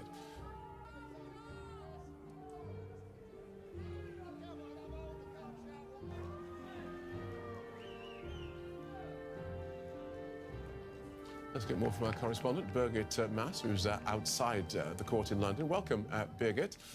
Tell us more about today's verdict. Well, Phil, a lot of excitement here outside the court. Julian Assange's family, I believe, and his supporters are just walking past me, and I was actually in court to hear that verdict. It means that the end of the road for Julian Assange in the UK is not yet there, so he can appeal against his extradition. So the worst fears of Julian Assange's wife and his family, that he could, after today, be really within maybe 24 hours, as they have feared, be on a plane to the US and be extradited. That is not yet the case. He is still in prison, so his situation hasn't changed. He was too weak to attend this hearing today, so he's not in a good state, says his wife. But he is here, and I had a chance to speak to his father and asked him if this is a win, and he said yes, definitely it's a win. Even though his son is still in prison, the alternative, he said, would have been much worse. Okay, so as you say, he's been fighting this case for more than 3 years. He gets to appeal to whom? Where does this case go now? Basically, it stays with here in the UK. If he had lost this intervention today, his only chance would have been the European Court of Human Rights, and that's not the case. So he can appeal once again to his extradition.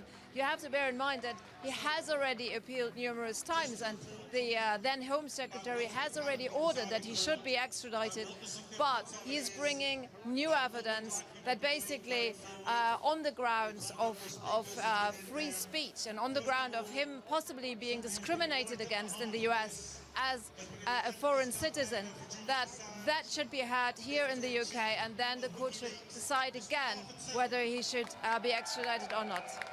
So you mentioned you heard from Mr. Assange's father. What else are you hearing from Mr. Assange's supporters? Well, they are in a jubilant mood here. We have supporters from around the world. We have journalist organizations, human rights organizations like Amnesty International. We have members of parliament. They're all supporting Julian Assange because they say that he's a journalist, and his extradition and trial in the US would have a chilling effect on press freedom. So you can hear them probably, I don't know, see, but you can definitely hear them celebrate here, and we'll hear Stella Assange, I think, in a little while with her reaction and her take on today's verdict. Okay, thank you so much for that, Birgit Mass at the High Court in London.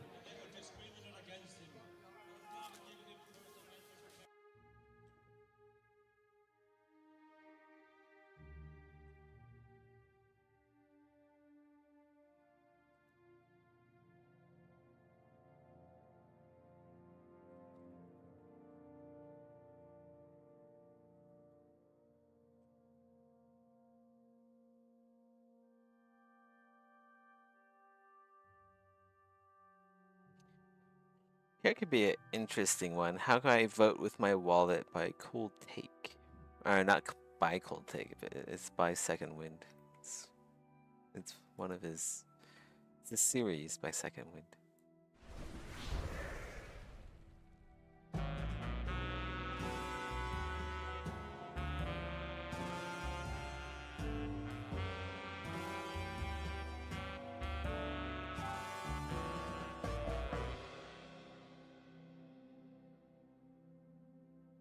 Oh no. I finished my vodka on the last one. All I have left is cooking wine. When in Rome, I guess.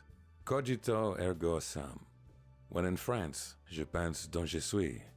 And anywhere that speaks English, I think, therefore I am.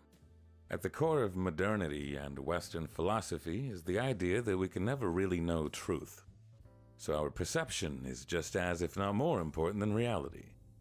Nothing exemplifies this quite like the quirky trend of yesteryear girl math, which I will be referring to as vibe math because it's not exclusive to the fairer sex. We all do it. Doesn't it feel great to find money after doing laundry? Every time I find a hot crumpled $20 bill, I feel I've unearthed what remains of Pablo Escobar's hidden wealth. You found a real-life money glitch there. It's not the reality, obviously. You lost $20 and now you got it back. But you're not feeling relief from recovering funds. You feel the gods have blessed you with free money. The dryer's finally paying you back for all those missing socks.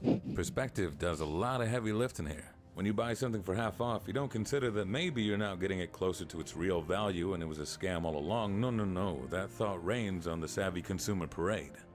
Think of the money you're saving if you buy it. Don't think about the more money you'd save if you didn't, though. Vibe math is the endearing pet name we give to bad budgeting. And all the proof Rene Descartes needed that what you feel feels more real than what's real, mixed with the modern consumerist identity, you are what you buy. I shop, therefore I am. I don't necessarily buy that. I believe most of what you buy only speaks to your spending habits. It's not a reflection of your character. No amount of in-game purchases can substitute for a personality. However, what you buy impacts what gets sold, and one of the most asked questions I get is, how do I not get overwhelmed by the world trying to sell me the world? Quick note for full transparency, I do get to play most games for free, but I do not own every game for free. I still buy my own games, and these are the same practices I held before I got into the industry. I'm not going to tell you how to spend your money, but I'll gladly let you have a peek inside my brain and my wallet. Firstly, I don't pre-order video games. I understand pre-ordering comes from a time when physical retailers needed a head count so they'd stock up the right amount of copies for release day, but no games ever had me in that much of a hurry. You don't even get cool, tangible items you can keep like a poster. I don't do day one purchases either, especially in today's launch now, fix later culture, because I'm essentially paying the most I'll ever pay for a game in the worst state it's ever going to be in. The exception to that rule, of course, was Elden Ring, because From Software has a track record for quality. That little gremlin Miyazaki was at the wheel again. George R. Martin was looking for any reason to not keep writing That's Game of the only Thrones. one I pre-ordered And the online recently. social mechanics are a staple of the experience. That last part played the biggest factor and has me suspicious that it's the reason we're seeing more games with perpetually online features that don't need them, like Skull and Bones, to make you feel like you're missing out on a day one social happening. Secondly, technically thirdly, I pay lowest price offered, so it's to my benefit to be a patient gamer. For this reason, sellers that offer the lowest price from the start get my money sooner, since I don't have to wait for sales. Factorio has a discount disclaimer on the Steam page that they will never offer a discount out of respect for their early adopter policy. Nintendo also has a reputation for barely budging when it comes to their first-party titles. People may not like the fact that they'll never be able to get Factorio or Breath of the Wild for less than $5 in this lifetime, but I prefer it over constantly having to browse for deals and risk-triggering impulse purchases. Keeps my backlog trim and lets me fit more vices in my day-to-day routine. I used to worry that if I waited too long, then I risked the games feeling outdated, but that hasn't been much of a problem since around 2017. The graphical advancements are hardly recognizable and games take longer to make, so new releases still leave breathing room for older games. See Horizon, Red Dead 2, God of War. If you do care about looks, then I'd recommend giving games with stylized graphics a chance, since they age far better than those gunning for realism. I have a rare genetic mutation that lets me care less about graphics, so I'll probe even deeper into the annals of gaming. And I'm also not worried about being late to the conversation because thankfully I'm an introvert. And strangely, even though I've been doing this for 2 years, I still haven't run into a conversation where we got into the meat and bones of a game. It's always the same question: did you play it? Did you like it? Gaming conversation seems to revolve around attendance and a quick gauge of favor. But if you would like someone to talk to, there is always Our Patient Gamers. It's a subreddit for games that are at least a year old, but it's not uncommon to see someone excited to talk about playing Fallout for the first time. The first one from 1997. I wish I could bottle and sell their innocent joy in aerosol form. And now for the fun topic everyone has completely normal reactions to: piracy. I don't do it. It's not about morals or ethics for me. I'm lazy and like simple, regulated services with easy barriers of entry that even my mother can set up without FaceTiming me in a panic. If something goes wrong, I like being able to Google my problems. Shoot a message over to tech support, ask for refunds, or if push comes to shove, sue the seller. Whoever provides that service, in this case Valve, gets me as a client. I am that straightforward, and I also don't think there's a single game worth pirating. especially nowadays when paid games compete with so many free-to-play games on top of any other inexpensive hobby. But I do acknowledge that I have the rare privilege to not form addictions I can't afford. That was the easy part, setting the guidelines. I don't pre-order, I don't buy day one, I pay lowest price, I want ease of access. How do you maintain the guidelines you set for yourself? How do you not overwhelm yourself with trying to make the right purchase? It's all about information and keeping a cool head. Every purchase is at minimum a four-way standoff. There's me, my money, the seller, and their product. There's no family here, no friends, no allies. So no awkward text messages in the middle of the night going, what are we? They already defined us in the license agreement no one ever reads. We're end users. Let's not make things personal. If you avoid forming a parasocial relationship, then you avoid being blinded by your own emotions. I'm sure you're nice people, but you're not generous for buying products, just like how they aren't generous for selling them to you. This has the added benefit of preventing you from turning into a pathetic entitled loser that sends death threats to studios and harasses developers whenever games don't meet expectations. If your passion makes you hate another human being that way, then maybe reconsider the thing you love, for your sake and theirs. Emotions out of the way, maybe actually read the license agreement and terms of service from time to time. I've skimmed quite a few over the years, and most of them are the same droning legal speak with a few differences. Like Blizzard's online multiplayer games have always warned end users that content within their games are subject to change. What gasted my flabber is seeing single-player games like Cyberpunk also include these conditions now. Personally, I don't find the idea attractive of buying a finished product that can just change into something else. My burgers don't transform into pierogies mid-bite, as delicious as they may be. My lawnmower won't one day change into a power washer. What if the changes fix the game, like in the case of No Man's Sky or Phantom Liberty? To that I say, what if we delivered on what we promised at launch or marked a work in progress appropriately? I have no qualms with early access games because I'm fully aware of the risk when I buy them. Altering games is fine if you let me know beforehand that that's the deal. Altering the deal itself is not fine by me, and it wasn't fine by Tarkov and Helldivers fans, who caught Battlestate Games and Sony respectively in the act of changing their terms and conditions. This doesn't mean I'll never buy games from them ever.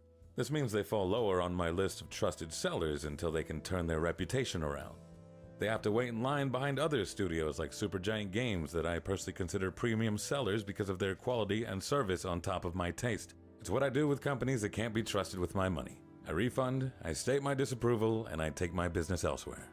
Even if I don't get my money back, it is an exercise of my consumer rights that companies notice, and if enough of us band together, then maybe actions happen. In my case, I have a sizable platform and can spread information to others. That's all it is, spreading information. It's nary an act of bravery to not buy from sellers I don't like. It's the free market working as intended. Oh, what? No, not like that. And one last thing, have some sympathy on yourself and others. It's gross seeing people get harassed for the things they buy. It doesn't make you a good or a bad person. One bad purchase ain't gonna kill you. And it does take a while to figure yourself out. It takes longer to get to a point where you can confidently stand your ground and say, no deal.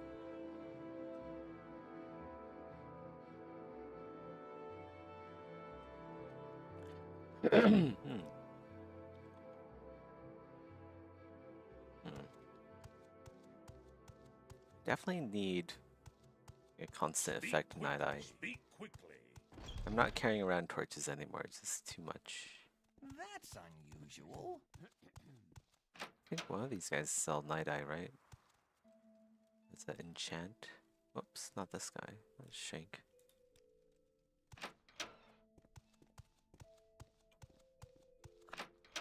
Let's get this over with quickly.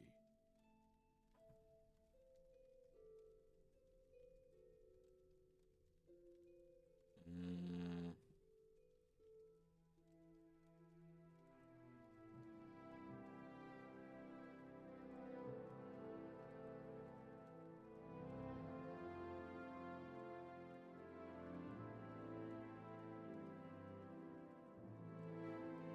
23 armor, Imperial Dragon Scale. Ooh, that could be better. Let's go save it and then buy it.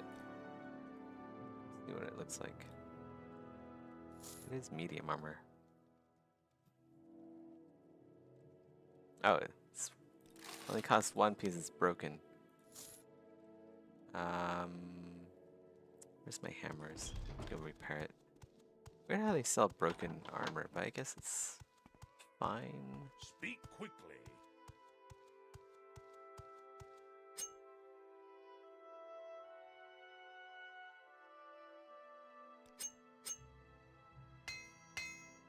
let's just go take a look. Actually looks alright.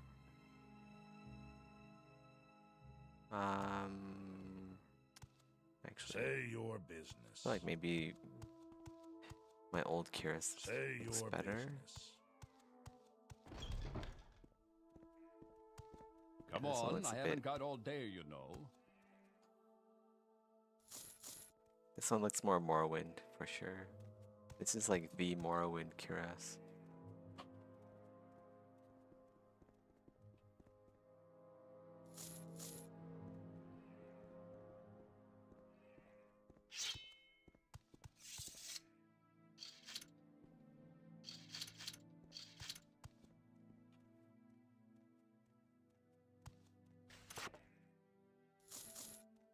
Yeah, let's loot it. It is more armor, but fashion comes first.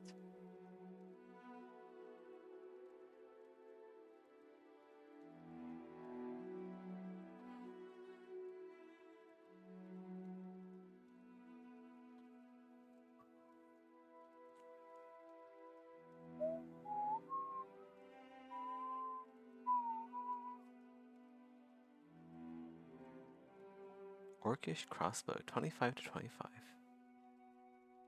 Dwemer is 30 to 30.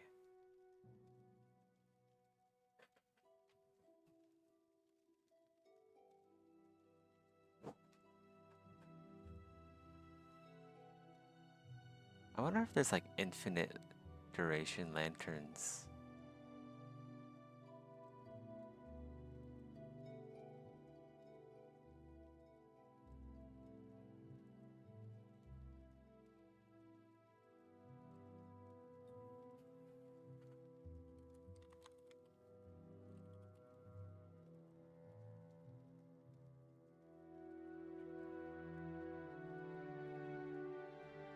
Morrowind lights. Infinite lights? Most lights will go out after being held for a while.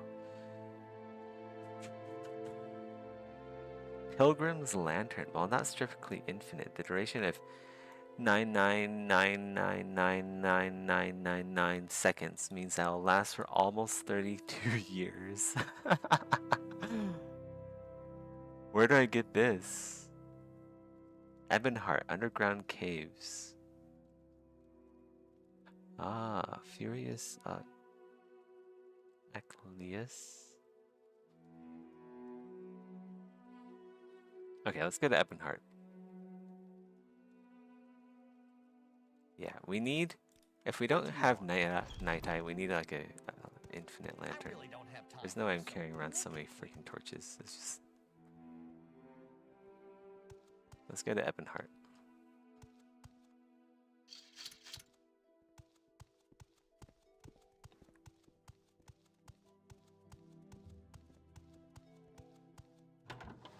Haven't I heard of you? Wait, is this a short sword I have here? No, it's a long blade. I want to use short blades because they're lighter, and they also fit the theme of this character more. I do need like at least one melee weapon for underwater fights. These bolts don't travel underwater, they just disappear immediately. Oops, not that. We'll sell this silver saber that we found and go and buy. What is the lightest short blade that he has? Maybe a mace. Maces could be nice too. Orcish short sword. That's expensive though.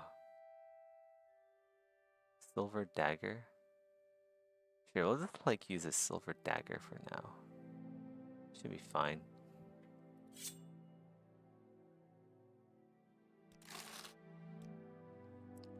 Let's go dagger and crossbow. We really just need a melee weapon to kill the slaughterfish.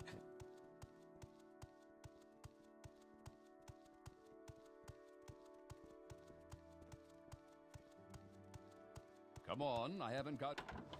Outlander, what do you want? Okay, Ebonheart underground. I know something to say how to to go me? there, I think. Let's go to Vivek. You have something to Vivek, say to me? go.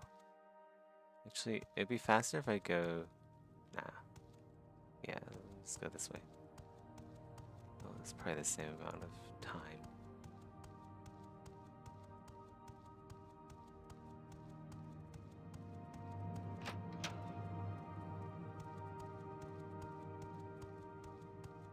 Give me a sec.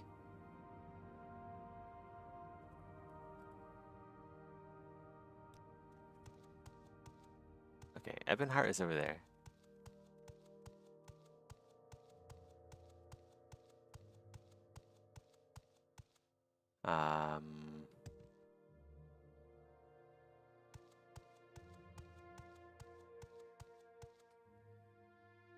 One sec. I'm messaging someone.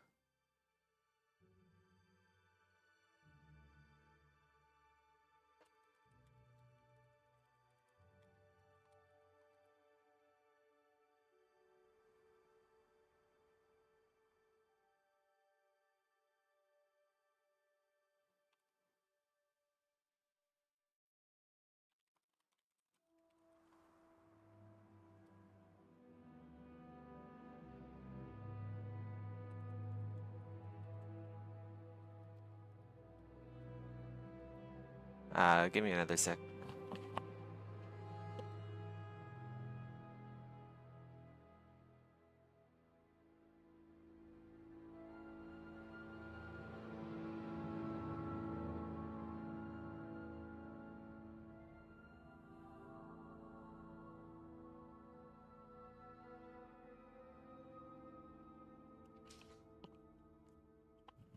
Okay, I'm back. Let's go find this lantern. Alright, let's go to Ebonheart. We'll probably AFK in Ebonheart for a bit. Get some more work done. Whee! Oh my god. Okay. There we go.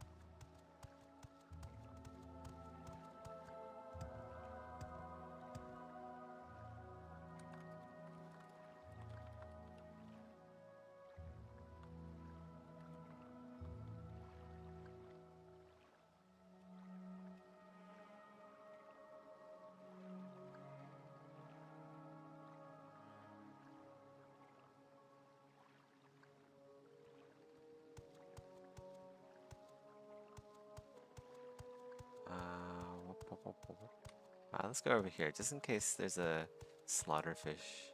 What do you want? It'll be easier to go this way.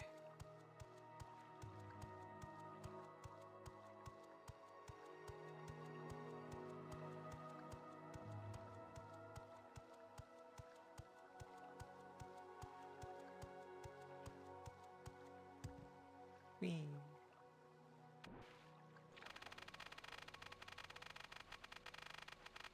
Oh my god, I can't get up. The shore is too steep.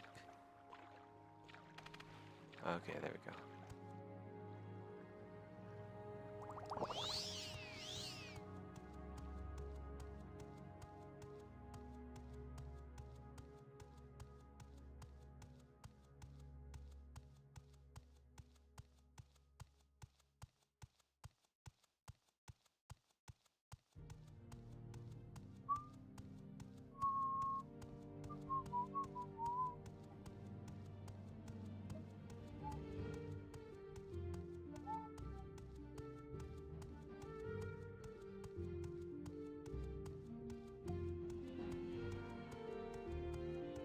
There should be a cave entrance behind the big castle over there, I think.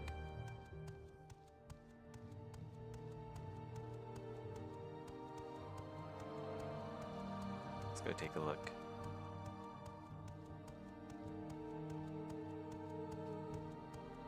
Also, there's a really tough opponent in a cave down here. Although it should be less tough if I go and drink a levitation potion. I think there's an area where I can snipe him from.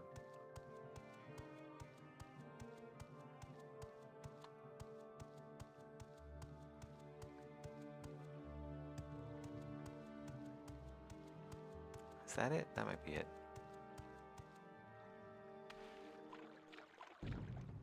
Oh shit, okay.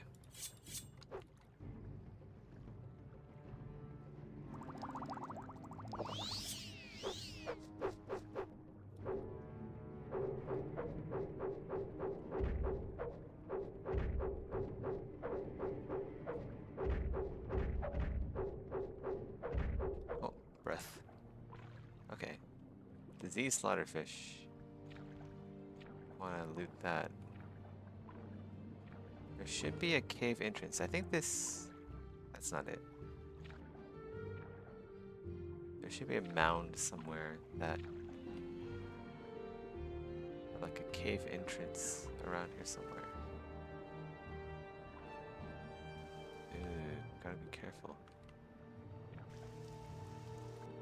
Question is where?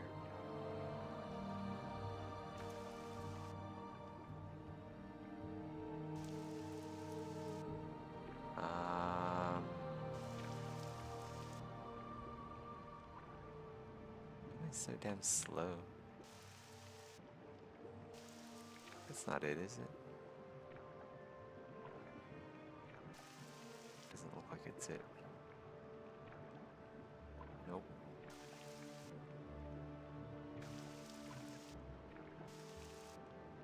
Might be closer. Might be over there actually.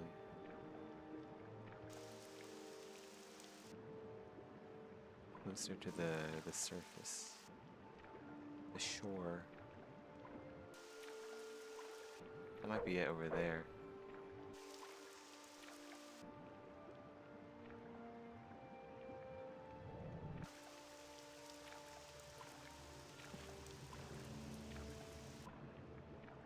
Is that it? So hard to tell. Like, I feel like it's not it over there. Let's check the map. Might be able to... Local map. Underground caves. Okay, right behind me. Right there. It wasn't in like the ocean after all. It's like in the little river going into Ebonheart.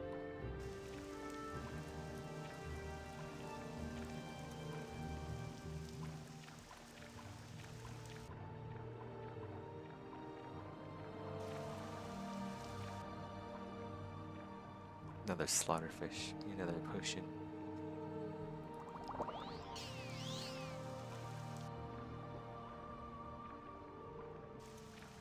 Just in case it decides to attack me, which it will. Ouch.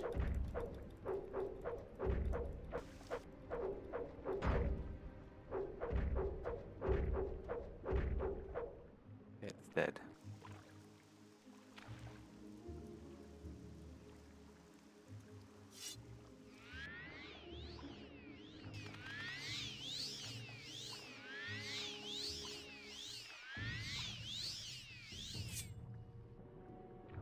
is that sound coming from? Stay back. Okay, so it's in here somewhere. Wait, you just passed by it. It's like this thing. It's literally this rock right here. Yeah, there it is. In we go. Oh god, it's dark. Let's go switch weapons. Back to my main. Let's quick save it.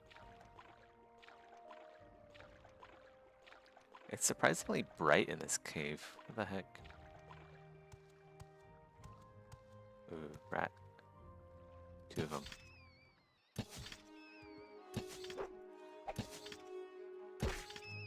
Alright, took care of the rats. Everything here is diseased. It's awful.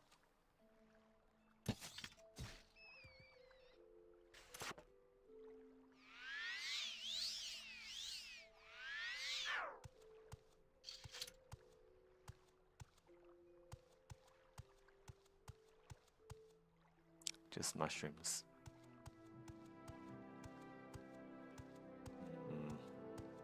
Let's go this way first.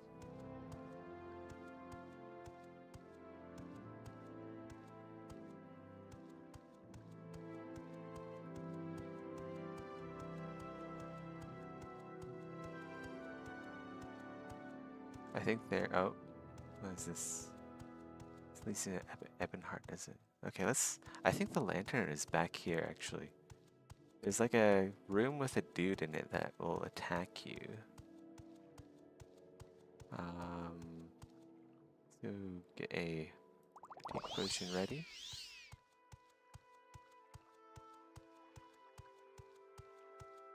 What bolts am I using? I don't want to use silver bolts. I'm gonna use iron bolts. I need to save silver bolts for. Oh. Okay, I think this guy will attack on sight. Pretty dang sure. So I'm just gonna attack him first. Oh god. He might actually kill me. You won't escape me that easily. Let's go. Take potion. He has the Lord's Mail on, so he's not gonna. Oh my fucking god, that is a lot of damage.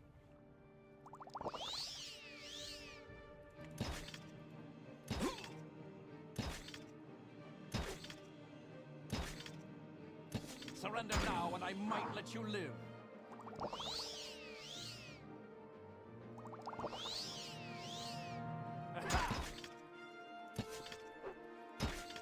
Running into a wall.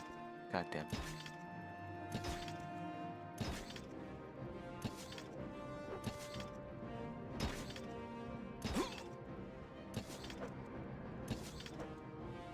Okay. Got him. Yeah, but Lord's Mail. That's like one of the legendary armors. Cure poison on self, resist magicka on self. It's not very good. I will hold on to it. So. Rising Force. What weapon is that? Demon Katana. It's worth a lot. I can sell it. 10,000. Wait, is it a short weapon though? It's a long blade. Okay, never mind. And then just like Imperial stuff. Not necessary. Apparently if you levitate up here, the infinite... They really want you to levitate up here. The infinite lantern is up here. Let's go grab it if it is up here.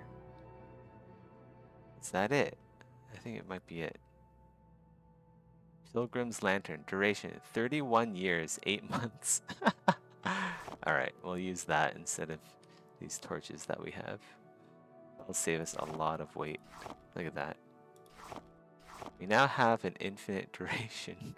31 years, 8 months.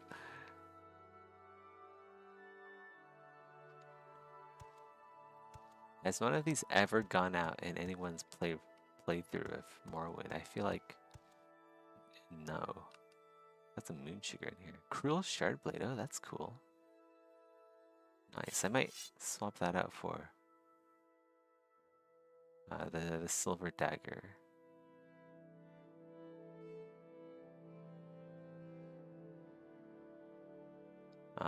It does frost damage. It's not gonna be very good against undead. Well, actually, I don't. Yeah, let's go put the silver blade in here. We don't need it because I'm not gonna be fighting undead underwater. I don't see that ever happening. Whoa! What the heck? Glass frost sword? Yeah, we want that. Okay, let's go pick this. So much loot down here. God. First try. Apprentice's probe. Go. 100 gold. Very nice. Anything else here? I think that's everything. There's some moon sugar. I guess I can take that. That looks to be it. Pretty sure that's everything. Yeah.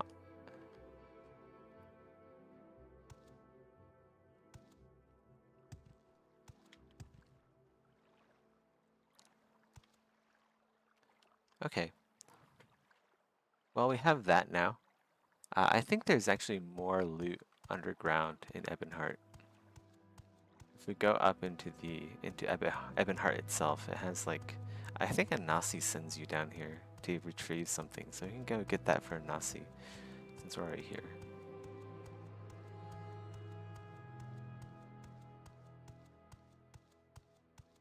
Here we go. Quick save it.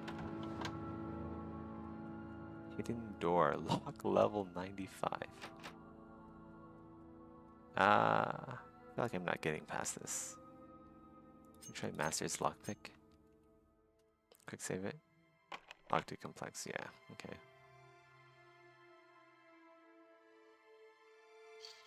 I'm not going in there. I need like a key or just like much higher security. Let's get out of here. Recall ring. Let's hear it. Go put this stuff by Creeper and then go AFK for a bit. I suppose it is my duty to help those less fortunate than myself. Stay out of trouble and you won't get hurt.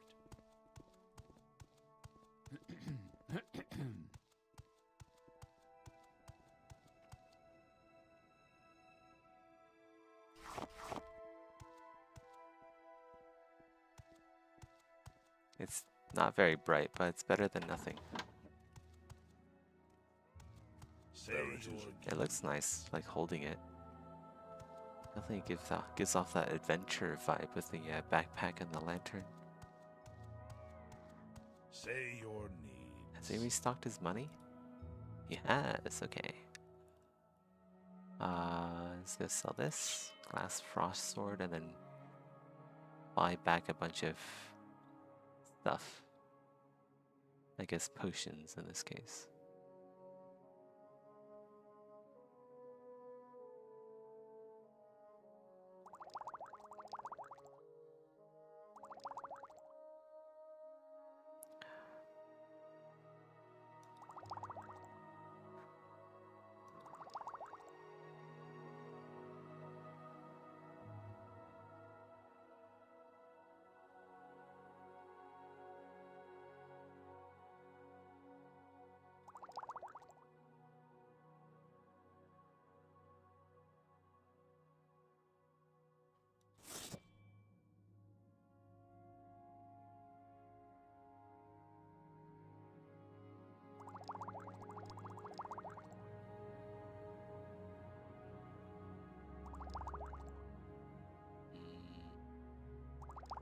Okay. Well, let's drop everything over here.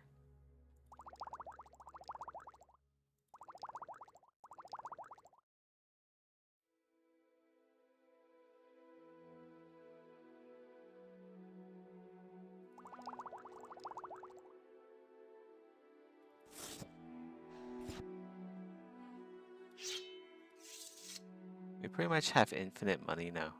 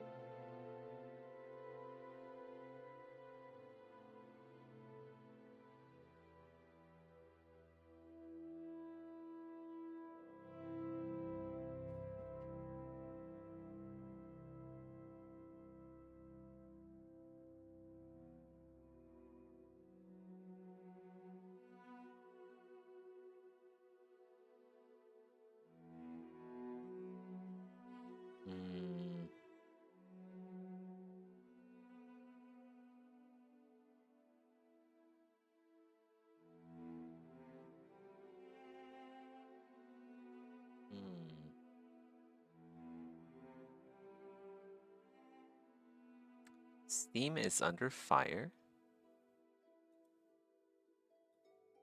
It's time for us to have a talk about Steam because quite a few stories are going on with it. Steam is actually being banned in one country, it is being investigated in another country for anti-competitive practices, and that's the kind of thing that basically is just going to be a headache for Valve going forward. They have a really, really strong position in the market, and all the big publishers know they have got to port their games onto PC to survive, and to do that well, you basically have got to do it in Steam. And just that concentration of power means they're going to catch more flack naturally. So we'll talk about that, but also for devs who are already on Steam, there is some good news actually on the story of the Adult Swim games catalog and its delisting. That really sucked, and there's good news there. And also, one developer has basically had all that he can take of Steam user-generated tags, basically selling his game to the wrong audience, and he's trying to fight back. It's a really weird story, a case where a dev's made a real cool game, but has absolutely found himself in quite the pickle.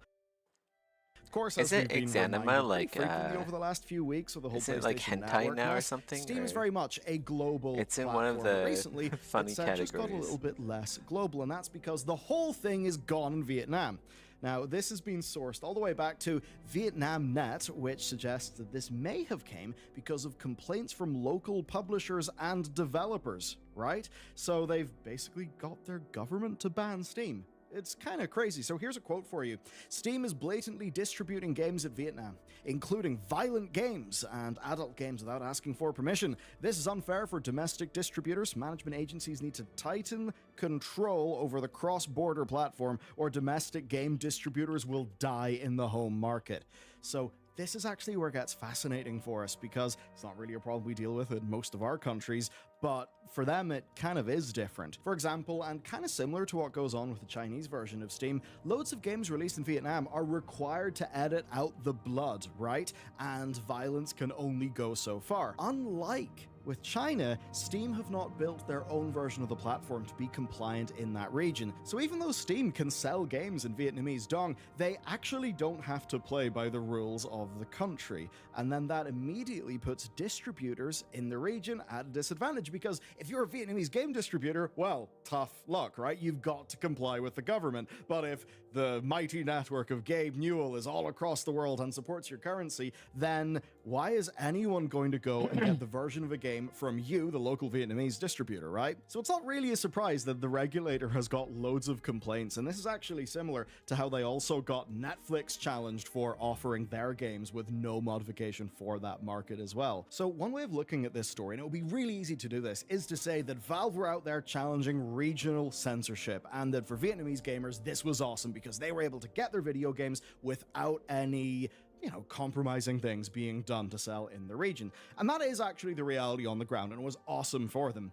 But of course, the fact is that Steam do modify their platform all the time in other regions. The most obvious is Steam China existing, but Steam actually do still geo-block certain purchases for users in Germany based on content. Icons such as a certain Hindu symbol, I believe. Pretty obvious reasons why. But what's interesting is the German law about National Socialist iconography that was lifted in the country in 2018. So even though that was lifted in Germany, actually some of that stuff is still being applied by Steam. And of course, if you buy a game in Russia, then of course it ends up getting geo-locked to stop cheap key grifting. Where games just end up on key reselling websites. And then of course, depending on the region you're in, you actually can't use your local currency to pay directly on Steam. Instead, you end up using Steam's own currency conversion into, examples like MENA USD or LATAM USD, right? So a funny little thing that most people don't know. This ends up basically falling into the opposite problem that Sony have got with PlayStation Network. Steam is available in every country to the benefit of customers there and the benefit of Valve. This global revenue is awesome for everybody involved, but of course there are the requirements of all of those global countries. And if you're global first and you're only not global if a regional problem crops up, then, for Valve it ends up in a situation like this. And if your bottom line is going to be threatened, as it was with some of the stuff in China, then you will end up having an incentive to do something like deploy Steam China. So realistically, this is far less a case of Steam doing a righteous anti-censorship thing. It's not really that, it's rather that they just don't see enough money in Vietnam to bother doing anything about it. Now, speaking of following the rules, it actually turns out that Valve may be facing some more scrutiny. Now, this was an interesting one. It is the Polish government taking on Steam and Sony. And being real with you, Poland, right? It's a country in the EU. And the EU has been able to swing its whatever about, throw its weight around, let's just say, on anti-competitive matters, right? That's one of the reasons why iPhones went to USB-C. A lot of EU pressure. Of course, you've got the Digital Markets Act. So being in the UK, I cannot use an alternate app. Like an alternate app store on my iPhone. If I just go across the border into the Republic of Ireland, which, technically is obviously in the EU, whereas Northern Ireland is in the UK, therefore is not in the EU, then I can, then I could use an alternative app store. So a bit of a funny little situation. Point is, though, this is happening with Poland. Poland is in the EU, and I wonder if this is the sort of thing that could end up spiraling, right? That maybe some other countries in the EU may also make a bit of an issue out of this. So if you're in Valve's legal department, this is certainly something that will be across your desk that you'll be thinking about. So this was spotted by Maru NL and Game World Observer. Basically, the Polish Office for Competition and Consumer Protection are starting a preliminary investigation into companies operating in the region for anti-competitive practices, right? So that's what they've said. And this isn't the first we've heard of this story. This is more a major new update in it because they had already done a review of several developers and publishers. They even went to the PlayStation regional office in Poland. So now what they're doing is they're analyzing the evidence. And what they're saying they're looking for is this, right? Evidence of dominant players using their position to enforce anti-competitive rules. And this is what they say it includes: applying restrictions on the sale of games and ancillary content on competing platforms or online stores, interfering with pricing and discount policies of game developers and publishers, or restricting market access to competing platforms and other digital service providers. And you may see that and think, why is a company saying, hey, you can't sell your product in that other store? Well, think about some of the big deals that happen in regular brick and mortar retailers. You actually do have a lot of these big companies with a lot of power playing genuine goddamn hardball with each other. Now, in the case of Valve and Steam, well, they actually do have a bunch of restrictions on what you can do on other stores. So a lot of the time somebody may say, hey, developer, can I not just buy a DRM-free version of your game on your own website and more of the money will go to you? Well, in many cases for the developer, it's actually better for them to lose the cut to Valve because a sale happening on Steam is probably going to be useful to the Steam algorithm. So it's actually better for a developer's bottom line that Gabe & Co. get their fee because that will just mean more spread in Steam. Anyway, so this is something that Valve have actually been facing in the USA as well, and this is the fact that they mandate that prices on Steam can't be undercut on other stores. And then the other thing, which is the restriction in the sale of games, PlayStation are actually facing a consumer rights tribunal that is relating to basically how they remove the ability to purchase digital games on third-party platforms. So, in both cases here, these are things that have been given enough consideration by the legal system, right, involved in those countries, for it to move from that primary stage to the secondary stage of basically what could end up being a trial, right? So this is actually pretty serious stuff. And again, this is happening in Poland. Poland is an EU country. Look at what's going on with the Digital Markets Act. And of course, there are differences, obviously between the Apple App Store and Steam, right? They are completely different platforms. But still, this is the type of thing the EU are taking real seriously. And you could totally see, you could see a reality where the EU could end up saying, no, you can't control that, actually. A developer can sell a game for whatever price on their own website. You can't do anything, Steam. Tough luck. If you want to operate in the EU and not be fined to shit. So that's the kind of thing that, obviously, for us as consumers would be positive. For Valve, though, obviously, this is something that they're probably going to want to take very seriously in the legal front. Now, this could be specifically relevant in Poland because of GOG, formerly known as Good Old Games. Of course, they're owned by CD Projekt, and if a developer lists their game on GOG cheaper than Steam, then they lose the ability to have their game on the bigger platform. So imagine CD Projekt Red doing a game like, let's just say The Witcher 4. If that was, say, 10% cheaper on GOG because they own it, then they would not be able to sell on Steam whatsoever, right? Valve would boot them off. And of course you could say that would be silly for Valve to do. Think of all the money that Valve would make from selling that game on Steam, even if people could get a better deal elsewhere. Yes, but the second Valve does that once, well, the whole foundation would just kind of crumble. Other devs would be like, hey, why can we not do what they're doing? So again, this is all just putting pressure on Valve from a policy perspective, and that could impact all of us because we buy games on Steam. All of this basically suggests then that the whole global digital market, the decline of physical games, that it's just making all of this stuff be more important. And of course, by default, the incumbents like Valve and Sony, they do kind of benefit as things go more and more digital. It's interesting stuff.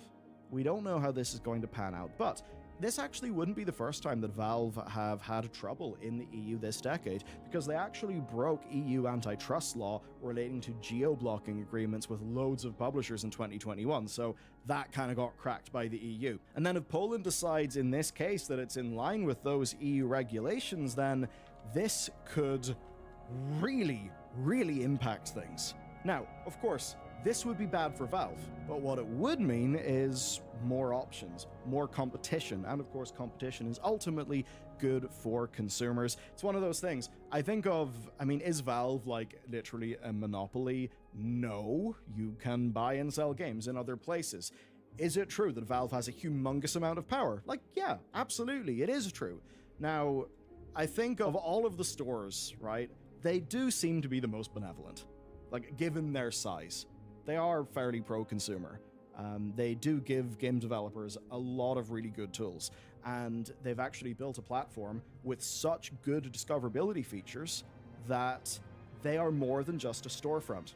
That's where it gets interesting to me with Valve. They're basically in a game discovery and matchmaking business. Because how many people go to the Epic Games Store, see something, think, oh, that's new, I'll buy it. They don't. Because the Epic Games Store doesn't really do those things that Steam does. So that's where it gets interesting to me. I do see Steam, obviously, as a storefront, but I also see it as a recommendation engine. And so as a developer or a publisher, you do get pros and you do get cons from Steam, but that recommendation engine, my god, it is strong. The next thing then is our friends at Warner Bros., who have finally made a good decision. So I don't know, maybe that feels weird to them.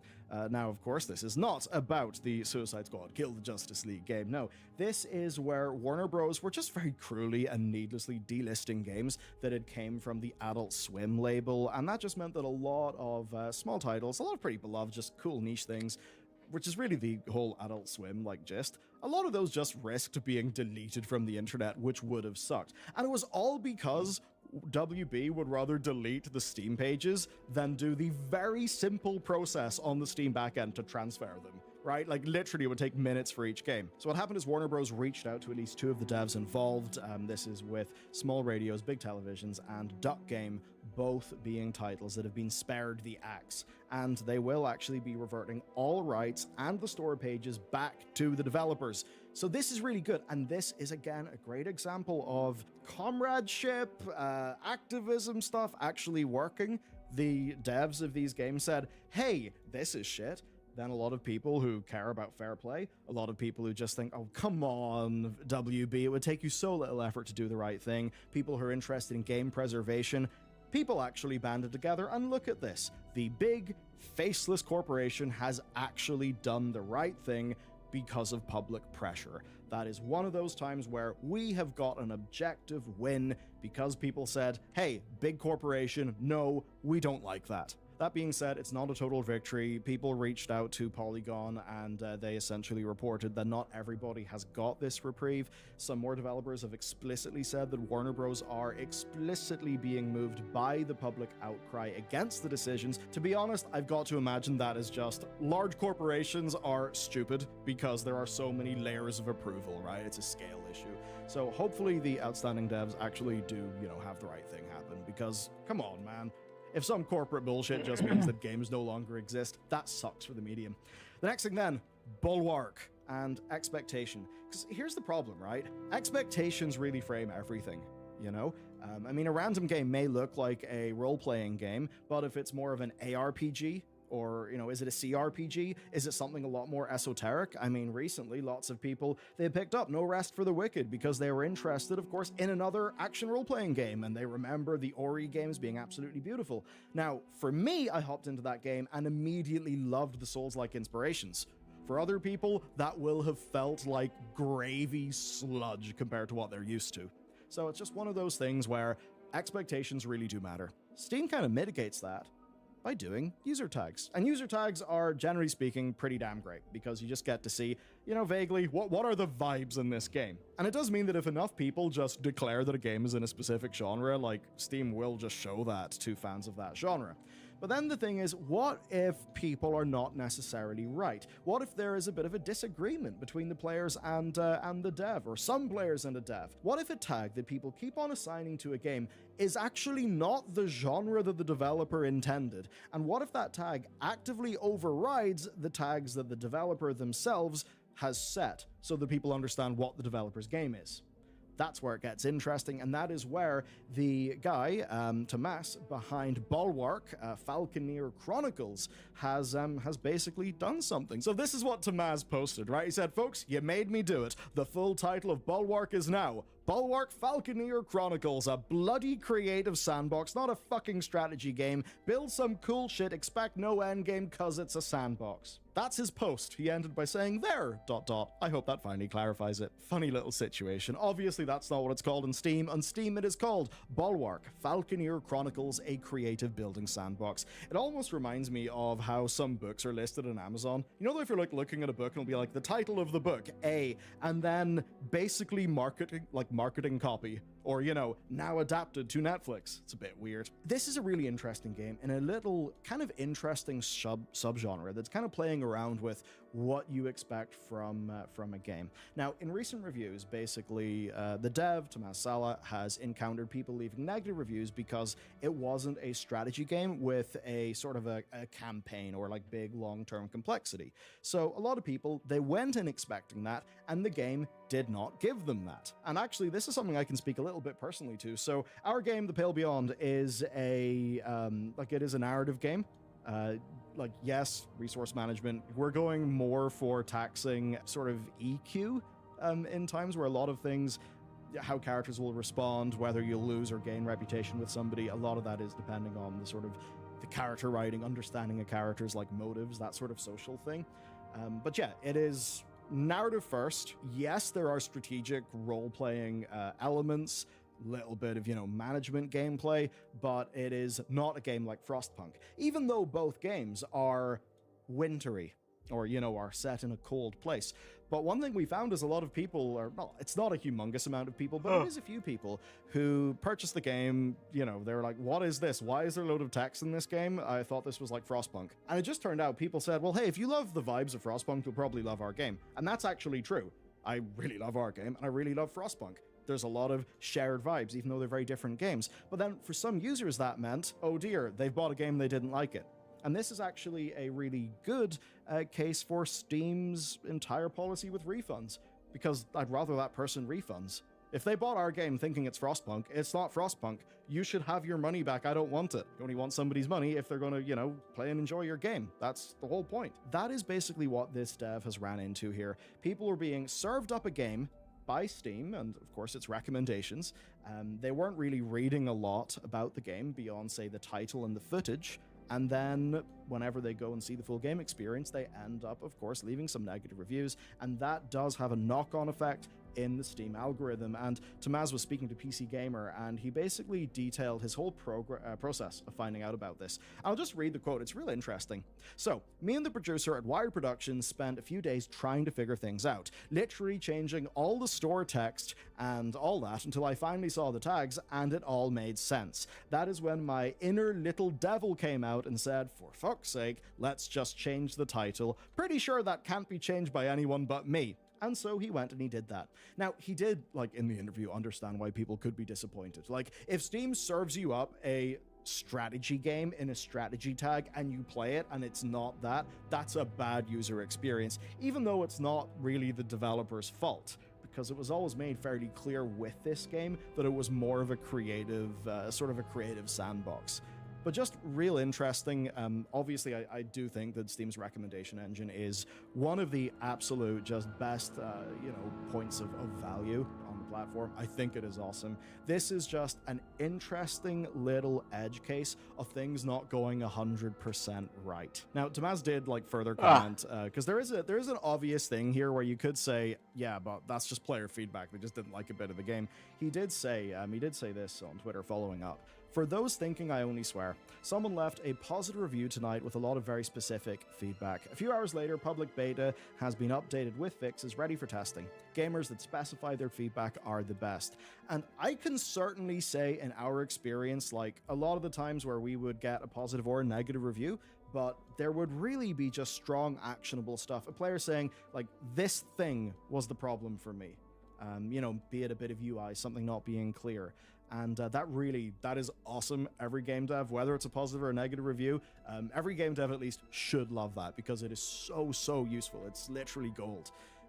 So yeah, it's just an interesting little situation. I think it's kind of nobody's fault. I suppose the thing is, though, because when you look at the game, right, and I mean, visually, it's very stark. The TLDR, right, it's in the Falconeer universe, by the way, if you remember the game Falconeer. So you are kind of building up your settlement. And, there are light strategy mechanics. You can be attacked by pirate raids and stuff. There are other settlements. I think for some people, they maybe look at that and think, okay, well, we're going to be having this sort of town versus town, sort of regional, smaller scale conflicts of maybe a manor lords mixed in with, base building and city building, and maybe thinking that because it is that, but soft touch, with the focus mostly being on the building tech. Because when you look at the building tech and how the settlements actually come together, it's visually stunning. I mean, it is absolutely gorgeous, and it seems to be very inspired by, I think it's called, this game, Townscaper on Steam.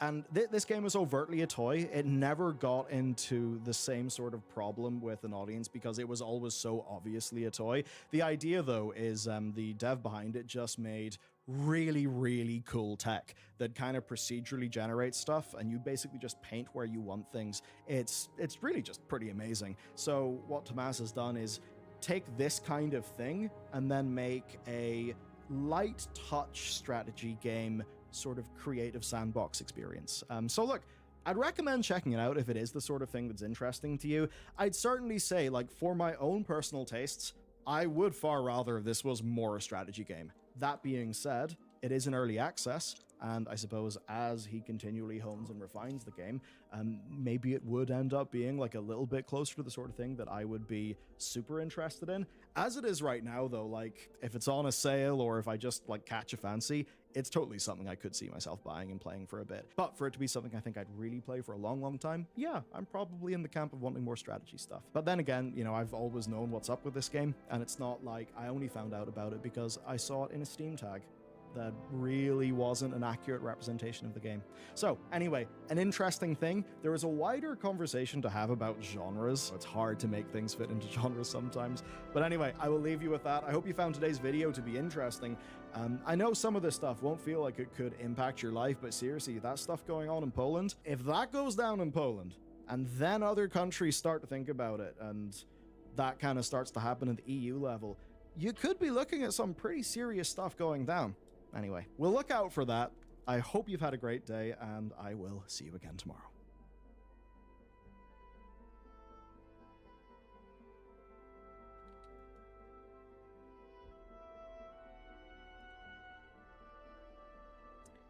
Okay, I've been streaming for 5 hours, 40 minutes.